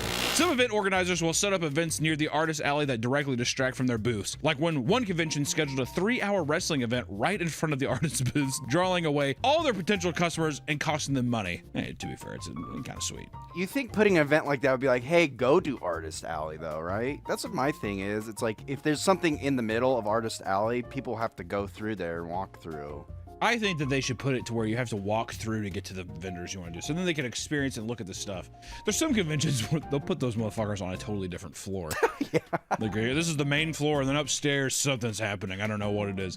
It's that kind of thing. Which, to be fair, there are a lot of people who are like, the artists, though, who go there and they're like, they feel slighted. It's like, what do you expect? What do you expect by this point, you know? I guess the wrestling match took away all my money. It's like, yeah, dude, the wrestling match is way cooler than the fucking Joker print you have. Sorry. That's the reality of the situation. Many creators are left frustrated by these ongoing difficulties, and some are choosing to pack up and leave conventions early because it's no longer worth their time. It's not just the con making it hard for artists, but the artists themselves. At certain cons, staff are now having to remove booths from Artist Alley because they bring obnoxious lighting and sound setups that annoy nearby artists and attendees. What would they even be? What sounds would they have? Just jungle sounds? Yeah. Also, obnoxious lights. You're in a fully lit room. What could I mean, if it was a strobe light, I think that's what if I was sitting across from a strobe light and had to look at it all day, I might complain as well. But I mean, what the fuck else do you want it to be? Can't they just tell them to turn it off? The staff? Oh no, you can't do that. Maybe. That sounds like what they're maybe doing is telling them to take it down. I don't know. I thought they're kicking them out and banning them for life. Maybe it's just that immediate jump. Get out of here and never come back forever until the end of time. This can include massive displays which are deemed dangerous because they are unstable and hang over walkways. What are these? I can't, like, is this like Kanye's like stage setup, you know what I mean? Where it like hovers over the crowd. Have you seen his new stage? It's a fucking orb? globe. Yeah. It's insane. It has like random holes that shoots out smoke and stuff. I think it spins too, because he walks and plays. It spins? I think so. Good fucking lord. Don't put that in Artist Alley, is all I gotta say. On the other side, fans who attend these conventions are starting to dislike Artist Alley because they're all selling them the same prints. And very rarely do people bring original works of art anymore, which is true. A lot of the times, that's another thing with these conventions is it's these vendors who are going from cons to cons, but I feel like they're all getting stuff from the same supplier, so everything looks the exact same. Or there's just trends, like everybody has a Joker thing. A Joker, an anime Man. thing, or yeah. Whatever's the hot thing, they all are selling that exact same thing. In the last few years, AI art has also flooded conventions, leading more people to lose interest. And thankfully, Comic-Con has come out in support of artists and banned the sale of AI art and content at their events. That is, however, only going to apply to people who get caught, which also I think a lot of conventions aren't going to give a fuck after a while. I don't know. I can't tell. I don't even know. Couldn't tell you. All right. Go ahead. There still exist many artists who have positive experiences in the alley, being able to meet with other artists and make money doing what they love. Some of you might be wondering why the Artist Alley has been so forgotten by the event's organizers. Well, a big reason for that is that the slot being sold in the vendor halls bring in so much money in its place. Nowadays, if you attend any con or public event, you are bound to find tables of 3D printed garbage. And listen, I love 3D printed things, but it's the same idea of the vendors. They're all using the same files and printing the same shit to where now, when I see a 3D printed dragon, I have a full-blown panic attack. You know what I mean? I see him strung up and I feel like I'm like a fucking Vietnam vet. I get all claustrophobic and I have to leave. It's anytime. Dude, I've been seeing them at antique malls. Yeah. Why the fuck are they there? You have like there's like a fucking Ronald McDonald sign, and all of a sudden there's a full booth of just fucking 3D printed dragons and beetles. It's probably like the shop owner's like nephew or something. Can't they put my 3D printed stuff in here? Here's the thing though, is it's never one. It's like, it's so many. To the point where I'm like, how much filament and time went into these fucking dragons, dude? It's unreal. These booths have taken over comic conventions, offering overpriced items like fidget dragon prints, busts of popular characters, and decorative swords, some of which are going for $50 or more. What do you think about the whole sword? Remember we went to like a card collection convention that we did on our Media Magic? There was like a fucking giant booth. Oh, there's multiple. Laid out like a fucking, like a Nigerian arms salesman. I was like, holy fuck, there's Keyblades and Final Fantasy swords. He's like, pick which one you like. Should I get the Keyblade? You would look mean with the Keyblade. Keyblade with the Naruto. Keyblade Naruto. It was great. Never mind. What? Man. If you like Funko Pops is one thing, but I wish that there was a thing where they're like, I wish conventions would be like, we have two. There's two vendors that do the Funko Pops. It's everywhere. It's fucking every booth you go by. To the point, and you know what's weird is I'll even do a couple laps throughout the day or do whatever. None of them sell. How, I want to actually know if there's someone who sells Funko Pops and that watches our videos at a convention, how much honestly are you selling? Because every time I go, I never see anyone holding. Actually, that's not true. If there's an actor there who is of that, I'm like, and if anything, just bring those Funko Pops. I saw like a fucking Art the Clown one because that dude was there. And it's like, oh, that's the perfect thing if you want to get signed. But then it's just it's the ugliest fucking little creature in a box you've ever seen. I'd rather have like a print or something signed, but I digress. Could you imagine going up to an actor and they hand you a Funko Pop to sign? You're just like, if someone came up to me and they're like, could you sign my Funko Pop of you? I make jokes about me shooting myself all the time, but you know what I would do. As soon as you walk through the venue doors, your eyes will be met with Funko Pops stacked to the ceiling at countless booths. I mean, it's like a fucking wall of Funkos. What's even crazier is that they are resellers and not even like official booths. It's just people upselling you Funko Pops blatantly to your face. Oh yeah, I'm gonna charge 5% extra. I've had people say that to me. Well, I gotta charge 5% extra because to keep making the booth fee. No one's making you be here. You're putting that on me, the customer. Okay, it would be understandable to have 2 or 3 booths, but the plastic figurines cover the entire floor and can even be found at booths unrelated to Funko Pops, even like comic booths or anything. Still, tons of Funkos. Funko, once again, has ruined my day. Some vendors resell their exclusive Funkos, which can show price tags up to $40,000 for a single Funko. And we've covered the insanity of Funko Pops before. However, if someone is going to pay for an item that expensive, you'd think it'd be a genuine movie prop or like a rare comic at one of these conventions instead of just a rare Funko. And if they're that popular, why is there not just, this is just the Funko convention? I'm saying a touring thing that's as regular as Comic-Con. So you just push those out. That way, if you see it at one of the other conventions, you have every right to stone them. We go into archaic rules and laws from days of old in the Bible, and we stone these people. You think Funkos will eventually? I mean, they're dying, but do you think they'll die completely? I don't think so. It has too many movie IPs to where, if anything, there'll probably be a thing that happens that usually happens with the youth is like, ironically, it'll come back. Like the way that like some fashion from the early 2000s is coming back. Like I feel like Funkos are gonna come back in a weird way. Like the same way that people like nowadays are like, oh, I love Beanie Babies. It's like, who the fuck? Like really? You want to collect Beanie Babies now? You weren't even born. I think it's gonna have that effect.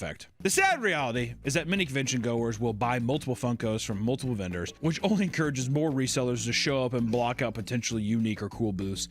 Which also, I have to, I very rarely see people buy the Funkos. And if it is that profitable, I just feel like you would just see way more of them. You think people are ashamed of carrying their Funkos around? That's a very good point. I do. I think that there's a stigma now that I think, because you know, whenever you're like walking a convention, you're like walking by and someone's like walking by and they do like, yeah. And you're like, it's because of the Funko. I'll put it in my bag. Exactly. Now I have a big black bag I put all my Funkos in. Look like fucking Krampus leaving the Comic-Con. I was gonna say, like, Funkos are mass produced, so I mean, granted, there's rarer ones, but like, buy them online. Like, why are you going to a convention and like being like, oh, I don't have that Funko. I mean, I get it. Probably is a thing where it's like maybe they're not available online. I'm just playing devil's advocate of like maybe it's also just the thrill of the hunt. Okay, that's fair. Right? That's fair. People like going. Yeah, out and I mean, there's stuff. things where it's like I could get online, but it's the idea of being like I come across it one day somehow feels more special in some weird chimp-like thought pattern that I have in my head. I don't know. While the San Diego Comic-Con and other large conventions have their own problems and controversies, there are a bunch of smaller local cons that are just as bad, if not worse. The biggest problem that many small comic conventions face is not having the money or the staff to put on a proper event. Super Fan Comic-Con was a local comic convention held in Toronto, Canada. In 2014, that was a complete and total disaster.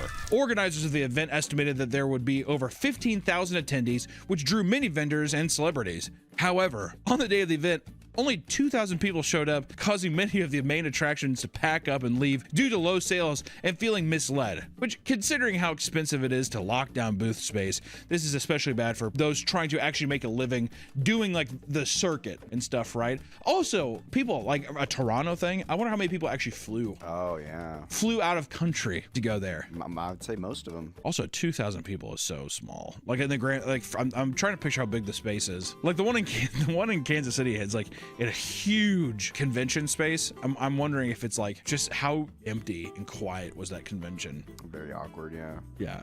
Also, packing up early would kill me. I would just stay for the whole thing. Fuck it, I'm already here. I'll just leave my booth unattended and go like hang out in Toronto or something like that. A year later, at the Fanfare Comic Convention, numerous celebrity guests canceled their appearance because the organizers didn't have enough money to pay them to show up. And this has been a growing problem in the industry where even C-list celebrities were asking for like a shit ton of money and personal services to appear at conventions, making it harder for small cons to get good guests. Which also, here's the thing, fuck the celebrities. What's insane and totally criminal to me is that like, let's say like a Matthew Lillard, whatever. That motherfucker's probably getting like 50 to 80 grand to show up for a weekend, right? And then he's having you pay 100 to 150 bucks to what? To sign a picture? To take a selfie with them? Is that the con making him do it though? I think it's just him. I think they're saying that by you coming here, they might take a small cut, but I doubt it. I bet you they're paying him and they're like, you can come here and then you can charge people to do that because we know that we're gonna put your face on a billboard and then it's gonna drive a shit ton of ticket sales is what I think it's gonna be. Yeah, it's just a way for them to drive ticket sales. That's all it is. I mean, hey, make that bread, I guess. And if people are willing to like pay for it, who am I to say? I don't know. Despite not having the same resources, smaller cons still have tons of cosplayers and interesting characters who can ruin other people's experiences. While at a small con, a man in cosplay was waiting for his wife to return from getting an autograph when a morbidly obese, acne-ridden couple approached him and started taking pictures. The woman who had a horrid stench yelled, "I want all that!" and took a picture of his ass before walking away. Did we have to dig into their looks that hard? You have to paint a picture. Also, at a certain point, which this is obviously, I'm not saying that overtly sexual, but if you're into cosplay, like obviously going to someone and being like, "Oh, I want all that," it's a bit much. But I mean, are you not opening up people to just like take a picture of you? Yeah, I feel like if you're at a convention, as long as it's a normal picture. No, don't get me wrong.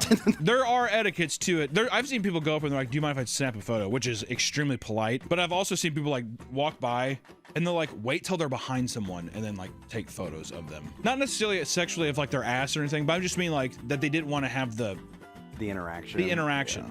Which it's like just so much creepier. And it's so obvious too, especially whenever the old guys like hold the camera like this. Adjust their glasses. Oh, what's also with when old people take pictures? They always have to look at it and then suspiciously look around. Have you noticed that? Every time I saw it at Comic-Con, anytime someone, they'd be like, it makes it seem like they just took a picture of something they shouldn't have. Yeah.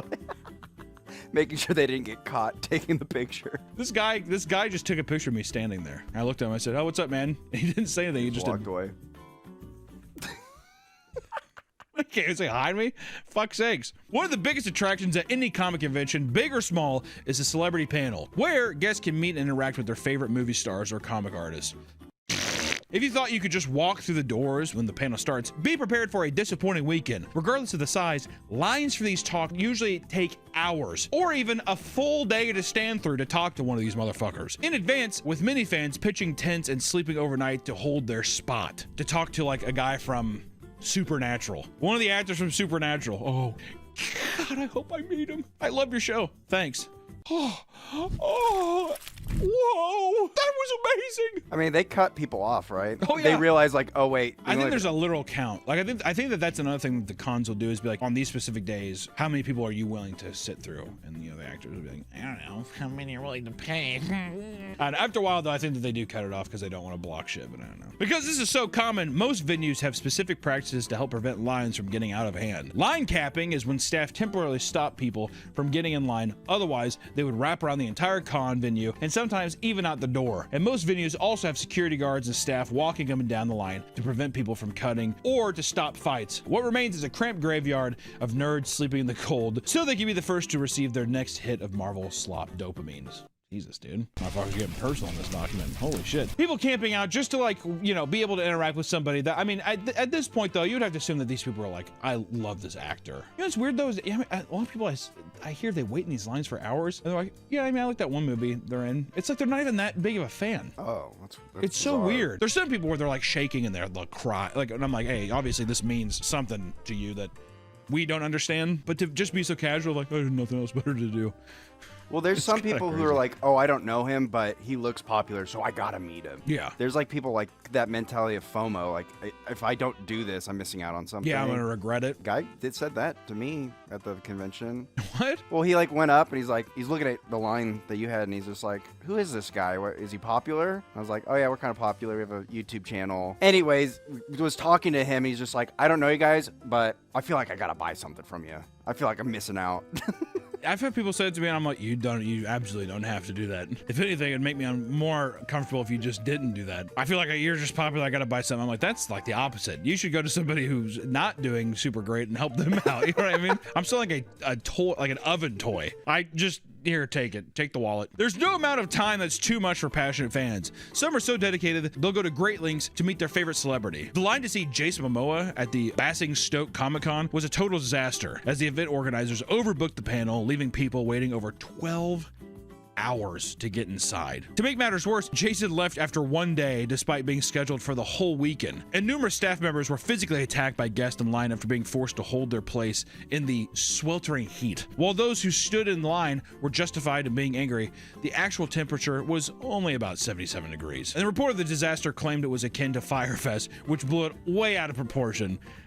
A bunch of nerds complaining. Jason Momoa, I'm getting sunburned! 12 hours for Jason Momoa? Is that worth it? No. Besides like Khal Drogo and Aquaman, has he been in anything else? Minecraft, actually. Never mind. Minecraft. Conventions can often be a flood to the senses. It's not just loud sounds you have to worry about, however, because the stench is even more powerful. Like other events, comic conventions are no strangers to the smell of body odor and feces. Sweating at a con is normal. You're walking around all day, sometimes in layers of cosplay attire that can cause you to otherwise overheat, right? Or even just the amount of body heat in there, you're walking around and it is what it is. People are gonna sweat. However, it's hard to deny that some attendees are simply unhygienic, no matter how many people want to blame it on the venue's bad airflow. God damn, fucking turn on the AC. It's like other people have sweatshirts on. Jesus. For years now, people have complained to the event organizers about the smell and even bring signs chastising smelly attendees that read, and I quote, if you could afford the entry ticket, you can afford a stick of deodorant. Maybe that's just what people need sometimes, is a nice kick in the ass. At Comic-Con, however, you'll sometimes see things that make you question whether or not the attendees are even human. What? God damn. Well, at the New York Comic-Con, numerous guests reported seeing and smelling smears of human poop right in the middle of the show floor. How? Who did this? I've seen some people do some sneaky shits, though, in public. Oh, yeah. Quickly pull out their pants, and they walk off, and people, like, step in it and stuff. Or they do the waddle, and they kick it out of their pant Kick leg. it out of their pants. The waddle and kick, you can get prison time for doing that shit, right? Can you? I would assume. For shitting on the floor? I mean, like, that's got to be some type of act of bioterrorism, you would assume, right? I've seen this one where this lady, she couldn't hold her diarrhea, so she, like, pulled her pants down and, like, shit in, like, the refrigerated, like, produce area.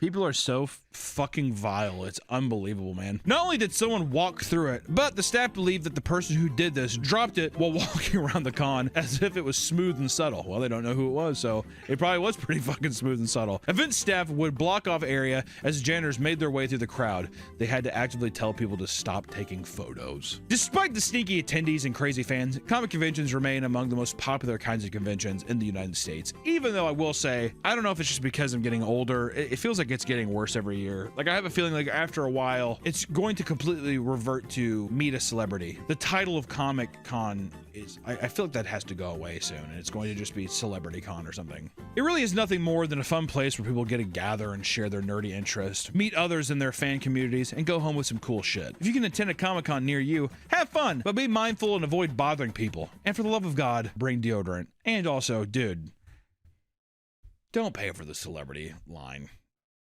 in my opinion. I think I say don't shit your pants. Oh yeah, that should go without saying. I guess what I'm saying is this video just made me, it has made me an advocate for being like, I mean, who am I to say? I just like, it's never worth it. They're never going to say anything. You're going to walk up and it's like it's cool meeting people that you're like, I'm a huge fan of you. But at the end of the day, it's going to, the conversation's 60 seconds, if that, and then you get to go off and do whatever. I don't know. I just don't think it's worth it. If anything, I would say try to go to some place where like, look at the actual people who are like selling real art and try to pick up that. At least for me personally, that's where I have the most. Yeah, support artists.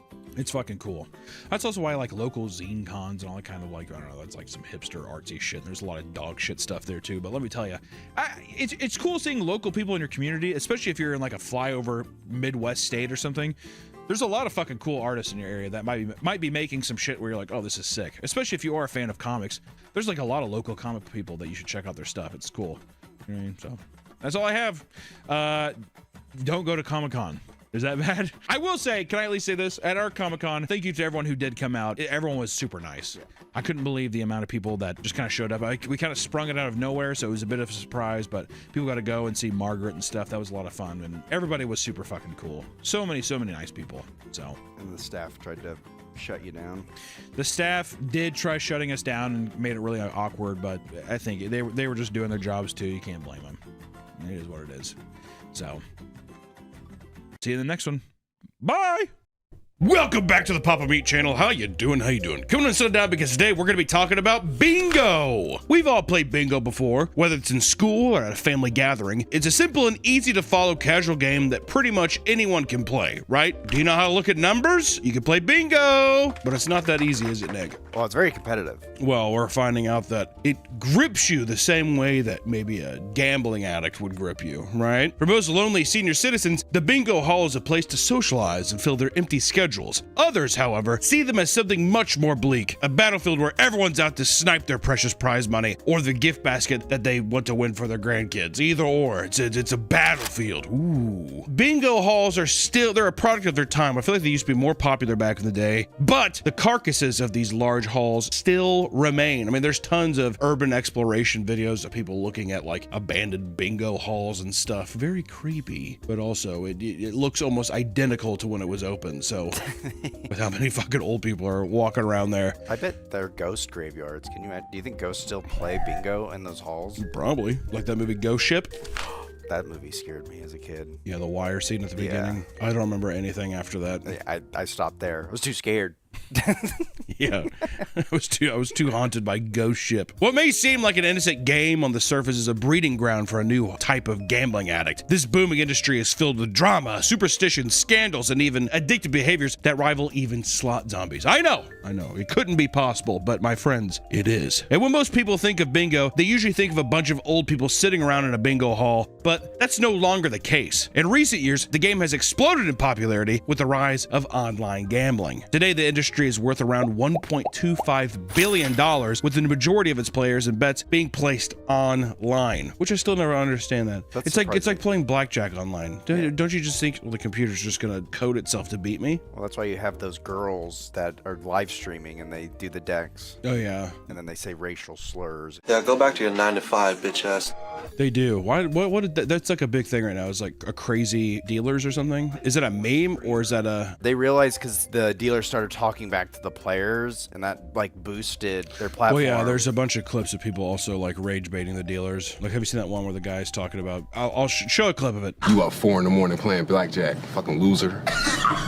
I'm a little sorry, editor. I'm kind of sick. I can't formulate my thoughts. Isn't the atmosphere of all the old and dying people, like, that's why you go to bingo? I think that's why old people go. Oh. I could see a younger generation being like, I don't go because it just smells like death, like dying skin. There's so many documentaries I've seen lately. There's this great one that's on YouTube. Put it here. You should check it out, but it follows like 3 groups of people that go to bingo halls, but it's just like, it's a very odd place, but yeah, I can only imagine. The smell must be terrible. People talk about magic tournaments. I bet you bingo halls are brutal, dude. Also depressing too. Look to your left, there's someone dying. Look to your right, there's someone dying. Oh yeah. Well, I mean, at the same time, dude, I don't know. To me, it was weird. The documentary showed, yeah, it's like people gambling their money. It's a very cold, sterile environment. And the thing too, the documentary does well is they don't add music. If you add music, it would change the entire vibe. You can put happy music behind almost anything. Glad that you came up with that. Post, last on the post, second last post, fuck you! Not everything. And it'll completely change the emotional subtext of what you're watching, right? But at the end, it's just a thing where they're just like, this is their community. I mean, if they didn't have that, what the fuck would they do? So I don't know. The first time I played bingo was in Cub Scouts, and I cried because I didn't win. I don't think I've ever actually played. We should play bingo. Oh, we're gonna go. We should go play bingo. We're gonna go play bingo. All right, we're gonna actually go play bingo. Have to be kind of superstitious here, so I brought my chip hazard toy from when I was a kid that my mom ran over and then taped back up. This is still the tape from back in the day. Gonna use this as my lucky tome. I'm hoping to win big here. The main event, I think it's a $4,000 jackpot. So we'll see. We'll see how many we're gonna buy. No alcohol prevented on premise. This is bullshit. This is me shaking it up. This is me shaking it up, dude. We're opening up a Shake It Off $750 game. Shake It Off. A Shake It Off. I'm very confused. Are we playing off these ones? I don't know. They're going fast, dude. Damn.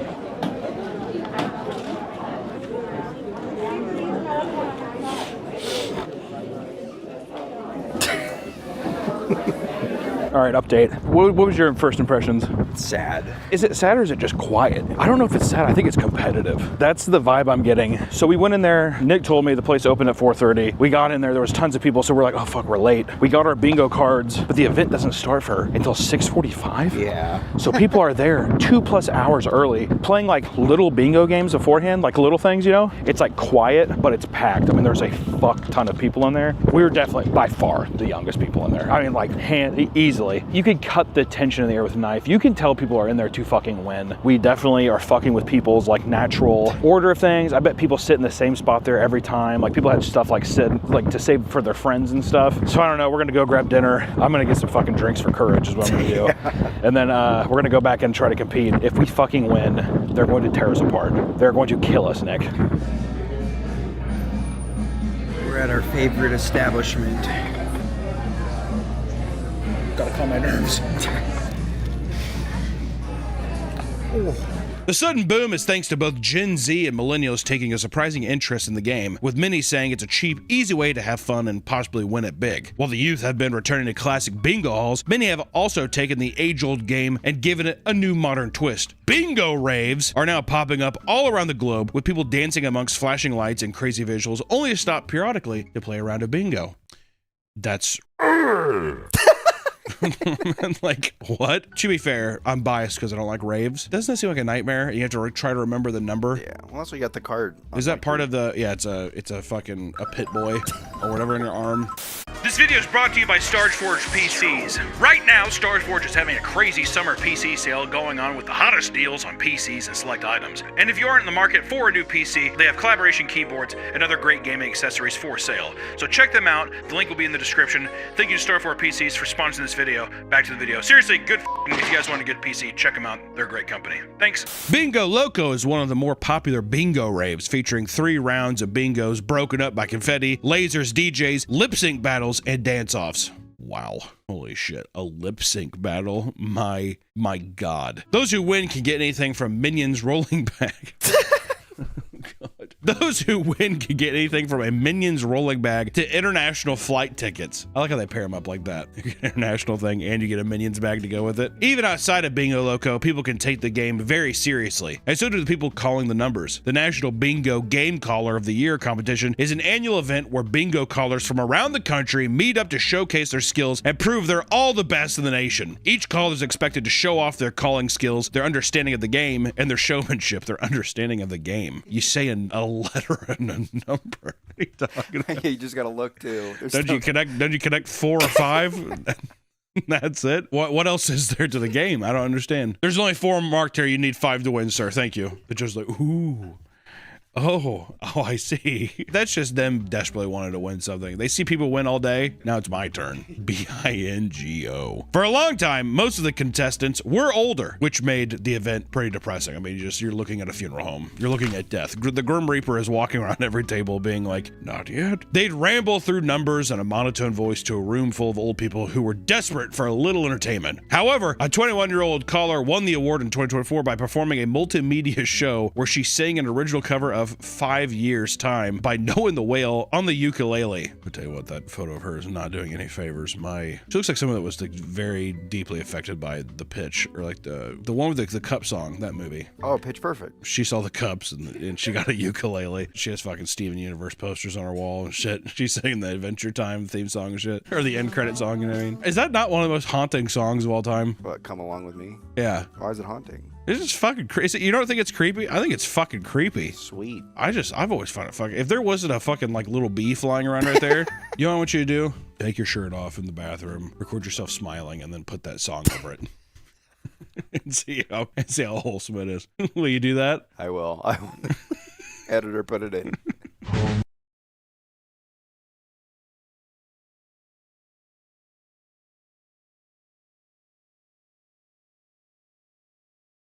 I'm gonna tell you, I haven't seen it, but I can tell you that's gonna be a nightmare. That's what you need too. The tiptoe through the tulips, it's been overused. Insidious drove it to the ground. Yeah, everyone used it after that. Yeah. Now you need to Come Along With Me, Butterfly and Bees. Yeah, slow it down, pitch shift it. Just snickering to yourself. I'm too sick to be doing this shit. Oh God. Only one of us can win. Is that a threat? Yeah. It feels like a threat. Oh, the ink is primed. Pop, pop, pop, pop, pop, pop. Pop, pop, pop. Come on, Chip. Chip likes that. Chip. Stop it, Chip. You gotta get some tape and have him be the... There you go. Chip, the defender of the deal. Yeah, exactly. I'll try and get in the groove of going fast. See how fast that was? That's not fast enough. It was pretty fast. Game one, dude. Manifesting a win. I got one. Oh, you got a lot. B8.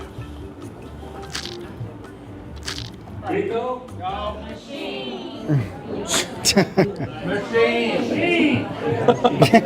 Machine! Fuck! It is a machine that Jim is trying to fix. Machine! That ain't anything there. Didn't, not one. I-17. Bingo. Oh. Already? God damn. Holy hell. That was so quick. How hard was that?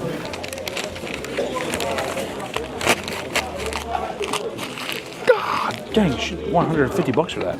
Yeah, I know. Damn, dude. Chip, you have got to step it up. Please, Chip. It's probably a bad luck charm when I ran over him.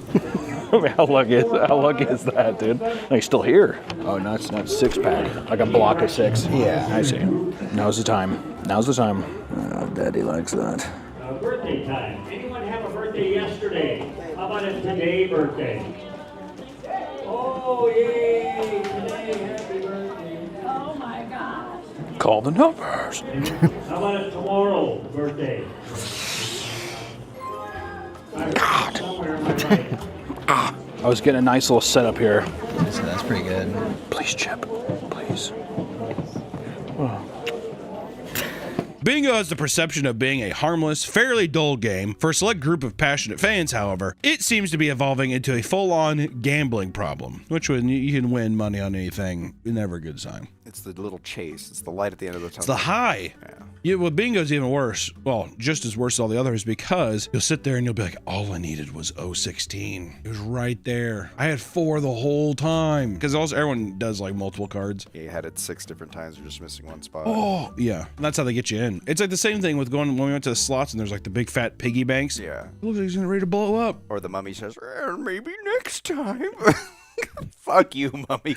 I know, you're like, kill yourself. It's like the craps machine being like, warm beer, cold dice. Warm beer, cold dice. The enticing thing about bingo is that it's relatively cheap, requires little mental effort, and grants the possibility of winning generous cash prizes. Couple this with the fact that it provides older people with an opportunity to socialize, and you have a game that can very easily become a fixation for the right type of player. I mean, don't get me wrong, there's legitimately, like, there's bingo halls where the prize is $30,000. It's crazy. Oh, damn. They do micro wins all day, and they have one where it's like, yeah, this is the big one. 30 grand for just fucking winning bingo. That's pretty crazy. Usually like $20, $50 to enter. I don't know. I'd be curious. I'd editor put up I would say it depends on the prize. Depends on the prize, on the hall or whatever city you're in, probably. The thing too is I think it seems relatively cheap, but if you buy 20 tickets, it stacks. I mean, if it was $20, it's $100 if you're stacking 5 every time. And I forgot how many bingo sessions they do a day, but like you'd be looking at like a couple $100 a day. And some people go daily. The idea of bingo being treated as gambling isn't as widespread as it probably should be. One thing that makes it abundantly problematic is the evolution of bingo technology. Instead of slowly marking off a single card as you enjoy a beverage and talk to your friends, now you can spend hundreds of dollars on specialized tablets available at bingo halls that can load up to 48 cards simultaneously. They're marked up automatically, essentially proving to be no different than buying hordes of scratchers at your local gas station. Those who are truly locked in can use mobile apps and continue to cycle from comfort of their home, foregoing the social aspect that may have brought them inside the bingo hall to begin with. And when the addiction takes hold, there really is no difference between a bingo addict and a traditional gambling addict. Online, you'll see bingo veterans busting out sheets of bingo cards and playing alongside of live stream games in the middle of a wedding. Others rant about how their partners blow all their money on bingo to the point where their valuables are being pawned off to continue the addiction behind their back. In Colorado, one surgeon faces a massive lawsuit after being so preoccupied with an online game of music bingo that he didn't notice his patient had stopped breathing. Good job, buddy. Yeah, exactly. Come on, in 22. And then there's like Uptown Funk playing on the phone, so he doesn't hear that. So now the question is, since he's already dead, do you just let the game continue and slowly wheel him out, or do you make a big scene about it? I think you continue the game. Well, if he's already gone, you know what I mean? No one's gonna notice. Exactly. Then you just do a thing where you like, you say, have a Grandpa's heart attack. tired. Yeah, Grandpa. Still holding the bingo card. Let it go! Exactly. Prying it from his fucking cold dead hands. The procedure itself was only supposed to last 10 minutes, yet they still chose to play the game alongside the anesthesiologist, focusing on the 70s and 80s music being played so they could call out the first letter of the artist names to match with the bingo. B-I-N-G-O. I don't blame him, dude. A little fucking Hall & Oates playing. Be hard to stop. Supposedly, the anesthesiologist was distracted enough that the monitor displaying the 56-year-old patient's vitals was turned off. And because of this, as well as a lack of proper communication, there was no clear warning that the man stopped breathing until it was too late. That is so neglectful. The monitor. How do you not go to prison for the rest of your life? Also, I mean, just like the comical nature of also just being like, so what happened? I got distracted by music bingo. Do you think that because he's already 56, are they just kind of like, well, I don't know, 56 is still kind of young for being an old person. I feel like old people say that 56 is still kind of young. 56, I mean, you're well on your way. But I mean, you're way more susceptible to die. That's true. Point. I think though, for being old, you still got like 10 years left. That's not even retirement age, you know? Yeah. To just die like that. Do you think you'll make it to 56? My body will, my brain won't. I do wonder when I'm going to die of a heart attack. I've been getting chest pains. It's freaking me out. I have a feeling, I hope that when I go, which will be of a heart attack, that it's at least in my sleep. Well, see, I'm fucked either way, because if I die in my sleep, it's going to be purgatory, because I'm going to experience it. Because you have sleep paralysis. Do you think it'll feel like an eternity? Oh, yeah. Trying to wake people up, but all they see is this, just you on your bed, like...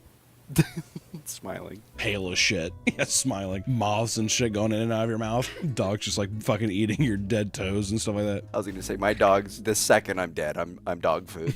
The second. Yeah, they don't wait at all. Ooh, middle legs. I feel it, dude. Chip feels it too.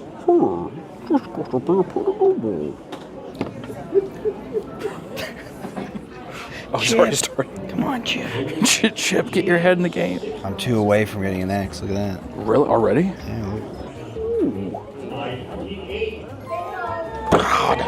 God. So quick. God. Big X this time, dude. Use your yellow paper again.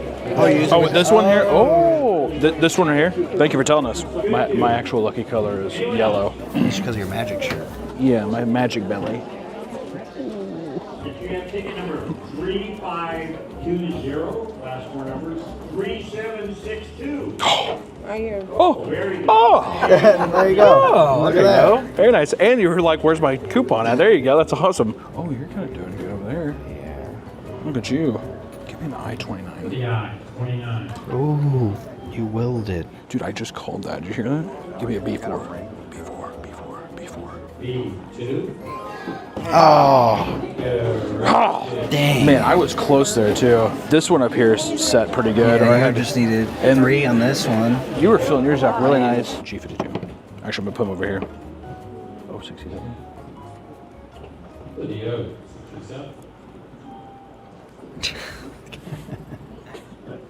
I hate myself. Oh, B2? Is that a big one for you? Yeah. Keep it to yourself, Nick. Don't flaunt. 44.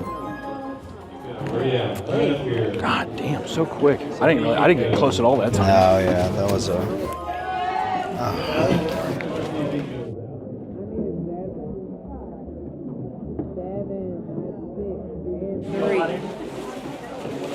Okay, what's that?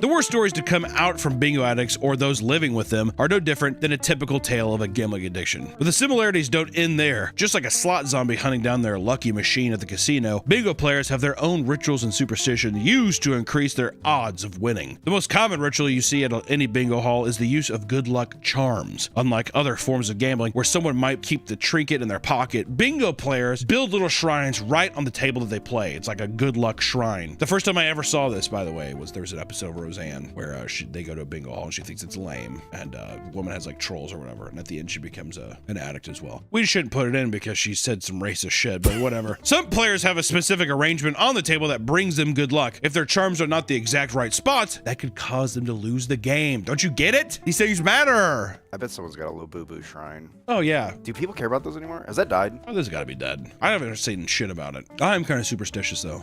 Are you? I am. I feel like if I went there, I would need to have a. What would your lucky trinket be? An old person. Would you bring an old person? Grandpa. Yeah. You probably could. Is it well I guess if you're in Japan. I was gonna say in Japan you could be like, there's literally like rent an old man. He just like walks around with you. I would just take someone out of the retirement home. Come on, Grandma. Bingo time. If you want to enhance your shrine and maximize your chances of winning, then you can even purchase bingo candles. These candles are usually filled with glitter and bingo oil, which is alleged to have magical properties that channel energy to attract money and prosperity. We got to get some bingo oil. I was gonna say, where can you buy bingo oil? It's probably on Amazon, yeah. We should get some bingo oil. You can also just buy the oil and use it like a cologne to get the same effects, which I will say the bingo canister there looks pretty fucking sick. The charms can range from small metal bingo card keychains to stuffed animals and pictures of Jesus Christ himself. A good luck charm can be literally anything, and each player usually has a story explaining what makes their specific item so lucky. One couple brought rubber cockroaches to a game hoping to scare their friends who they knew hated bugs. Even though the friend now refuses to sit with them during bingo, the couple ended up winning the prize pot. Now a handful of rubber roaches comes with them to every game. See, that'd be me. I'd wear the same socks. I'd wear the same outfit every time. I never wash it. You can't wash the luck off. You got a good, well, if the bingo cologne is on it too, then I definitely don't want to wash it. But it would reek. I'd reek. But no one would sit next to me. You gotta eliminate the competition. Get them out of there. Those are more cards that I have to compete against. Get them out. Do you think, is that a strategy wrestlers use, by the way? Random, but I just thought, like, do you think they don't wash to be stinky, to kind of lower their... Like Olympic wrestlers? Yeah. Maybe. I would. I'd put butter all over myself. No one wants to touch a stinky guy. Can you imagine seeing a guy covered in butter and like maple syrup? You'd never want to touch that guy. It's disgusting. Bunch of fucking flies on me and stuff. Yeah, right, dude. No one would want to touch my ass. Beyond charms, many players have superstitions to ensure a good game. These beliefs can be as simple as using specific pins or sitting in a specific spot, but they can also be as crazy as blocking certain people from calling because they believe receiving calls during a game reduces their luck. Just like slot players, bingo players have their own chants and spells they believe get them closer to the jackpot. Spells? Yes. I don't count out spells now, dude. Ever since those Swifties, they convinced me, dude. Witchcraft is fucking alive and well in the country. Did anything bad happen after the spell? They cursed you. They wanted your teeth and hair to fall out. That didn't happen, luckily, but I did gain like 8 pounds. Oh. So it's gotta be the Swiftie curse.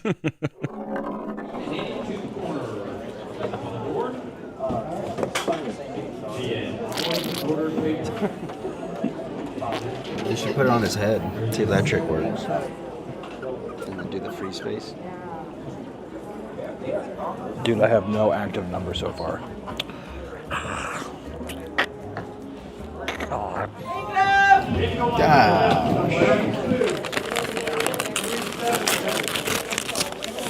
The events that we just did, do they pay out cash or is it like a credit or something? Like that's not taxable stuff.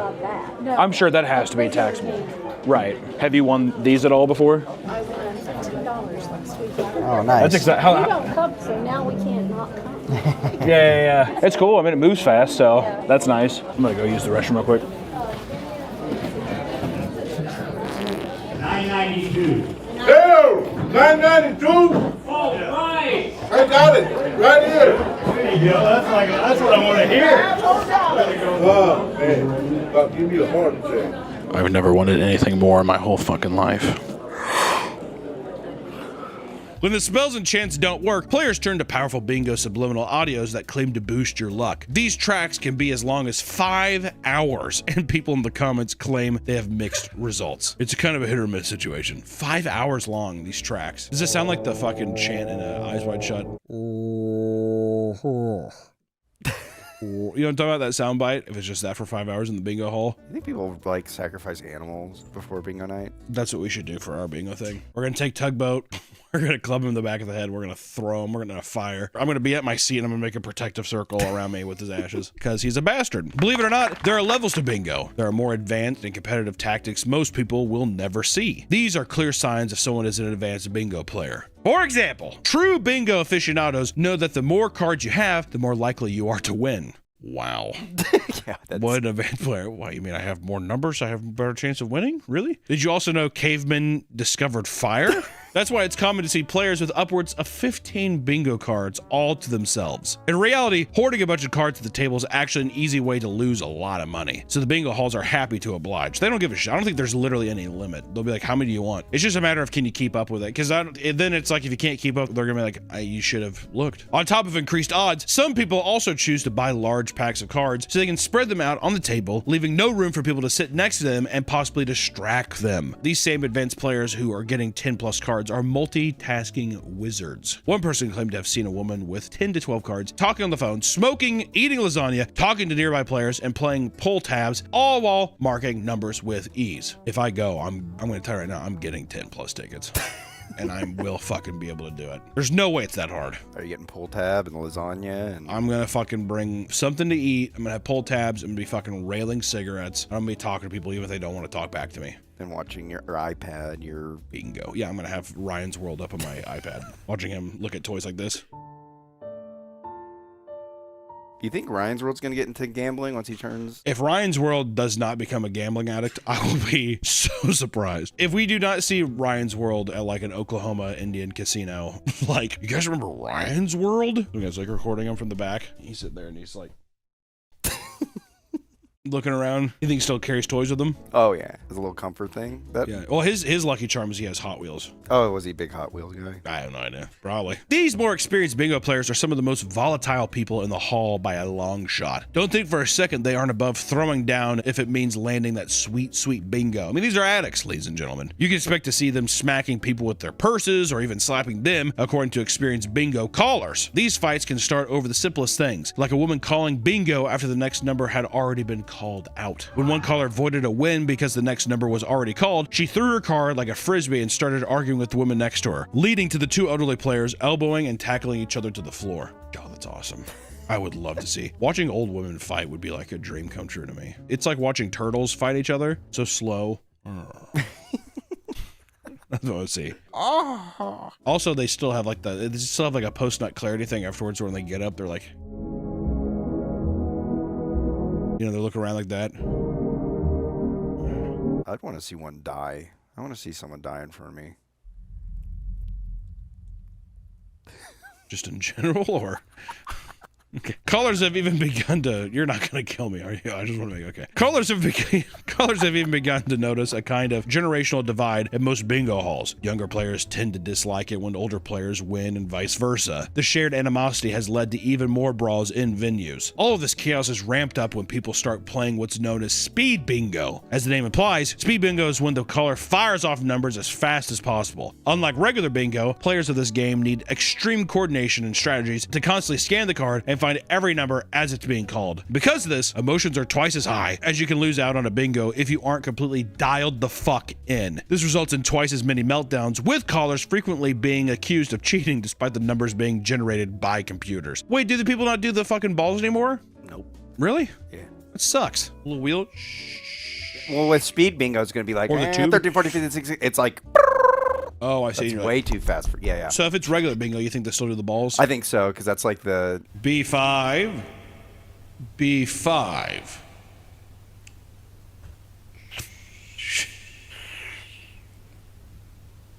B20. I'm already, like, that would drive me insane. I don't know. I'm curious. Let's check in on how we're doing so far. This is fucking bullshit. Everyone in here is so tense. It's so competitive. I fear for my life in here. I fear for my life. What do you think of that right there? God, why would Allison send that to you? Chip Hazard, I need you more than ever right now. How you doing? I think I'm doing not so good. Oh, God. Oh, my God. Damn, already? Holy shit.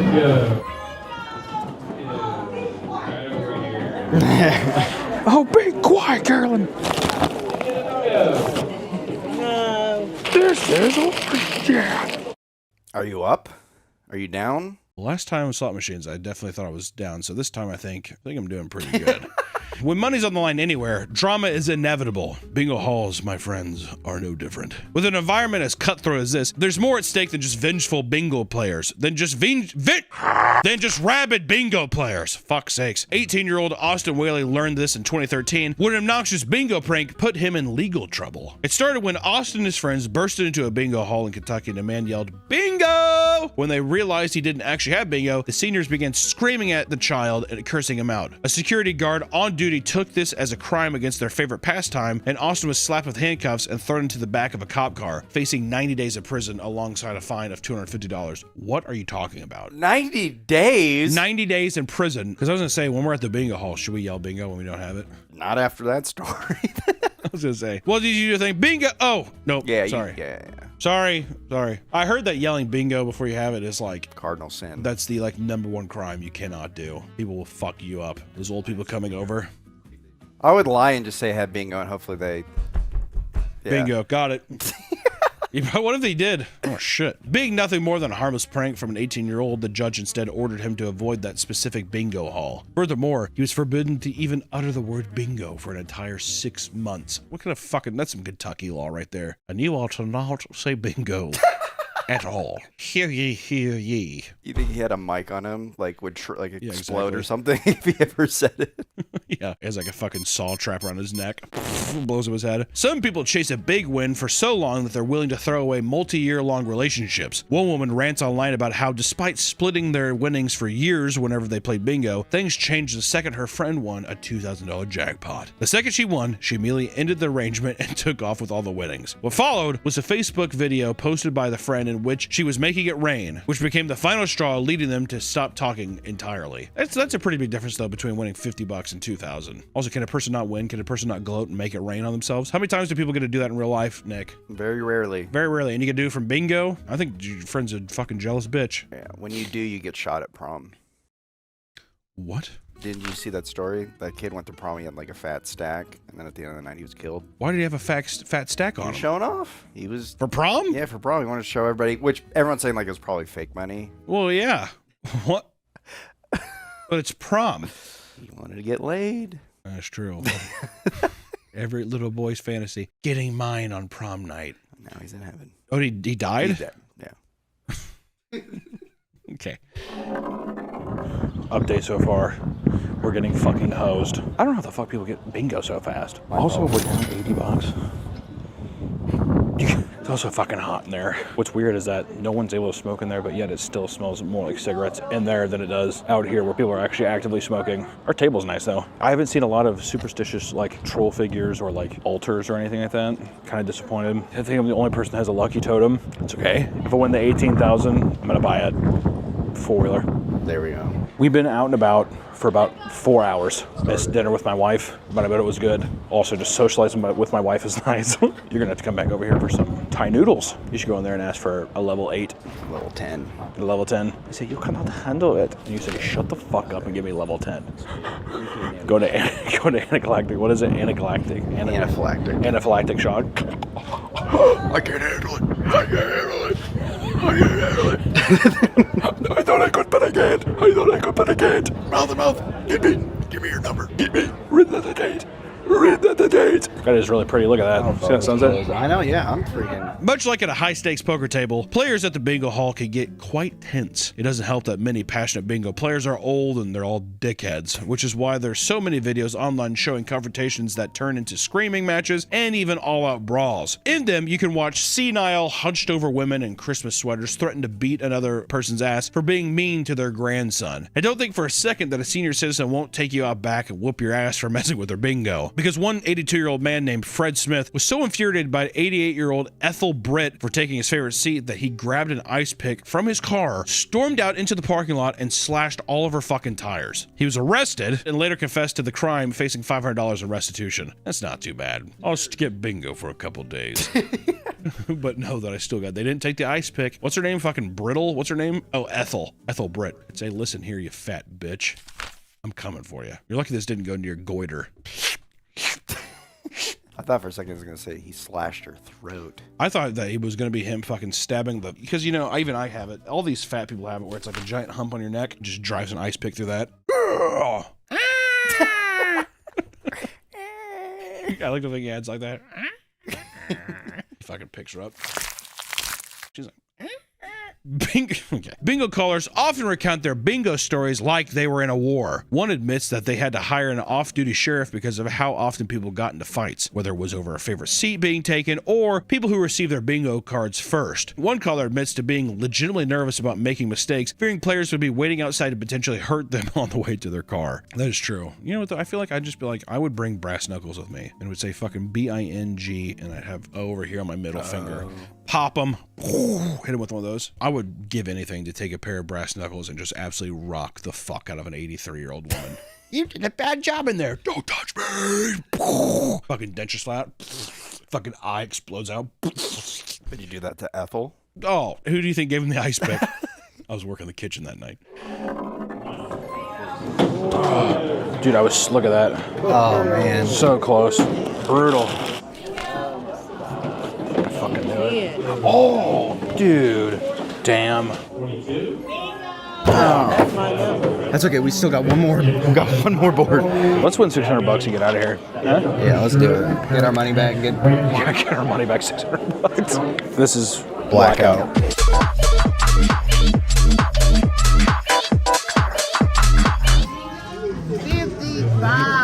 That was horse shit.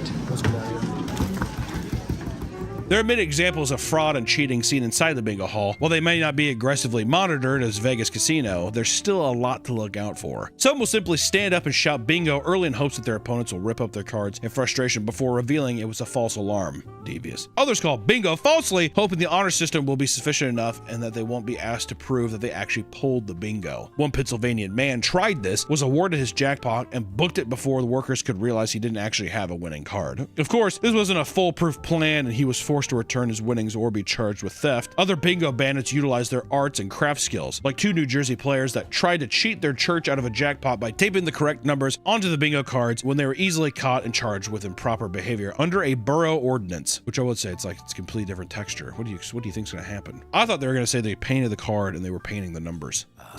Quickly drying it. Like, well, you just put a sticker on this. No. Yes. When these lazy attempts fail, some simply resort to stealing winnings from seniors because they know they can't fight back. These jackpots pale in comparison to the millions made throughout one of the biggest bingo fraud cases in history. It all started with a non-profit organization called the Guam Shrine Club. My God. Oh, I'm telling you, it's fucking eyes wide shut stuff. What are they doing in the back of the Guam Shrine Club? They're killing people. What the fuck are Shriners? Shrines? No, Shriners. That's like I think that's what it is. They have little fez hats. I'm pretty sure those are called Shriners. I don't know. All right, well, period. End of that conversation. The Guam Shrine Club, which sponsored bingo games at the Hafa Adai Bingo Parlor, claiming the money would go to charitable endeavors like helping families cover travel expenses so they can receive medical care at the Shriners Hospital for Children in Hawaii. Over the course of several years, they made around $34 million. In reality, this was a money laundering scheme in which nearly $11 million were deposited into various bank accounts. The ringleader, 49-year-old Michael Lizaso Marasigan, and his cohorts created an illegal gambling business and fooled people under the guise of helping the sick and needy. Of the massive funds they received, it's currently reported that only a little over $140,000 was used for its intended charitable purposes. My God. The FBI and IRS began a lengthy investigation and eventually made co-conspirators plead guilty and were ordered to pay restitution ranging from 6 to 7 figures on top of lengthy federal prison sentences. Michael, the ringleader, was found guilty of charges of conspiracy to operate an illegal gambling business, money laundering conspiracy, money laundering, and conspiracy to commit wire fraud. He was ordered to pay back well over $10.75 million and was sentenced to 22 years in prison. But during a court-approved medical trip to the Philippines, he fled and never returned. He is now currently a fugitive on the run. It's crazy, man. Bingo, much like any vice, is best practice in moderation. It's a simple way for older people to have some fun and get out of the house, but there will always be some that turn it into something far more degenerate. While it's easy to poke fun at the game, there must be something to it if younger generations are flocking to it and keeping the game more alive than ever. So, give it a try if you want. Just be careful. And for the love of God, don't call bingo unless you're goddamn sure you have it. Take care, guys. We'll see you next time.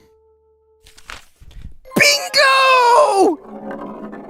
Okay, we went and played bingo. We lost. Big time. I tried doing a recap, but the gates of hell were opening up outside and there was a tornado warning. I guess, you know what's the thing that you're right. Had no idea because they threw black sheets over the windows, so we didn't win. But I will say, legitimately, we had a lot of fun. I can see how people could get into the groove of like making this a normal tradition. We were probably the younger, there maybe have been a couple younger people than us there. But I mean, it was like 300 people, probably go there every week. It's their social thing. I mean, initially for each of us, it was $20, and then you add some stuff. I think by the end of the night we spent like $100. That's not bad. The air of competitivity, the competitive nature in the air was so addicting. There was times I just forgot that we were even recording. I was just like so fixated on it. It's so simple, and also the people at our table were really cool. We really liked that. But also my favorite part of the whole event was people being like, "Yeah, fucking Carol's just gonna win this one again." Yeah. God.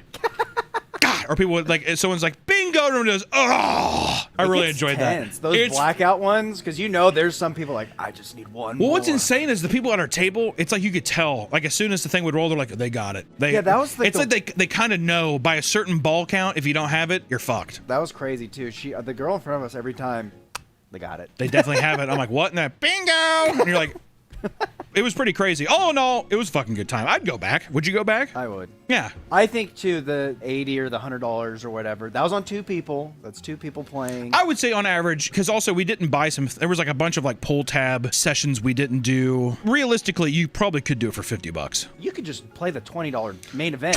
First off, $20. Yeah. That got us 17 games. Over the. And I will say we were there for. Well, we got there way too early. We got there way too early. It was like 4 hours of bingo, and that went by like, I mean, like fucking so fast. It was crazy. And then yeah, like when you're not playing games, the guy next to me, he would just read a book. Yeah, well, they were also. Give me. I didn't really hear this. I was too locked in, and you were closer to them. Give us what was happening with the lover's quarrel at the end of the table. I hope there's like moments on the mic you could pick it up, but his wife was just grilling him. He would like miss something, be like, oh shit, and he'd be like, God damn it, Gerald, you keep fucking this up. You know what's weird is I did not get that from them when we first talked to them. Yeah, no, she was very sweet. They were both very sweet, very kind, showing us stuff we were asking, because we sat by these 2 guys before. Oh, and they were like cold. very cold. These 2 redneck guys, and we were like, "Hey, so when does this start?" And the guy was like, like 6:40 or whatever. I'm like, okay, first off, let's not act like you haven't been here every fucking week for the like however many years, dude. Like, why don't you go, I guess I'll go fuck myself, right? But these people were very chatty, very nice, and they were like, oh yeah, well we come up for, you know, this is our new thing, whatever. But yeah, then to hear that there's that storm going on, I'm like, see, that's the bingo. That's the fucking bingo. Because they're like, oh yeah, well, how can we not come? It's like letting their guard down a bit. Those motherfuckers are competitive. At the end of the table, you can tell. Was there anything that you were disappointed in? I mean, not winning. Well, not that. I mean, like, that's what I mean, like, in the actual experience. Like, I wanted to see way more people have, like, good luck charms. I brought my chip hazard, it didn't do anything. Unluckiest fucking toy I have. Bad luck charm. It was horrible. Well, to be fair, it's a toy that got ran over. I don't know why I thought it would be a good luck charm, but I wish that there was more of that. More, like, ritualistic stuff of, like, I have to set my stuff like this. I was surprised there's a police officer there. That makes sense with loose cash, because a lot of the stuff is cash games or whatever, so that makes sense to me. And then someone did order, like, DoorDash, which I thought was funny. I thought the DoorDash was kind of gross, if I'm being honest. They sat there, the guy came in, he was looking at it, and this girl was like, here. It was just like a big fucking thing of Thai food. I'm like, I don't know what it is about public events and spaces. People eat Thai food. It's the same with magic shops. It's unfucking believable. So stinky. Why do it? The styrofoam's dripping fucking. It doesn't matter. But all in all, it's a fun time. Yeah. All right. So what if we said anything negative about bingo? I eat my words. I thought it'd be less fun. And it's quick. It's fucking... Dude, fast game. There was sometimes when we were sitting there and I was just like, how the fuck do you have it so quick? It is impressive to have like 4 of those actual sheets, because each sheet comes with 9 games. Or 9 boards or whatever. You're looking at 30 plus boards. When we had 12, the 3... like trying to go, yeah, it was... I was like, this is way too... Like, he'd call a number. The second I was done, he'd call another number. And I was getting a little nauseous. Getting bad. Yeah, when you told me that, I was like, what the fuck? He was just like, yeah, I kept getting nauseous looking down on the numbers. I was like, my God, dude. There's 86-year-old people with like actual oxygen tanks just like... And the Nick's off to the side like, oh, God. I have to look at the numbers? Jeez Louise. I wish you would have thrown it at the table. I was hoping I'd throw up. I was crossing my fingers, hoping I would throw up. This content is so funny. This would be such elite content. Yeah. Oh, there you go. Bingo. It was a lot of fun. We'll go out and do it again. I will be going back. I'll be going back with my wife. I told Allison, I was like, you would love this. Go on Friday. The 20,000 plus. Well, there's only 100. They're only allowing like half the people to be in there that day. It's gonna be a fucking madhouse. I don't want to be there. It's gonna be a fight. All right, that's the bingo video. We'll see you in the next one. Bye bye.